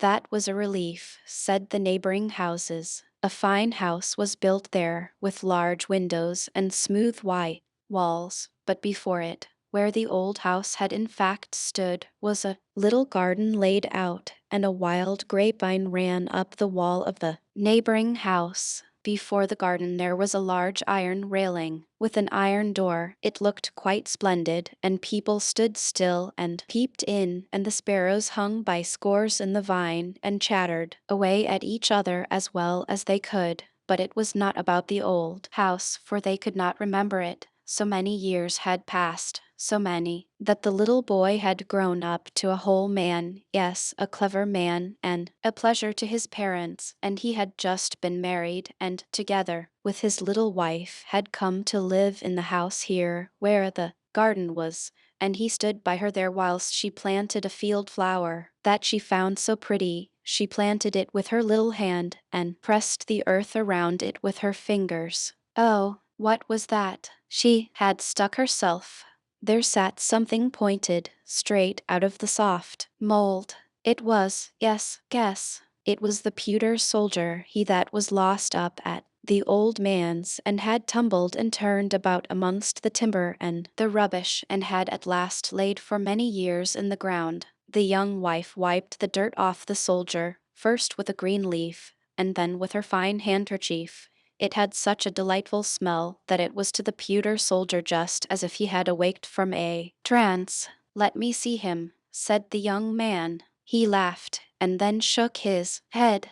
No, it cannot be he, but he reminds me of a story about a pewter soldier which I had when I was a little boy. And then he told his wife about the old house and the old man and about the pewter soldier that he sent over to him because he was so very, very lonely, and he told it as correctly as it had really been, so that the tears came into the eyes of his young wife on account of the old house and the old man. It may possibly be, however, that it is the same pewter soldier, said she. I will take care of it, and remember all that you have told me. But you must show me the old man's grave. But I do not know it, said he, and no one knows it. All his friends were dead, no one took care of it, and I was then a little boy. How very, very lonely he must have been, said she. Very, very lonely, said the pewter soldier. But it is delightful not to be forgotten. Delightful, shouted something close by, but no one, except the pewter soldier, saw that it was a piece of the hog's leather hangings. It had lost all its gilding. It looked like a piece of wet clay, but it had an opinion, and it gave it. The gilding decays, but hog's leather stays. This the pewter soldier did not believe. The happy family. Really, the largest green leaf in this country is a dock leaf. If one holds it before one, it is like a whole apron, and if one holds it over one's head in rainy weather, it is almost as good as an umbrella, for it is so immensely large. The burdock never grows alone, but where there grows one there always grow several. It is a great delight, and all this delightfulness is snails' food. The great white snails which persons of quality in former times made fricassees of, ate, and said, hem, hem, how delicious, for they thought it tasted so delicate, lived on dock leaves, and therefore burdock seeds were sown. Now, there was an old manor house where they no longer ate snails. They were quite extinct. But the burdocks were not extinct. They grew and grew all over the walks and all the beds. They could not get the mastery over them. It was a whole forest of burdocks. Here and there stood an apple and a plum tree, or else one never would have thought that it was a garden. All was burdocks, and there lived the two last venerable old snails. They themselves knew not how old they were, but they could remember very well that there had been many more, that they were of a family from foreign lands, and that for them and theirs the whole forest was planted. They had never been outside it, but they knew that there was still something more in the world, which was called the manor house, and that there they were boiled, and then they became black, and were then placed on a silver dish. But what happened further they knew not, or, in fact, what it was to be boiled and to lie on a silver dish, they could not possibly imagine, but it was said to be delightful, and particularly genteel. Neither the chafers, the toads, nor the earthworms whom they asked about it could give them any information. None of them had been boiled or laid on a silver dish.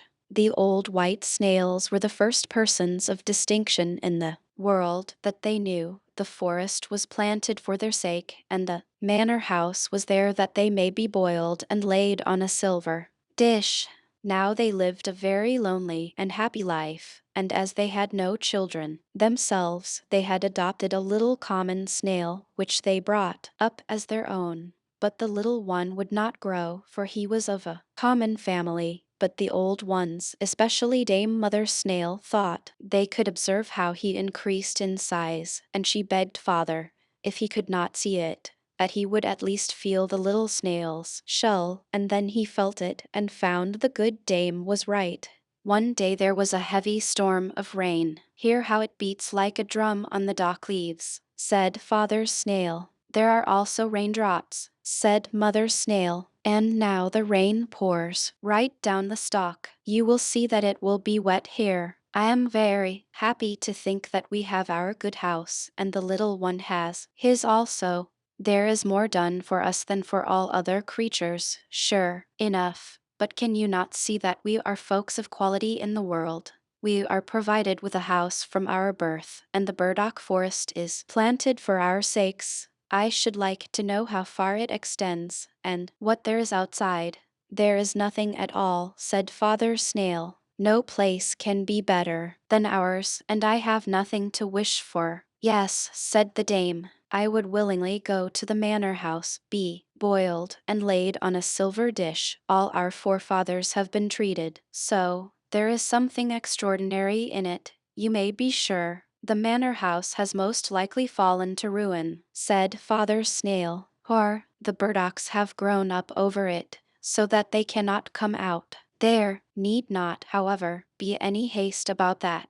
But you are always in such a tremendous hurry, and the little one is beginning to be the same. Has he not been creeping up that stalk these 3 days? It gives me a headache when I look up to him. You must not scold him, said Mother Snail. He creeps so carefully, he will afford us much pleasure, and we have nothing but him to live for. But have you not thought of it? Where shall we get a wife for him? Do you not think that there are some of our species at a great distance in the interior of the burdock forest? Black snails, I dare say, there are enough of, said the old one. Black snails without a house, but they are so common and so conceited.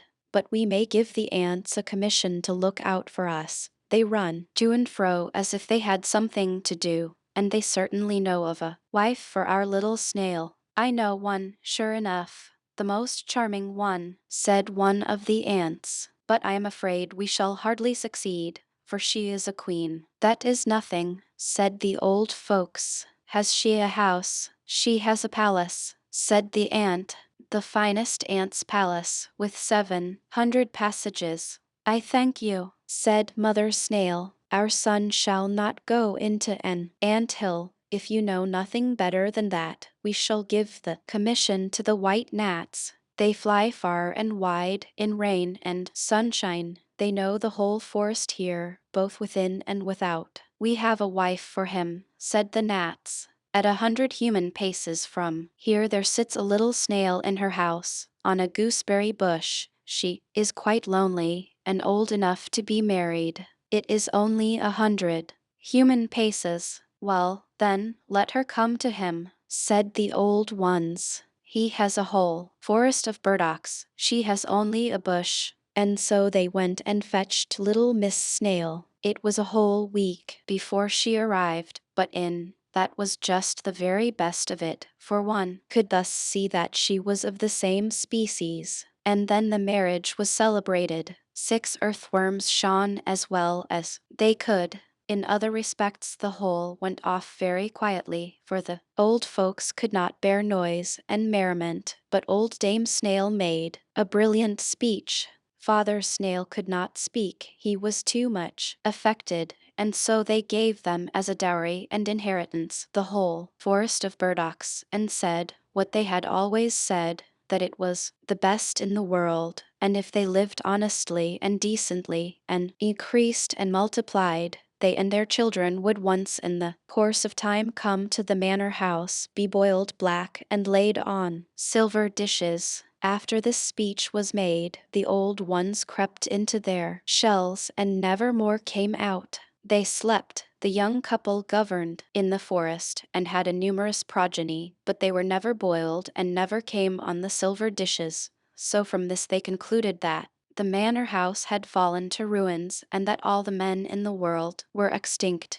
And as no one contradicted them, so, of course, it was so. And the rain beat on the dock leaves to make drum music for their sake, and the sun shone in order to give the burdock forest a color for their sakes, and they were very happy, and the whole family was happy, for they truly were so. The story of a mother. A mother sat there with her little child. She was so downcast, so afraid that it should die. It was so pale the small eyes had closed themselves, and it drew its breath so softly, now and then, with a deep respiration as if it sighed, and the mother looked still more sorrowfully on the little creature. Then a knocking was heard at the door, and in came a poor old man, wrapped up as in a large horse cloth, for it warms one, and he needed it, as it was the cold winter season. Everything out of doors was covered with ice and snow, and the wind blew so that it cut the face.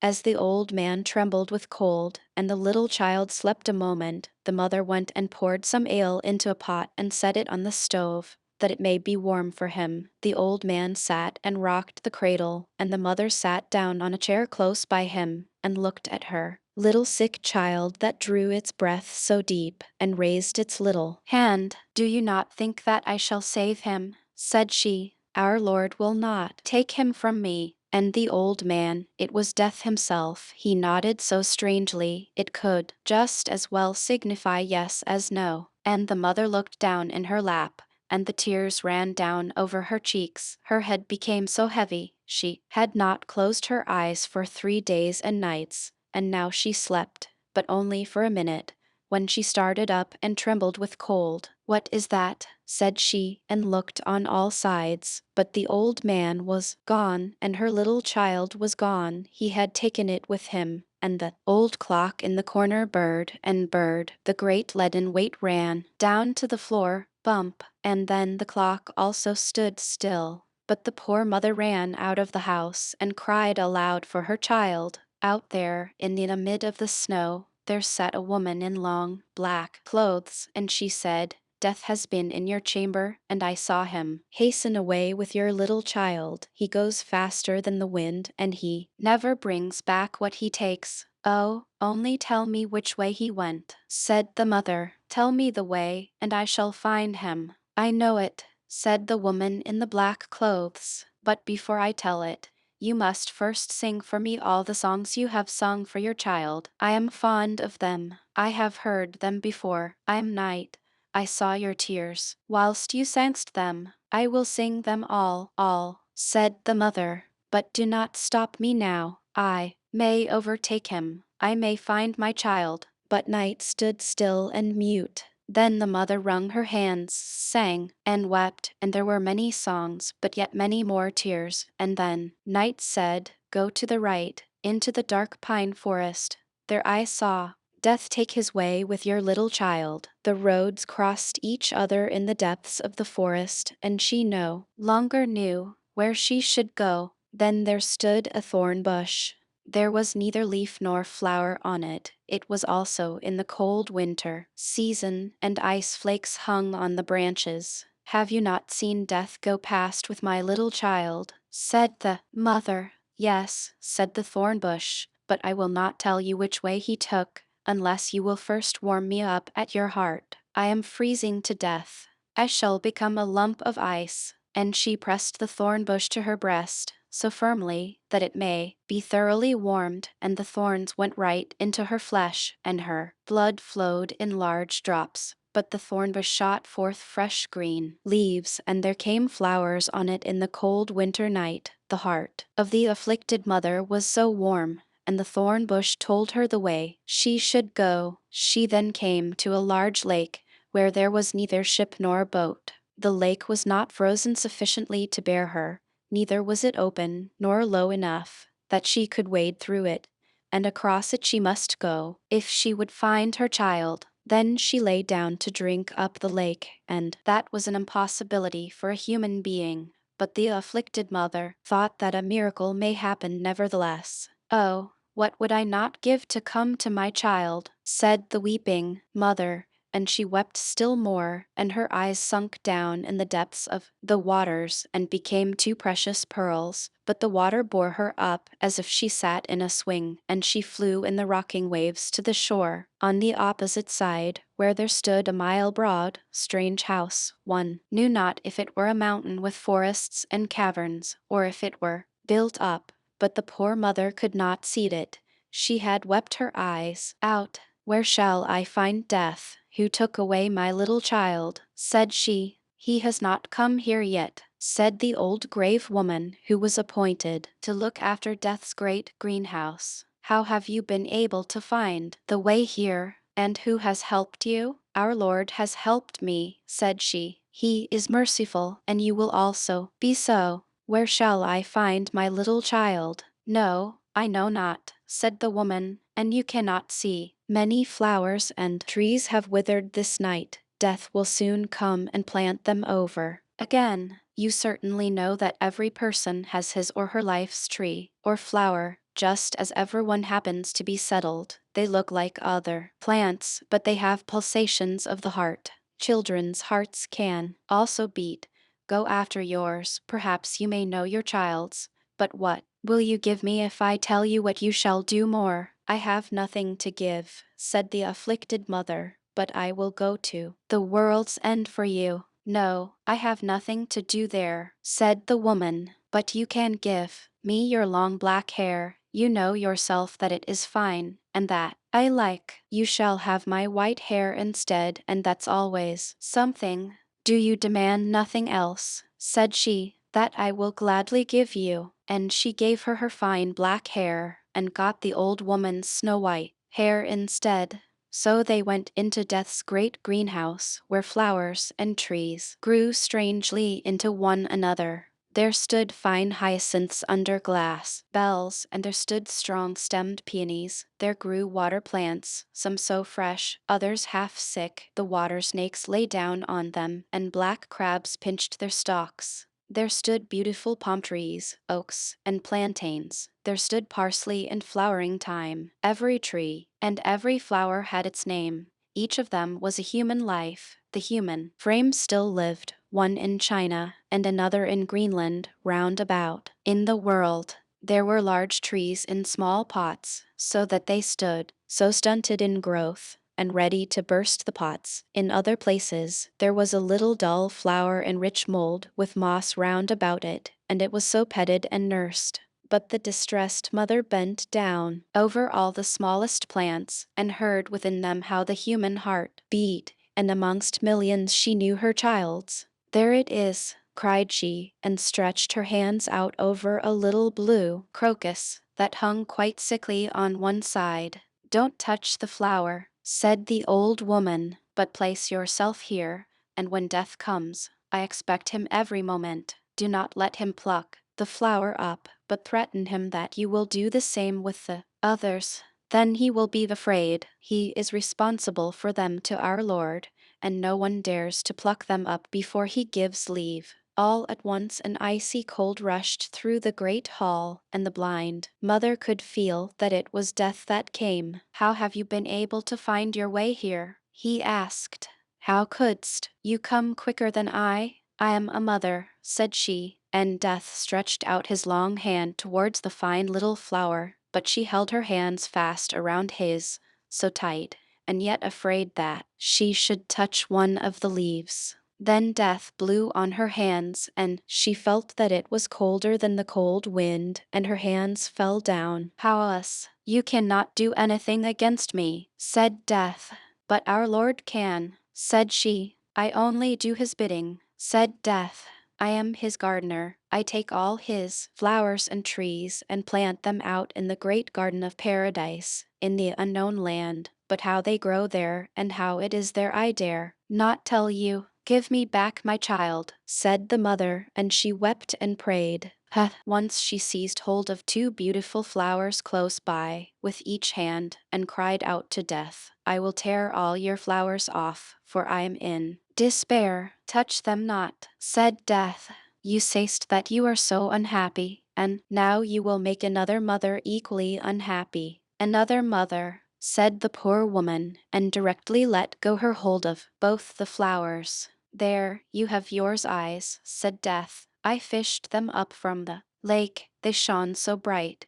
I knew not they were yours. Take them again. They are now brighter than before. Now look down into the deep well close by. I shall tell you the names of the two flowers you wouldst have torn up, and you will see their whole future life, their whole human existence, and see what you was about to disturb and destroy. And she looked down into the well, and it was a happiness to see how the one became a blessing to the world, to see how much happiness and joy were felt everywhere. And she saw the other's life, and it was sorrow and distress, horror and wretchedness. Both of them are God's will, said Death. Which of them is misfortune's flower and which is that of happiness? Asked she. That I will not tell you, said Death, but this you shall know from me, that the one flower was your own child. It was your child's fate you sawst, your own child's future life. Then the mother screamed with terror. Which of them was my child? Tell it me. Save the innocent. Save my child from all that misery. Rather, take it away. Take it into God's kingdom. Forget my tears. Forget my prayers and all that I have done. I do not understand you, said Death. Will you have your child again, or shall I go with it there, where you do not know? Then the mother wrung her hands, fell on her knees, and prayed to our Lord. Oh, hear me not when I pray against your will, which is the best. Hear me not, hear me not. And she bowed her head down in her lap, and Death took her child, and went with it into the unknown land. The false collar. There was once a fine gentleman, all of whose movables were a boot-jack and a hair-comb, but he had the finest false collars in the world, and it is about one of these collars that we are now to hear a story. It was so old that it began to think of marriage, and it happened that it came to be washed in company with a garter. No, said the collar, I never did see anything so slender and so fine, so soft and so neat. May I not ask your name? That I shall not tell you, said the garter. Where do you live? Asked the collar. But the garter was so bashful, so modest, and thought it was a strange question to answer. You are certainly a girdle, said the collar, that is to say an inside girdle. I see well that you are both for use and ornament, my dear young lady. I will thank you not to speak to me, said the garter. I think I have not given the least occasion for it. Yes, when one is as handsome as you, said the collar, that is occasion enough. Don't come so near me, I beg of you, said the garter. You look so much like those men folks. I am also a fine gentleman, said the collar. I have a bootjack and a hair comb. But that was not true, for it was his master who had them, but he boasted. Don't come so near me, said the garter. I am not accustomed to it. Prude, exclaimed the collar, and then it was taken out of the washing tub. It was starched, hung over the back of a chair in the sunshine, and was then laid on the ironing blanket. Then came the warm box iron. Dear lady, said the collar, dear widow lady, I feel quite hot. I am quite changed. I begin to unfold myself. You will burn a hole in me. Oh, I offer you my hand. Rag, said the box iron, and went proudly over the collar, for she fancied she was a steam engine that would go on the railroad and draw the wagons. Rag, said the box iron. The collar was a little jagged at the edge, and so came the long scissors to cut off the jagged part. Oh, said the collar, you are certainly the first opera dancer. How well you can stretch your legs out. It is the most graceful performance I have ever seen. No one can imitate you. I know it, said the scissors. You deserve to be a baroness, said the collar. All that I have is a fine gentleman, a bootjack, and a hair comb. If I only had the barony. Do you seek my hand? Said the scissors, for she was angry, and without more ado, she cut him, and then he was condemned. I shall now be obliged to ask the hair comb. It is surprising how well you preserve your tess, miss, said the collar. Have you never thought of being betrothed? Yes, of course, you may be sure of that, said the hair comb. I am betrothed to the bootjack. Betrothed, exclaimed the collar. Now there was no other to court, and so he despised it. A long time passed away. Then the collar came into the rag chest at the paper mill. There was a large company of rags, the fine by themselves and the coarse by themselves, just as it should be. They all had much to say, but the collar the most, for he was a real boaster. I have had such an immense number of sweethearts, said the collar. I could not be in peace. It is true, I was always a fine starched-up gentleman. I had both a bootjack and a hair comb, which I never used.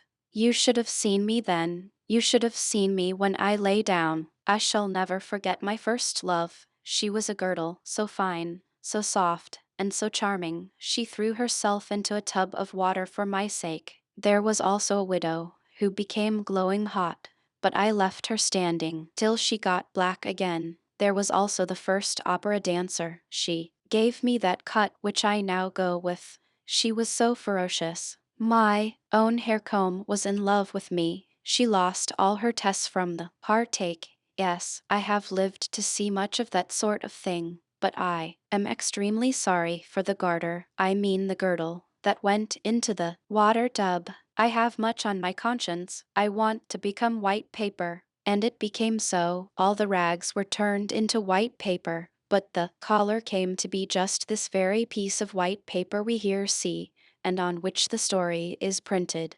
And that was because it boasted so terribly afterwards of what had never happened to it. It would be well for us to beware that we may not act in a similar manner, for we can never know if we may not, in the course of time, also come into the rag chest and be made into white paper and then have our whole life's history printed on it, evening the most secret, and be obliged to run about and tell it ourselves, just like this collar. The shadow, it is in the hot lands that the sun burns, sure enough. There the people become quite a mahogany brown, aye, and in the hottest lands they are burnt to negroes. But now it was only to the hot lands that a learned man had come from the cold. There he thought that he could run about just as when at home, but he soon found out his mistake. He and all sensible folks were obliged to stay within doors. The window shutters and doors were closed the whole day. It looked as if the whole house slept or there was no one at home.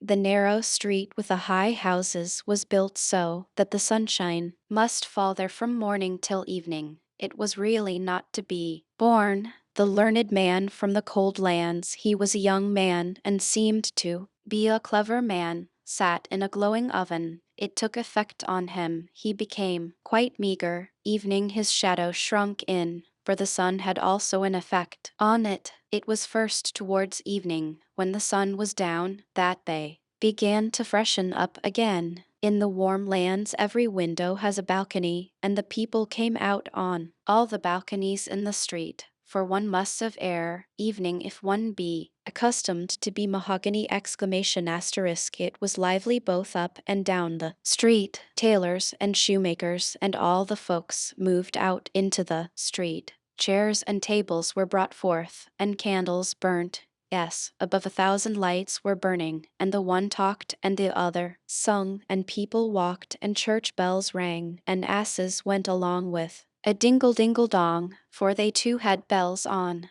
The street boys were screaming and hooting, and shouting and shooting, with devils and detonating balls, and there came corpse-bearers and hood-wearers, for there were funerals with psalm and hymn, and then the din of carriages driving and company arriving. Yes, it was, in truth, lively enough down in the street. Only in that single house, which stood opposite that inn which the learned foreigner lived, it was quite still, and yet someone lived there, for there stood flowers in the balcony. They grew so well in the sun's heat, and that they could not do unless they were watered, and someone must water them. There must be somebody there. The door opposite was also opened late in the evening, but it was dark within, at least in the front room. Further in there was heard the sound of music. The learned foreigner thought it quite marvelous, but now it may be that he only imagined it, for he found everything marvelous out there in the warm lands. If there had only been no sun. The stranger's landlord said that he didn't know who had taken the house. Opposite, one saw no person about, and as to the music, it appeared to him to be extremely tiresome. It is as if someone sat there and practiced a piece that he could not master, always the same piece.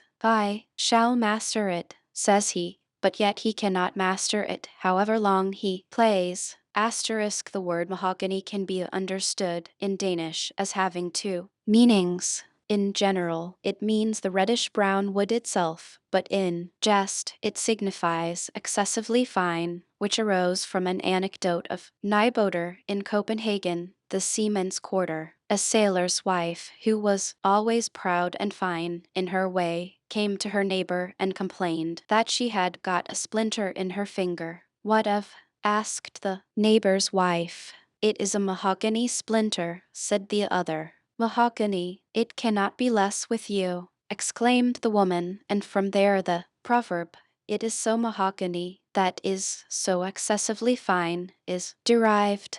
One night the stranger awoke. He slept with the doors of the balcony open, the curtain before it was raised by the wind, and he thought that a strange lustre came from the opposite neighbor's house. All the flowers shone like flames in the most beautiful colors, and in the amid of the flowers stood a slender, graceful maiden. It was as if she also shone. The light really hurt his eyes. He now opened them quite wide. Yes, he was quite awake. With one spring he was on the floor. He crept gently behind the curtain, but the maiden was gone. The flowers shone no longer, but there they stood, fresh and blooming as ever. The door was ajar, and far within, the music sounded so soft and delightful, one could really melt away in sweet thoughts from it. Yet, it was like a piece of enchantment. And who lived there? Where was the actual entrance? The whole of the ground floor was a row of shops, and their people could not always be running through. One evening the stranger sat out on the balcony.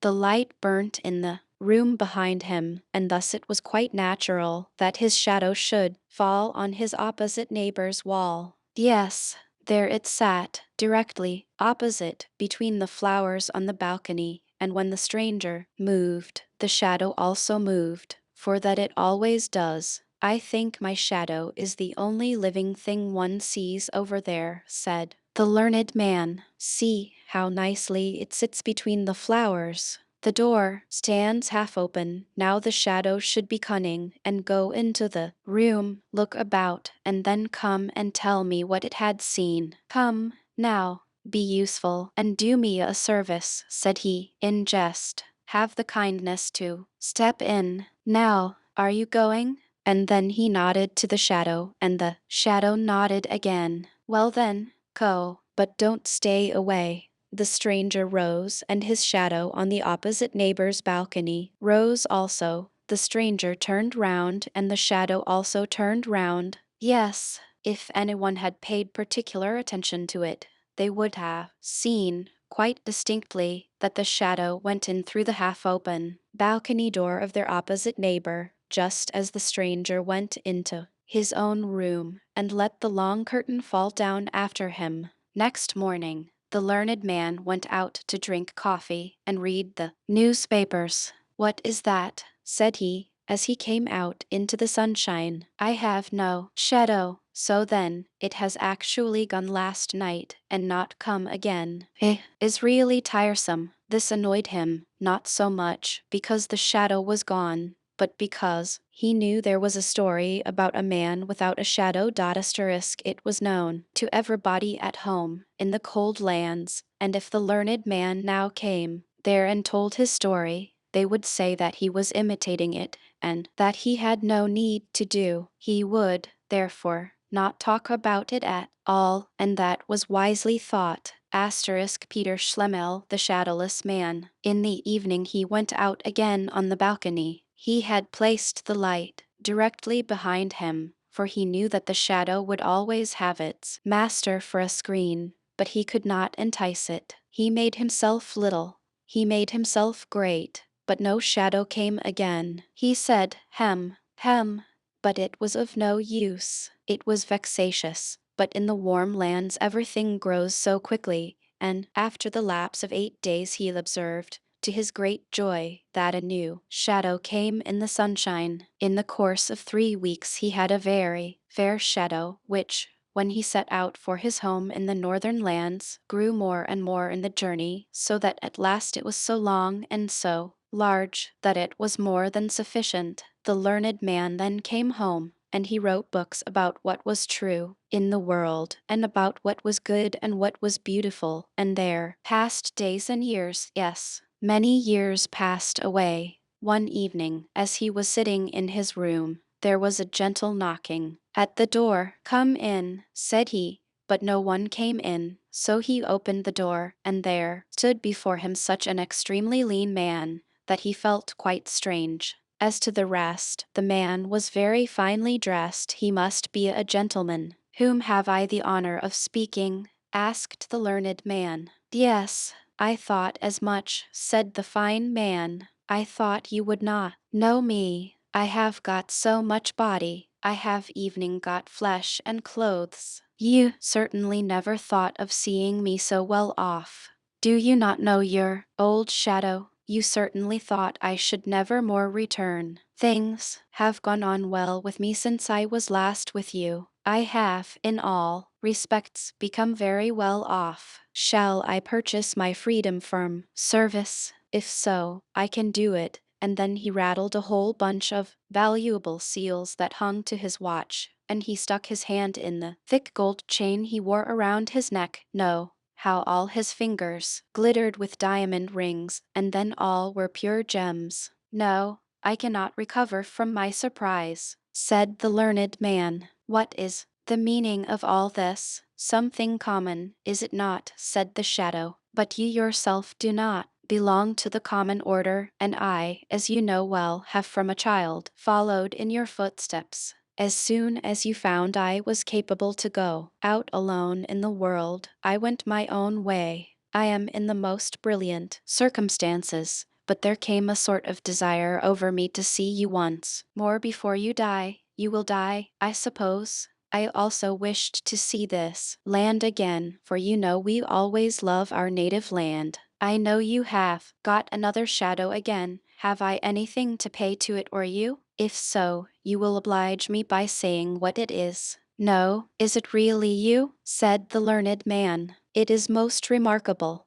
I never imagined that one's old shadow could come again as a man." "Tell me what I have to pay," said the shadow, "for I don't like to be in any sort of debt." "How can you talk so?" said the learned man. "What debt is there to talk about? Make thyself as free as anyone else. I am extremely glad to hear of your good fortune. Sit down, old friend, and tell me a little how it has gone with you, and what you have seen at our opposite neighbors there in the warm lands." "Yes, I will tell you all about it," said the shadow, and sat down. "But then you must also promise me that, wherever you may meet me, you will never say to anyone here in the town that I have been your shadow." "I intend to get betrothed, for I can provide for more than one family." "Be quite at your ease about that," said the learned man. "I shall not say to anyone who you actually are. Here is my hand, I promise it, and a man's bond is his word." "A word is a shadow," said the shadow, "and as such it must speak." It was really quite astonishing how much of a man it was. It was dressed entirely in black, and of the very finest cloth. It had patent leather, boots, and a hat that could be folded together, so that it was bare, crown and brim, not to speak of what we already know it had, seals, gold, neck chain, and diamond rings. Yes, the shadow was well dressed, and it was just that which made it quite a man. "Now I shall tell you my adventures," said the shadow, and then he sat with the polished boots as heavily as he could on the arm of the learned man's new shadow, which lay like a poodle dog at his feet. Now this was perhaps from arrogance, and the shadow on the ground kept itself so still and quiet that it may hear all that passed. It wished to know how it could get free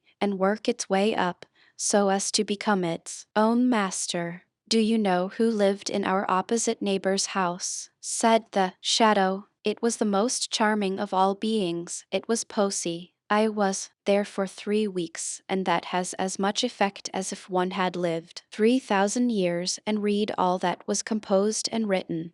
That is what I say, and it is right. I have seen everything, and I know everything." "Posy," cried the learned man. Yes, yes, she often dwells a recluse in large cities." "Posy, yes, I have seen her. A single short moment, but sleep came into my eyes. She stood on the balcony and shone as the aurora borealis shines."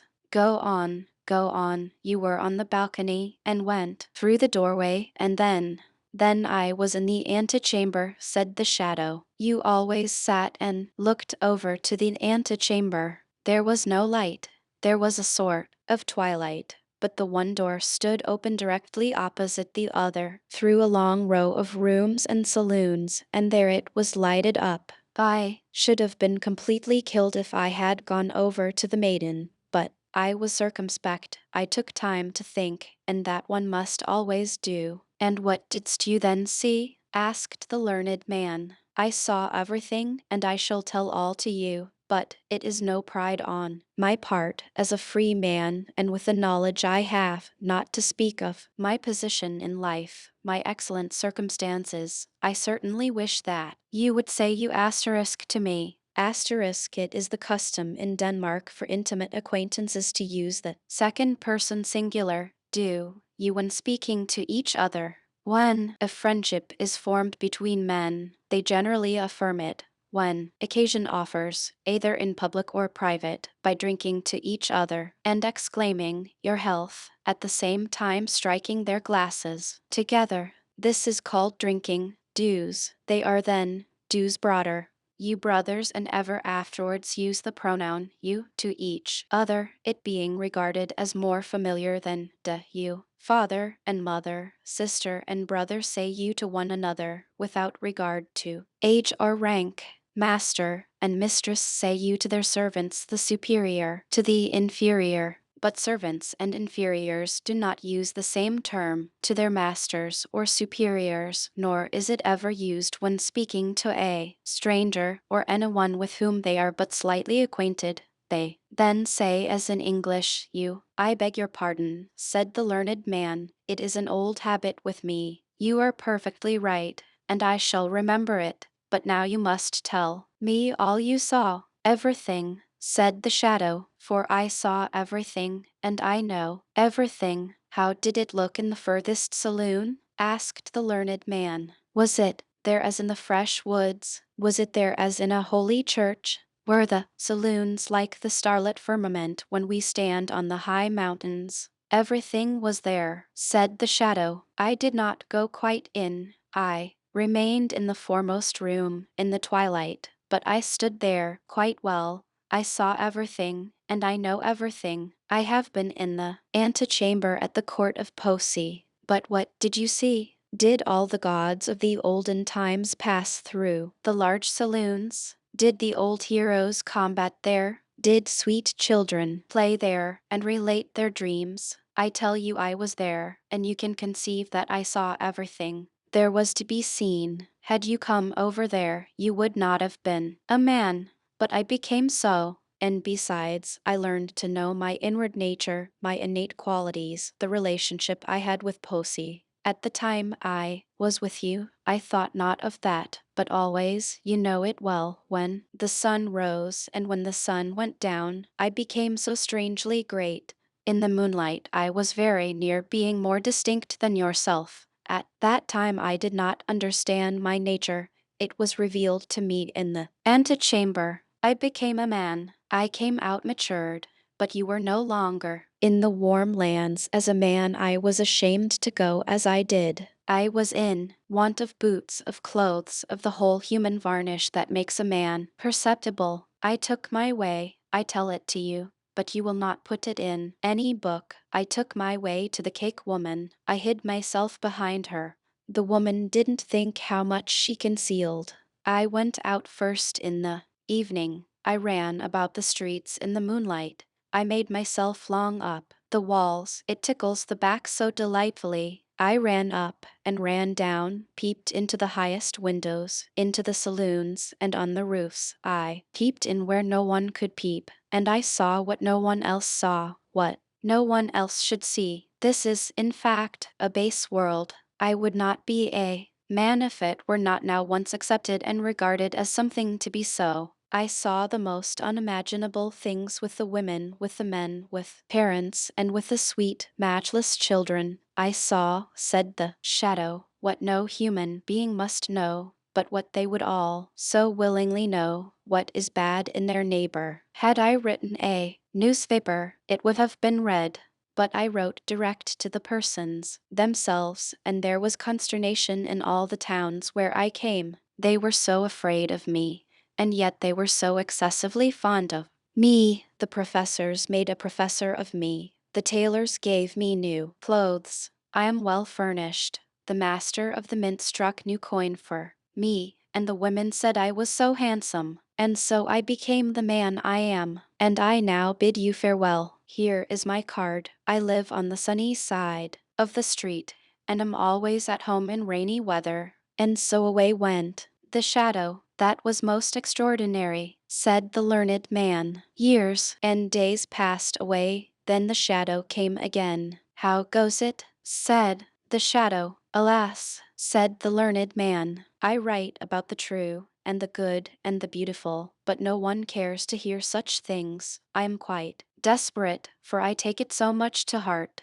But I don't, said the shadow. I become fat, and it is that one wants to become. You do not understand the world. You will become ill by it. You must travel. I shall make a tour this summer. Will you go with me? I should like to have a traveling companion. Will you go with me as shadow? It will be a great pleasure for me to have you with me. I shall pay the traveling expenses. No, this is too much, said the learned man. It is just as one takes it, said the shadow. It will do you much good to travel. Will you be my shadow? You shall have everything free on the journey. No, that is too bad, said the learned man. But it is just so with the world, said the shadow, and so it will be. And away it went again. The learned man was not at all in the most enviable state. Grief and torment followed him, and what he said about the true, and the good, and the beautiful, was to most persons like roses for a cow. He was quite ill at last.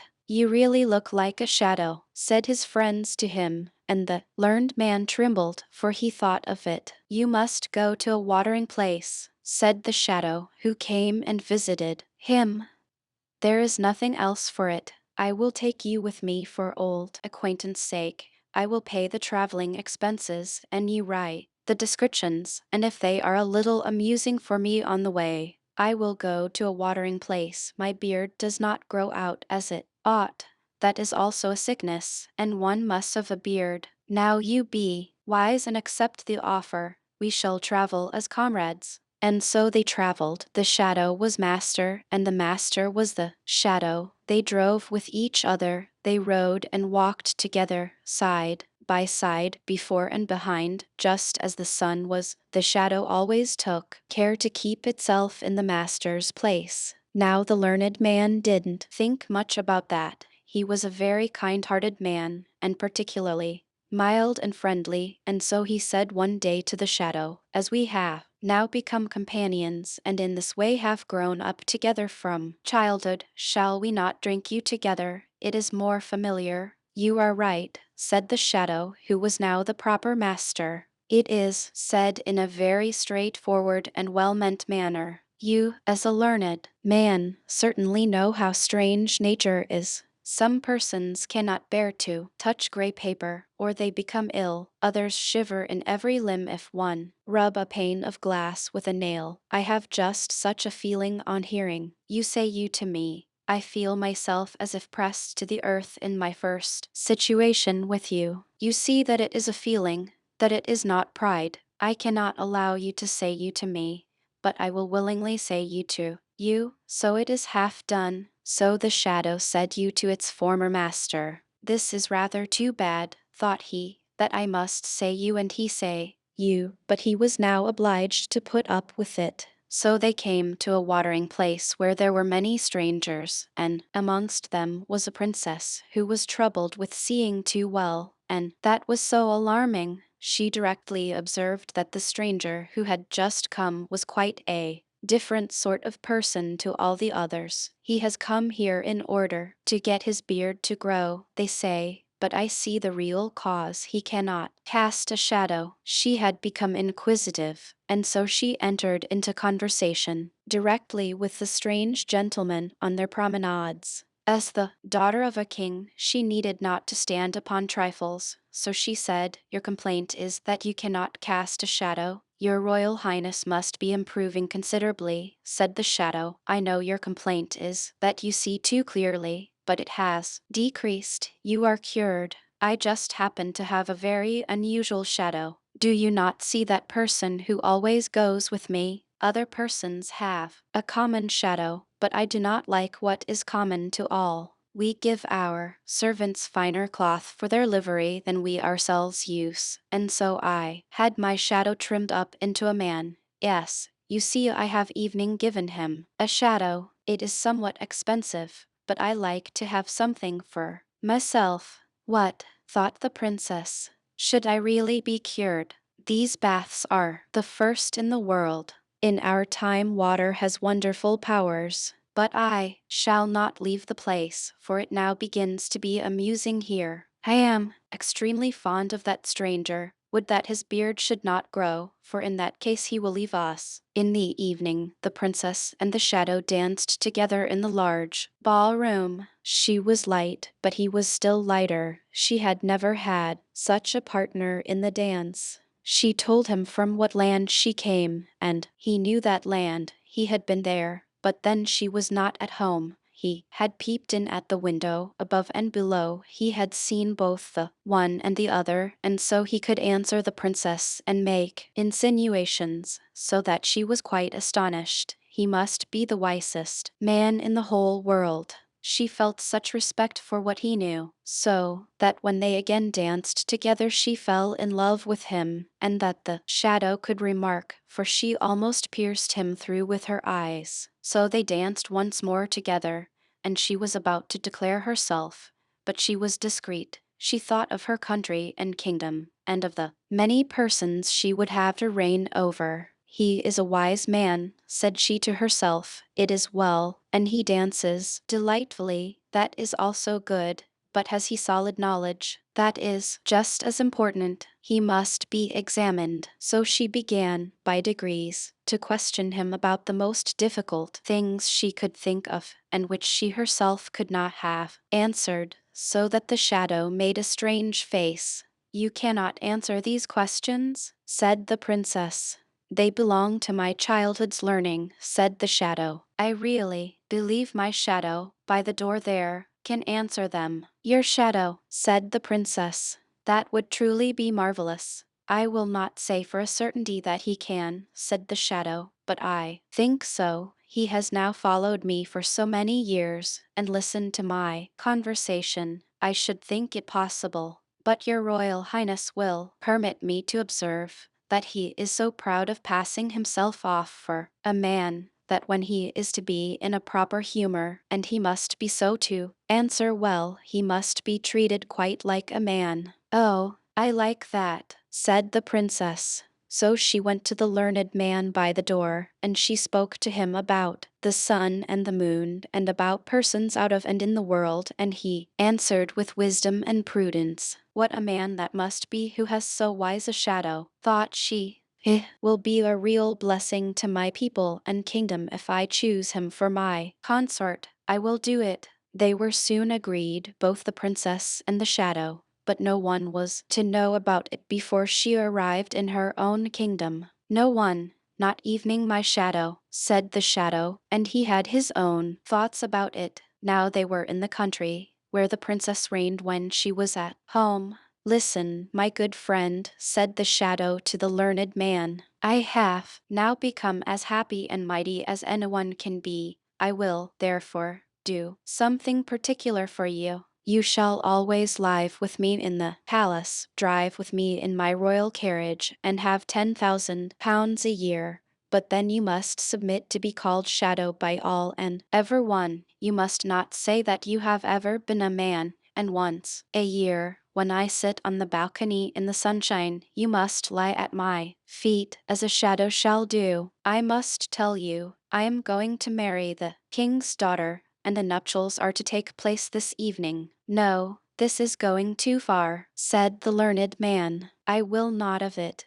I will not do it. It is to deceive the whole country and the princess, too. I will tell everything, that I am a man and that you are a shadow. You are only dressed up. There is no one who will believe it, said the shadow. Be reasonable, or I will call the guard. I will go directly to the princess, said the learned man. But I will go first, said the shadow, and you will go to prison. And that he was obliged to do, for the sentinels obeyed him whom they knew the king's daughter was to marry. You tremble, said the princess as the shadow came into her chamber. Has anything happened? You must not be unwell this evening, now that we are to have our nuptials celebrated. I have lived to see the most cruel thing that anyone can live to see, said the shadow. Only imagine. Yes, it is true, such a poor shadow skull cannot bear much. Only think, my shadow has become mad.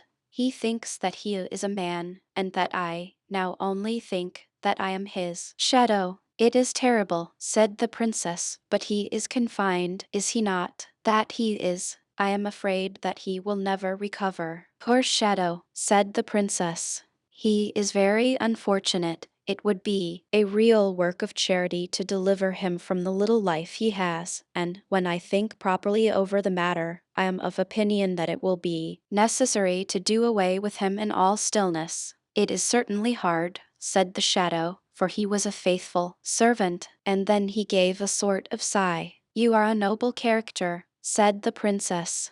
The whole city was illuminated in the evening, and the cannons went off with a bum, bum, and the soldiers presented arms. That was a marriage. The princess and the shadow went out on the balcony to show themselves and get another hurrah. The learned man heard nothing of all this, for they had deprived him of life. The little match girl, most terribly cold it was. It snowed, and was nearly quite dark, and evening, the last evening of the year. In this cold and darkness there went along the street a poor little girl, bareheaded and with naked feet. When she left home she had slippers on, it is true, but what was the good of that? They were very large slippers, which her mother had hitherto worn, so large were they, and the poor little thing lost them as she scuffled away across the street, because of two carriages that rolled by dreadfully fast. One slipper was nowhere to be found, the other had been laid hold of by an urchin, and off he ran with it. He thought it would do capitally for a cradle when he some day or other should have children himself. So the little maiden walked on with her tiny naked feet, that were quite red and blue from cold. She carried a quantity of matches in an old apron, and she held a bundle of them in her hand. Nobody had bought anything of her the whole livelong day. No one had given her a single farthing. She crept along trembling with cold and hunger, a very picture of sorrow. The poor little thing, the flakes of snow covered her long fair hair, which fell in beautiful curls around her neck, but of that, of course, she never once now thought. From all the windows the candles were gleaming, and it smelt so deliciously of roast goose, for you know it was New Year's Eve. Yes, of that she thought. In a corner formed by two houses, of which one advanced more than the other, she seated herself down and cowered together. Her little feet she had drawn close up to her,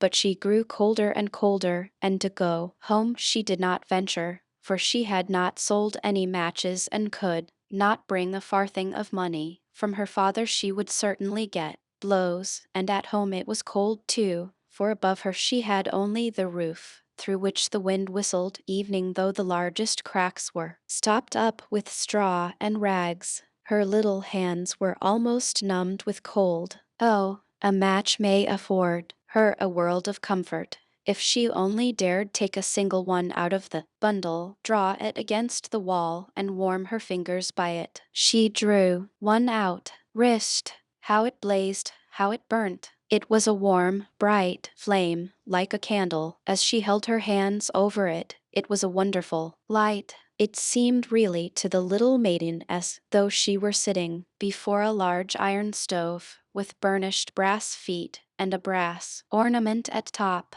The fire burned with such blessed influence, it warmed so delightfully. The little girl had already stretched out her feet to warm them too, but the small flame went out, the stove vanished. She had only the remains of the burnt-out match in her hand. She rubbed another against the wall. It burned brightly, and where the light fell on the wall, there the wall became transparent like a veil, so that she could see into the room. On the table was spread a snow-white tablecloth. Upon it was a splendid porcelain service, and the roast goose was steaming famously with its stuffing of apple and dried plums. And what was still more capital to behold was the goose hopped down from the dish, reeled about on the floor with knife and fork in its breast, till it came up to the poor little girl, when the match went out and nothing but the thick, cold, damp wall was left behind. She lighted another match.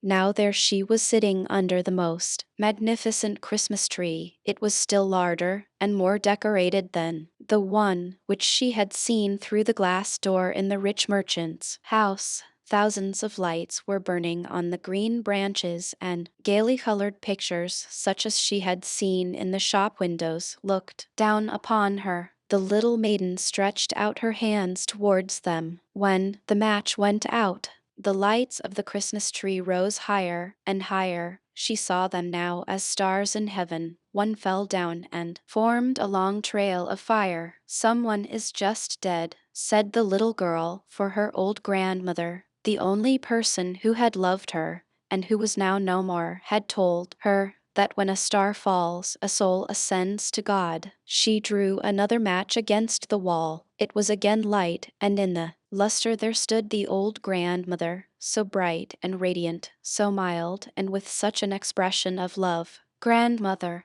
cried the little one, "oh, take me with you. You go away when the match burns out. You vanish like the warm stove, like the delicious roast goose, and like the magnificent Christmas tree." And she rubbed the whole bundle of matches quickly against the wall, for she wanted to be quite sure of keeping her grandmother near her. And the matches gave such a brilliant light that it was brighter than at noonday. Never formerly had the grandmother been so beautiful and so tall. She took the little maiden on her arm, and both flew in brightness and in joy so high, so very high, and then above was neither cold, nor hunger, nor anxiety. They were with God. But in the corner, at the cold hour of dawn, sat the poor girl, with rosy cheeks and with a smiling mouth, leaning against the wall, frozen to death on the last evening of the old year. Stiff and stark sat the child there with her matches, of which one bundle had been burnt. She wanted to warm herself, people said.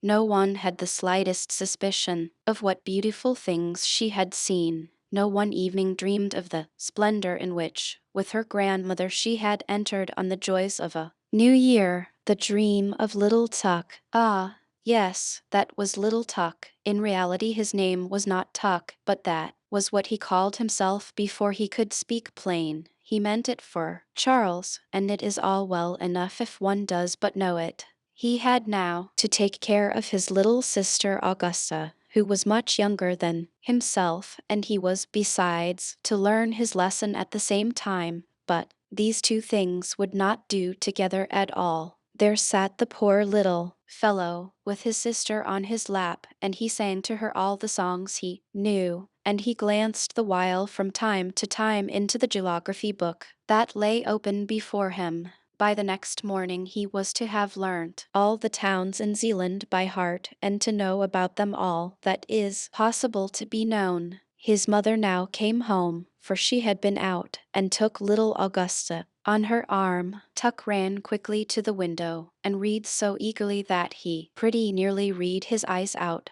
for it got darker and darker. But his mother had no money to buy a candle. "There goes the old washerwoman over the way," said his mother, as she looked out of the window. "The poor woman can hardly drag herself along, and she must now drag the pail home from the fountain. Be a good boy, Tukey, and run across and help the old woman, won't you?" So Tuck ran over quickly and helped her.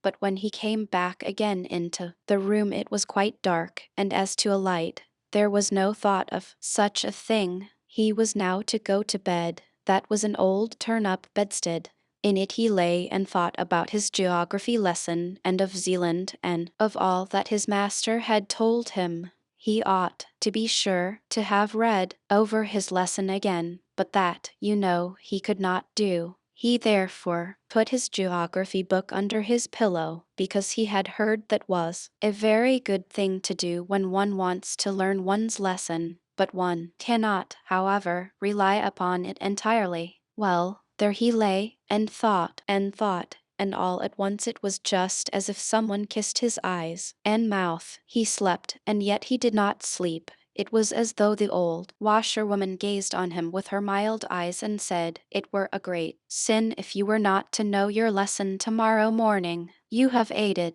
me, I therefore will now help you, and the loving God will do so at all times." And all of a sudden the book under Tuck's pillow began scraping and scratching. Kikeriki, cluck, cluck, cluck. That was an old hen who came creeping along, and she was from Kjoge. "I am a Kjoger hen," said she, and then she related how many inhabitants there were there, and about the battle that had taken place, and which, after all, was hardly worth talking about. Kjoge, a town in the Bay of Kjoge. To see the Kjoge hens is an expression similar to showing a child London, which is said to be done by taking his head in both bands and so lifting him off the ground. At the invasion of the English in 1807, an encounter of a no very glorious nature took place between the British troops and the undisciplined Danish militia. Cribbledy, crabbledy, plump. Down fell somebody. It was a wooden bird, the popinjay used at the shooting matches at Prasto. Now he said that there were just as many inhabitants as he had nails in his body, and he was very proud. Thorwaldsen lived almost next door to me. Plump. Here I lie capitally. Prasto, a still smaller town than Kjoge. Some 100 paces from it lies the manor house, and why so, where Thorwaldsen, the famed sculptor, generally sojourned during his stay in Denmark, and where he called many of his immortal works into existence. But little Tuck was no longer lying down. All at once he was on horseback. On he went at full gallop, still galloping on and on. A knight with a gleaming plume, and most magnificently dressed, held him before him on the horse, and thus they rode through the wood to the old town of Bordingborg, and that was a large and very lively town. High towers rose from the castle of the king, and the brightness of many candles streamed from all the windows. Within was dance and song, and King Waldemar and the young, richly attired maids of honor danced together.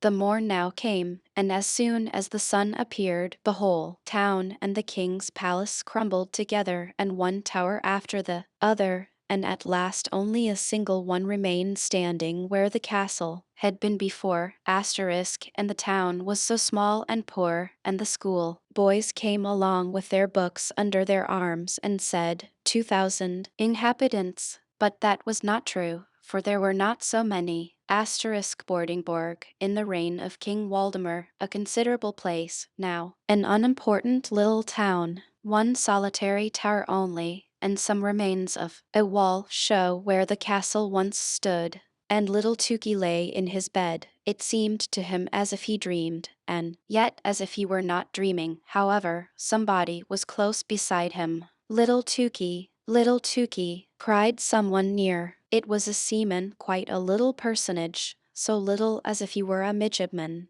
but a midshipman it was not. Many remembrances from Courser. That is a town that is just rising into importance, a lively town that has steamboats and stagecoaches. Formerly people called it ugly, but that is no longer true. I lie on the sea, said Courser. I have high roads and gardens, and I have given birth to a poet who was witty and amusing, which all poets are not. I once intended to equip a ship that was to sail all round the earth, but I did not do it, although I could have done so, and then, too, I smell so deliciously, for close before the gate bloom the most beautiful roses. courser on the Great Belt called, formerly, before the introduction of steam vessels, when travelers were often obliged to wait a long time for a favorable wind, the most tiresome of towns. The poet Baggison was born here. Little Tuck looked, and all was red and green before his eyes, but as soon as the confusion of colors was somewhat over, all of a sudden there appeared a wooded slope close to the bay, and high up above stood a magnificent old church with two high-pointed towers. From out the hillside spouted fountains and thick streams of water, so that there was a continual splashing, and close beside them sat an old king with a golden crown upon his white head.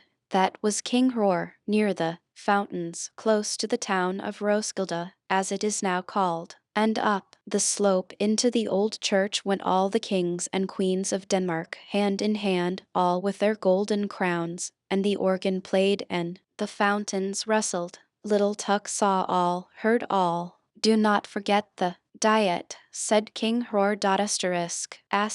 Roskilde, once the capital of Denmark. The town takes its name from King Hror and the many fountains in the neighborhood. In the beautiful cathedral the greater number of the kings and queens of Denmark are interred. In Roskilde, too, the members of the Danish Diet assemble. Again all suddenly disappeared. Yes, and where? It seemed to him just as if one turned over a leaf in a book. And now stood there an old peasant woman who came from Sorrow, where grass grows in the marketplace. She had an old gray linen apron hanging over her head and back. It was so wet.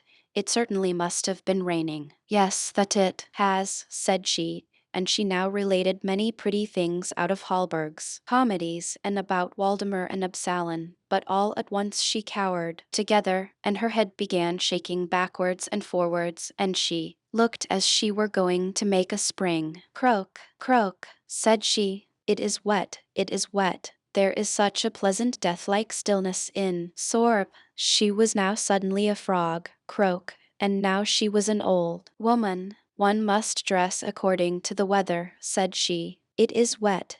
It is wet. My town is just like a bottle, and one gets in by the neck, and by the neck one must get out again. In former times I had the finest fish, and now I have fresh rosy-cheeked boys at the bottom of the bottle who learn wisdom, Hebrew, Greek, croak, Sorb, a very quiet little town, beautifully situated, surrounded by woods and lakes. Hallberg, Denmark's Molière, founded here an academy for the sons of the nobles. The poets Hoch and Ingemen were appointed professors here. The latter lives there still. When she spoke it sounded just like the noise of frogs, or as if one walked with great boots over a moor, always the same tone, so uniform, and so tiring that little Tuck fell into a good sound sleep, which, by the by, could not do him any harm. But evening in this sleep there came a dream, or whatever else it was, his little sister Augusta, she with the blue eyes and the fair curling hair, was suddenly a tall, beautiful girl, and without having wings was yet able to fly, and she now flew over Zealand, over the green woods and the blue lakes. Do you hear the cock crow? Tukey, cock-a-doodle-doo. The cocks are flying up from Kajoj. You will have a farmyard, so large, oh, so very large. You will suffer neither hunger nor thirst. You will get on in the world. You will be a rich and happy man. Your house will exalt itself, like King Waldemar's tower, and will be richly decorated with marble statues like that at Prasto. You understand what I mean. Your name shall circulate with renown all round the earth, like unto the ship that was to have sailed from Corsair, and in Roskilde. Do not forget the diet, said King Hror. Then you will speak well and wisely, little Tugi, and when at last you sink into your grave, you shall sleep as quietly as if I lay in sorrow, said Tuck, awaking. It was bright day, and he was now quite unable to call to mind his dream. That, however, was not at all necessary, for one may not know what the future will bring. and out of bed he jumped and read in his book, and now all at once he knew his whole lesson. And the old washerwoman popped her head in at the door, nodded to him friendly, and said, "Thanks, many thanks, my good child, for your help. May the good, ever-loving God fulfill your loveliest dream." Little Tukey did not at all know what he had dreamed, but the loving God knew it. The naughty boy. A long time ago, there lived an old poet, a thoroughly kind old poet. He was sitting one evening in his room. A dreadful storm arose without, and the rain streamed down from heaven. But the old poet sat warm and comfortable in his chimney corner, where the fire blazed and the roasting apple hissed. "Those who have not a roof over their heads will be wetted to the skin," said the good old poet. "Oh, let me in, let me in. I am cold, and I'm so wet," exclaimed suddenly a child that stood crying at the door and knocking for admittance, while the rain poured down and the wind made all the windows rattle. "Poor thing," said the old poet as he went to open the door. There stood a little boy, quite naked, and the water ran down from his long, golden hair. He trembled with cold, and had he not come into a warm room, he would most certainly have perished in the frightful tempest. "Poor child," said the old poet as he took the boy by the hand. Come in, and I will soon restore you. You shall have wine and roasted apples, for you are truly a charming child." And the boy was so really. His eyes were like two bright stars, and although the water trickled down his hair, it waved in beautiful curls. He looked exactly like a little angel, but he was so pale, and his whole body trembled with cold. He had a nice little bow in his hand, but it was quite spoiled by the rain, and the tints of his many-colored arrows ran one into the other. The old poet seated himself beside his hearth and took the little fellow on his lap. He squeezed the water out of his dripping hair, warmed his hands between his own, and boiled for him some sweet wine. Then the boy recovered, his cheeks again grew rosy. He jumped down from the lap where he was sitting and danced round the kind old poet. "You are a merry fellow," said the old man. "What's your name?" "My name is Cupid," answered the boy. "Don't you know me? There lies my bow. It shoots well, I can assure you. Look, the weather is now clearing up, and the moon is shining clear again through the window." "Why, your bow is quite spoiled," said the old poet. "That were sad truly," said the boy, and he took the bow in his hand and examined it on every side. "Oh, it is dry again, and is not hurt at all. The string is quite tight. I will try it directly." And he bent his bow, took aim, and shot an arrow at the old poet right into his heart. "You see now that my bow was not spoiled," said he laughing, and away he ran. The naughty boy, to shoot the old poet in that way, he who had taken him into his warm room, who had treated him so kindly, and who had given him warm wine and the very best apples. The poor poet lay on the earth and wept, for the arrow had really flown into his heart. "Fie," said he, "how naughty a boy Cupid is. I will tell all children about him, that they may take care and not play with him, for he will only cause them sorrow and many a heartache." And all good children to whom he related this story took great heed of this naughty Cupid, but he made fools of them still, for he is astonishingly cunning. When the university students come from the lectures, he runs beside them in a black coat and with a book under his arm. It is quite impossible for them to know him, and they walk along with him arm in arm as if he, too, were a student like themselves, and then, unperceived, he thrusts an arrow to their bosom. When the young maidens come from being examined by the clergyman, or go to church to be confirmed, there he is again close behind them. Yes, he is forever following people. At the play, he sits in the great chandelier and burns in bright flames, so that people think it is really a flame, but they soon discover it is something else. He roves about in the garden of the palace and upon the ramparts. Yes, once he evening shot your father and mother right in the heart. Ask them only, and you will hear what they'll tell you. Oh, he is a naughty boy, that Cupid. You must never have anything to do with him. He is forever running after everybody. Only think, he shot an arrow once at your old grandmother. But that is a long time ago, and it is all past now. However, a thing of that sort she never forgets. Fie, naughty Cupid. But now you know him, and you know, too, how ill-behaved he is. The red shoes. There was once a little girl who was very pretty and delicate, but in summer she was forced to run about with bare feet. She was so poor, and in winter wear very large wooden shoes, which made her little insteps quite red, and that looked so dangerous. In the middle of the village lived old Dame Shoemaker. She sat and sewed together as well as she could a little pair of shoes out of old red strips of cloth. They were very clumsy, but it was a kind thought. They were meant for the little girl. The little girl was called Karen. On the very day her mother was buried,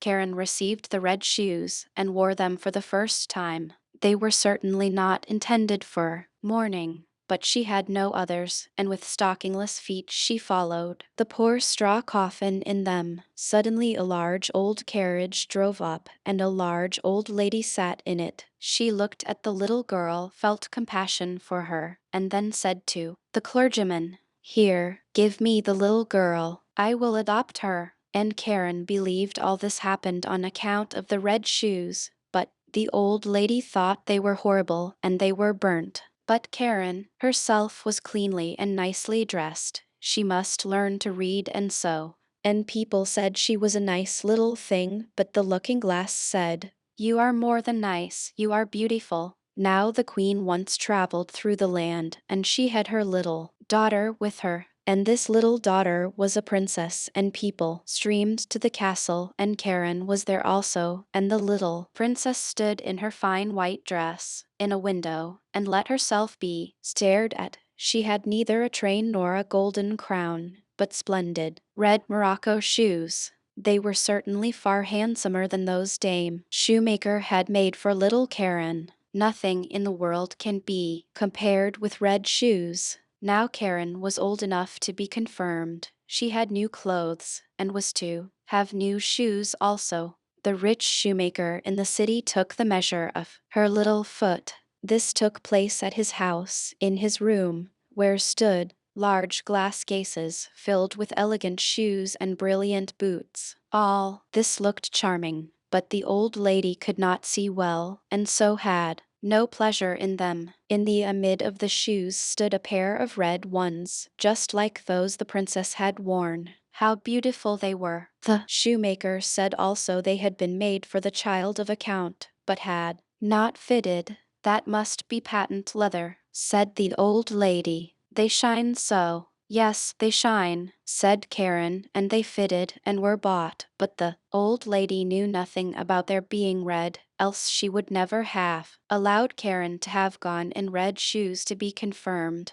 Yet such was the case. Everybody looked at her feet, and when she stepped through the chancel door on the church pavement, it seemed to her as if the old figures on the tombs, those portraits of old preachers and preachers' wives with stiff ruffs and long black dresses, fixed their eyes on her red shoes. And she thought only of them as the clergyman laid his hand upon her head and spoke of the holy baptism of the covenant with God, and how she should be now a matured Christian. And the organ pealed so solemnly, the sweet children's voices sang, and the old music directors sang, but Karen only thought of her red shoes. In the afternoon, the old lady heard from everyone that the shoes had been red, and she said that it was very wrong of Karen, that it was not at all becoming, and that in future Karen should only go in black shoes to church evening when she should be older. The next Sunday there was the sacrament, and Karen looked at the black shoes, looked at the red ones, looked at them again, and put on the red shoes.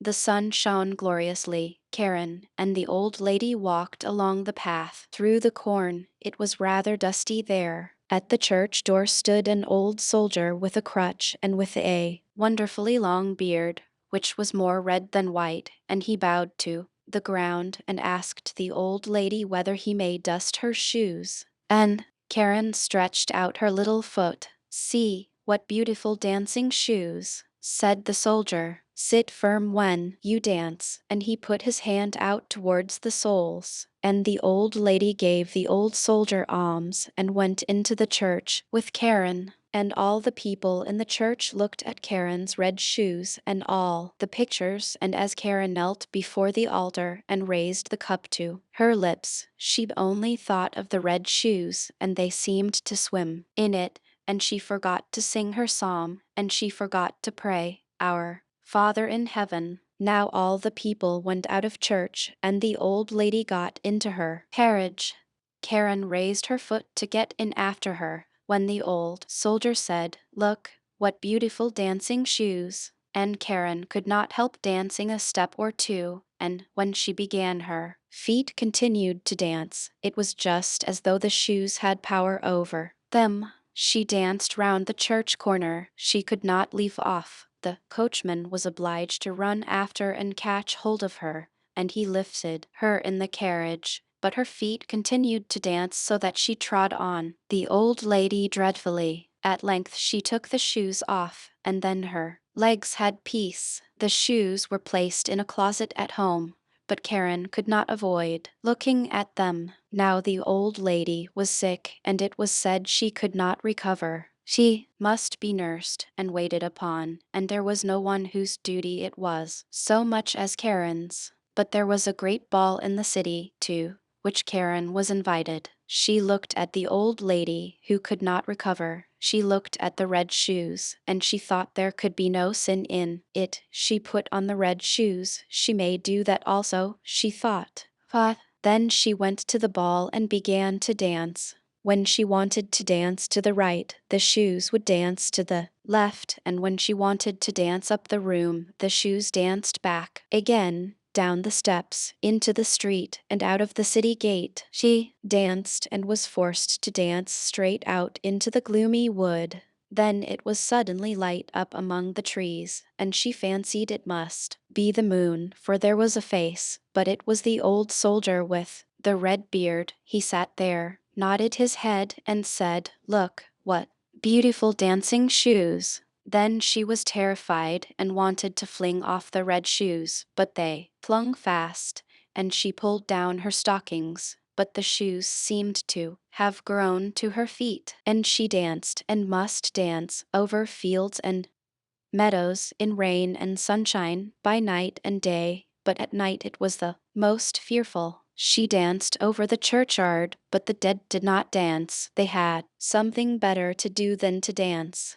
She wished to seat herself on a poor man's grave, where the bitter tansy grew, but for her there was neither peace nor rest. And when she danced towards the open church door, she saw an angel standing there. He wore long, white garments. He had wings which reached from his shoulders to the earth. His countenance was severe and grave, and in his hand he held a sword, broad and glittering. "Dance shall you," said he. "Dance in your red shoes till you are pale and cold, till your skin shrivels up and you are a skeleton. Dance shall you from door to door, and where proud, vain children dwell, you shall knock, that they may hear you and tremble. Dance shall you!" Exclamation. "Mercy!" cried Karen. But she did not hear the angel's reply, for the shoes carried her through the gate into the fields, across roads and bridges, and she must keep ever dancing.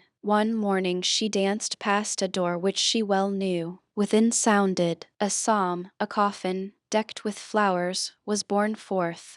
Then she knew that the old lady was dead, and felt that she was abandoned by all and condemned by the angel of God. She danced, and she was forced to dance through the gloomy night. The shoes carried her over stack and stone. She was torn till she bled. She danced over the heath till she came to a little house. Here, she knew, dwelt the executioner, and she tapped with her fingers at the window and said, "Come out, come out. I cannot come in, for I am forced to dance." And the executioner said, "You do not know who I am, I fancy." I strike bad people's heads off, and I hear that my axe rings.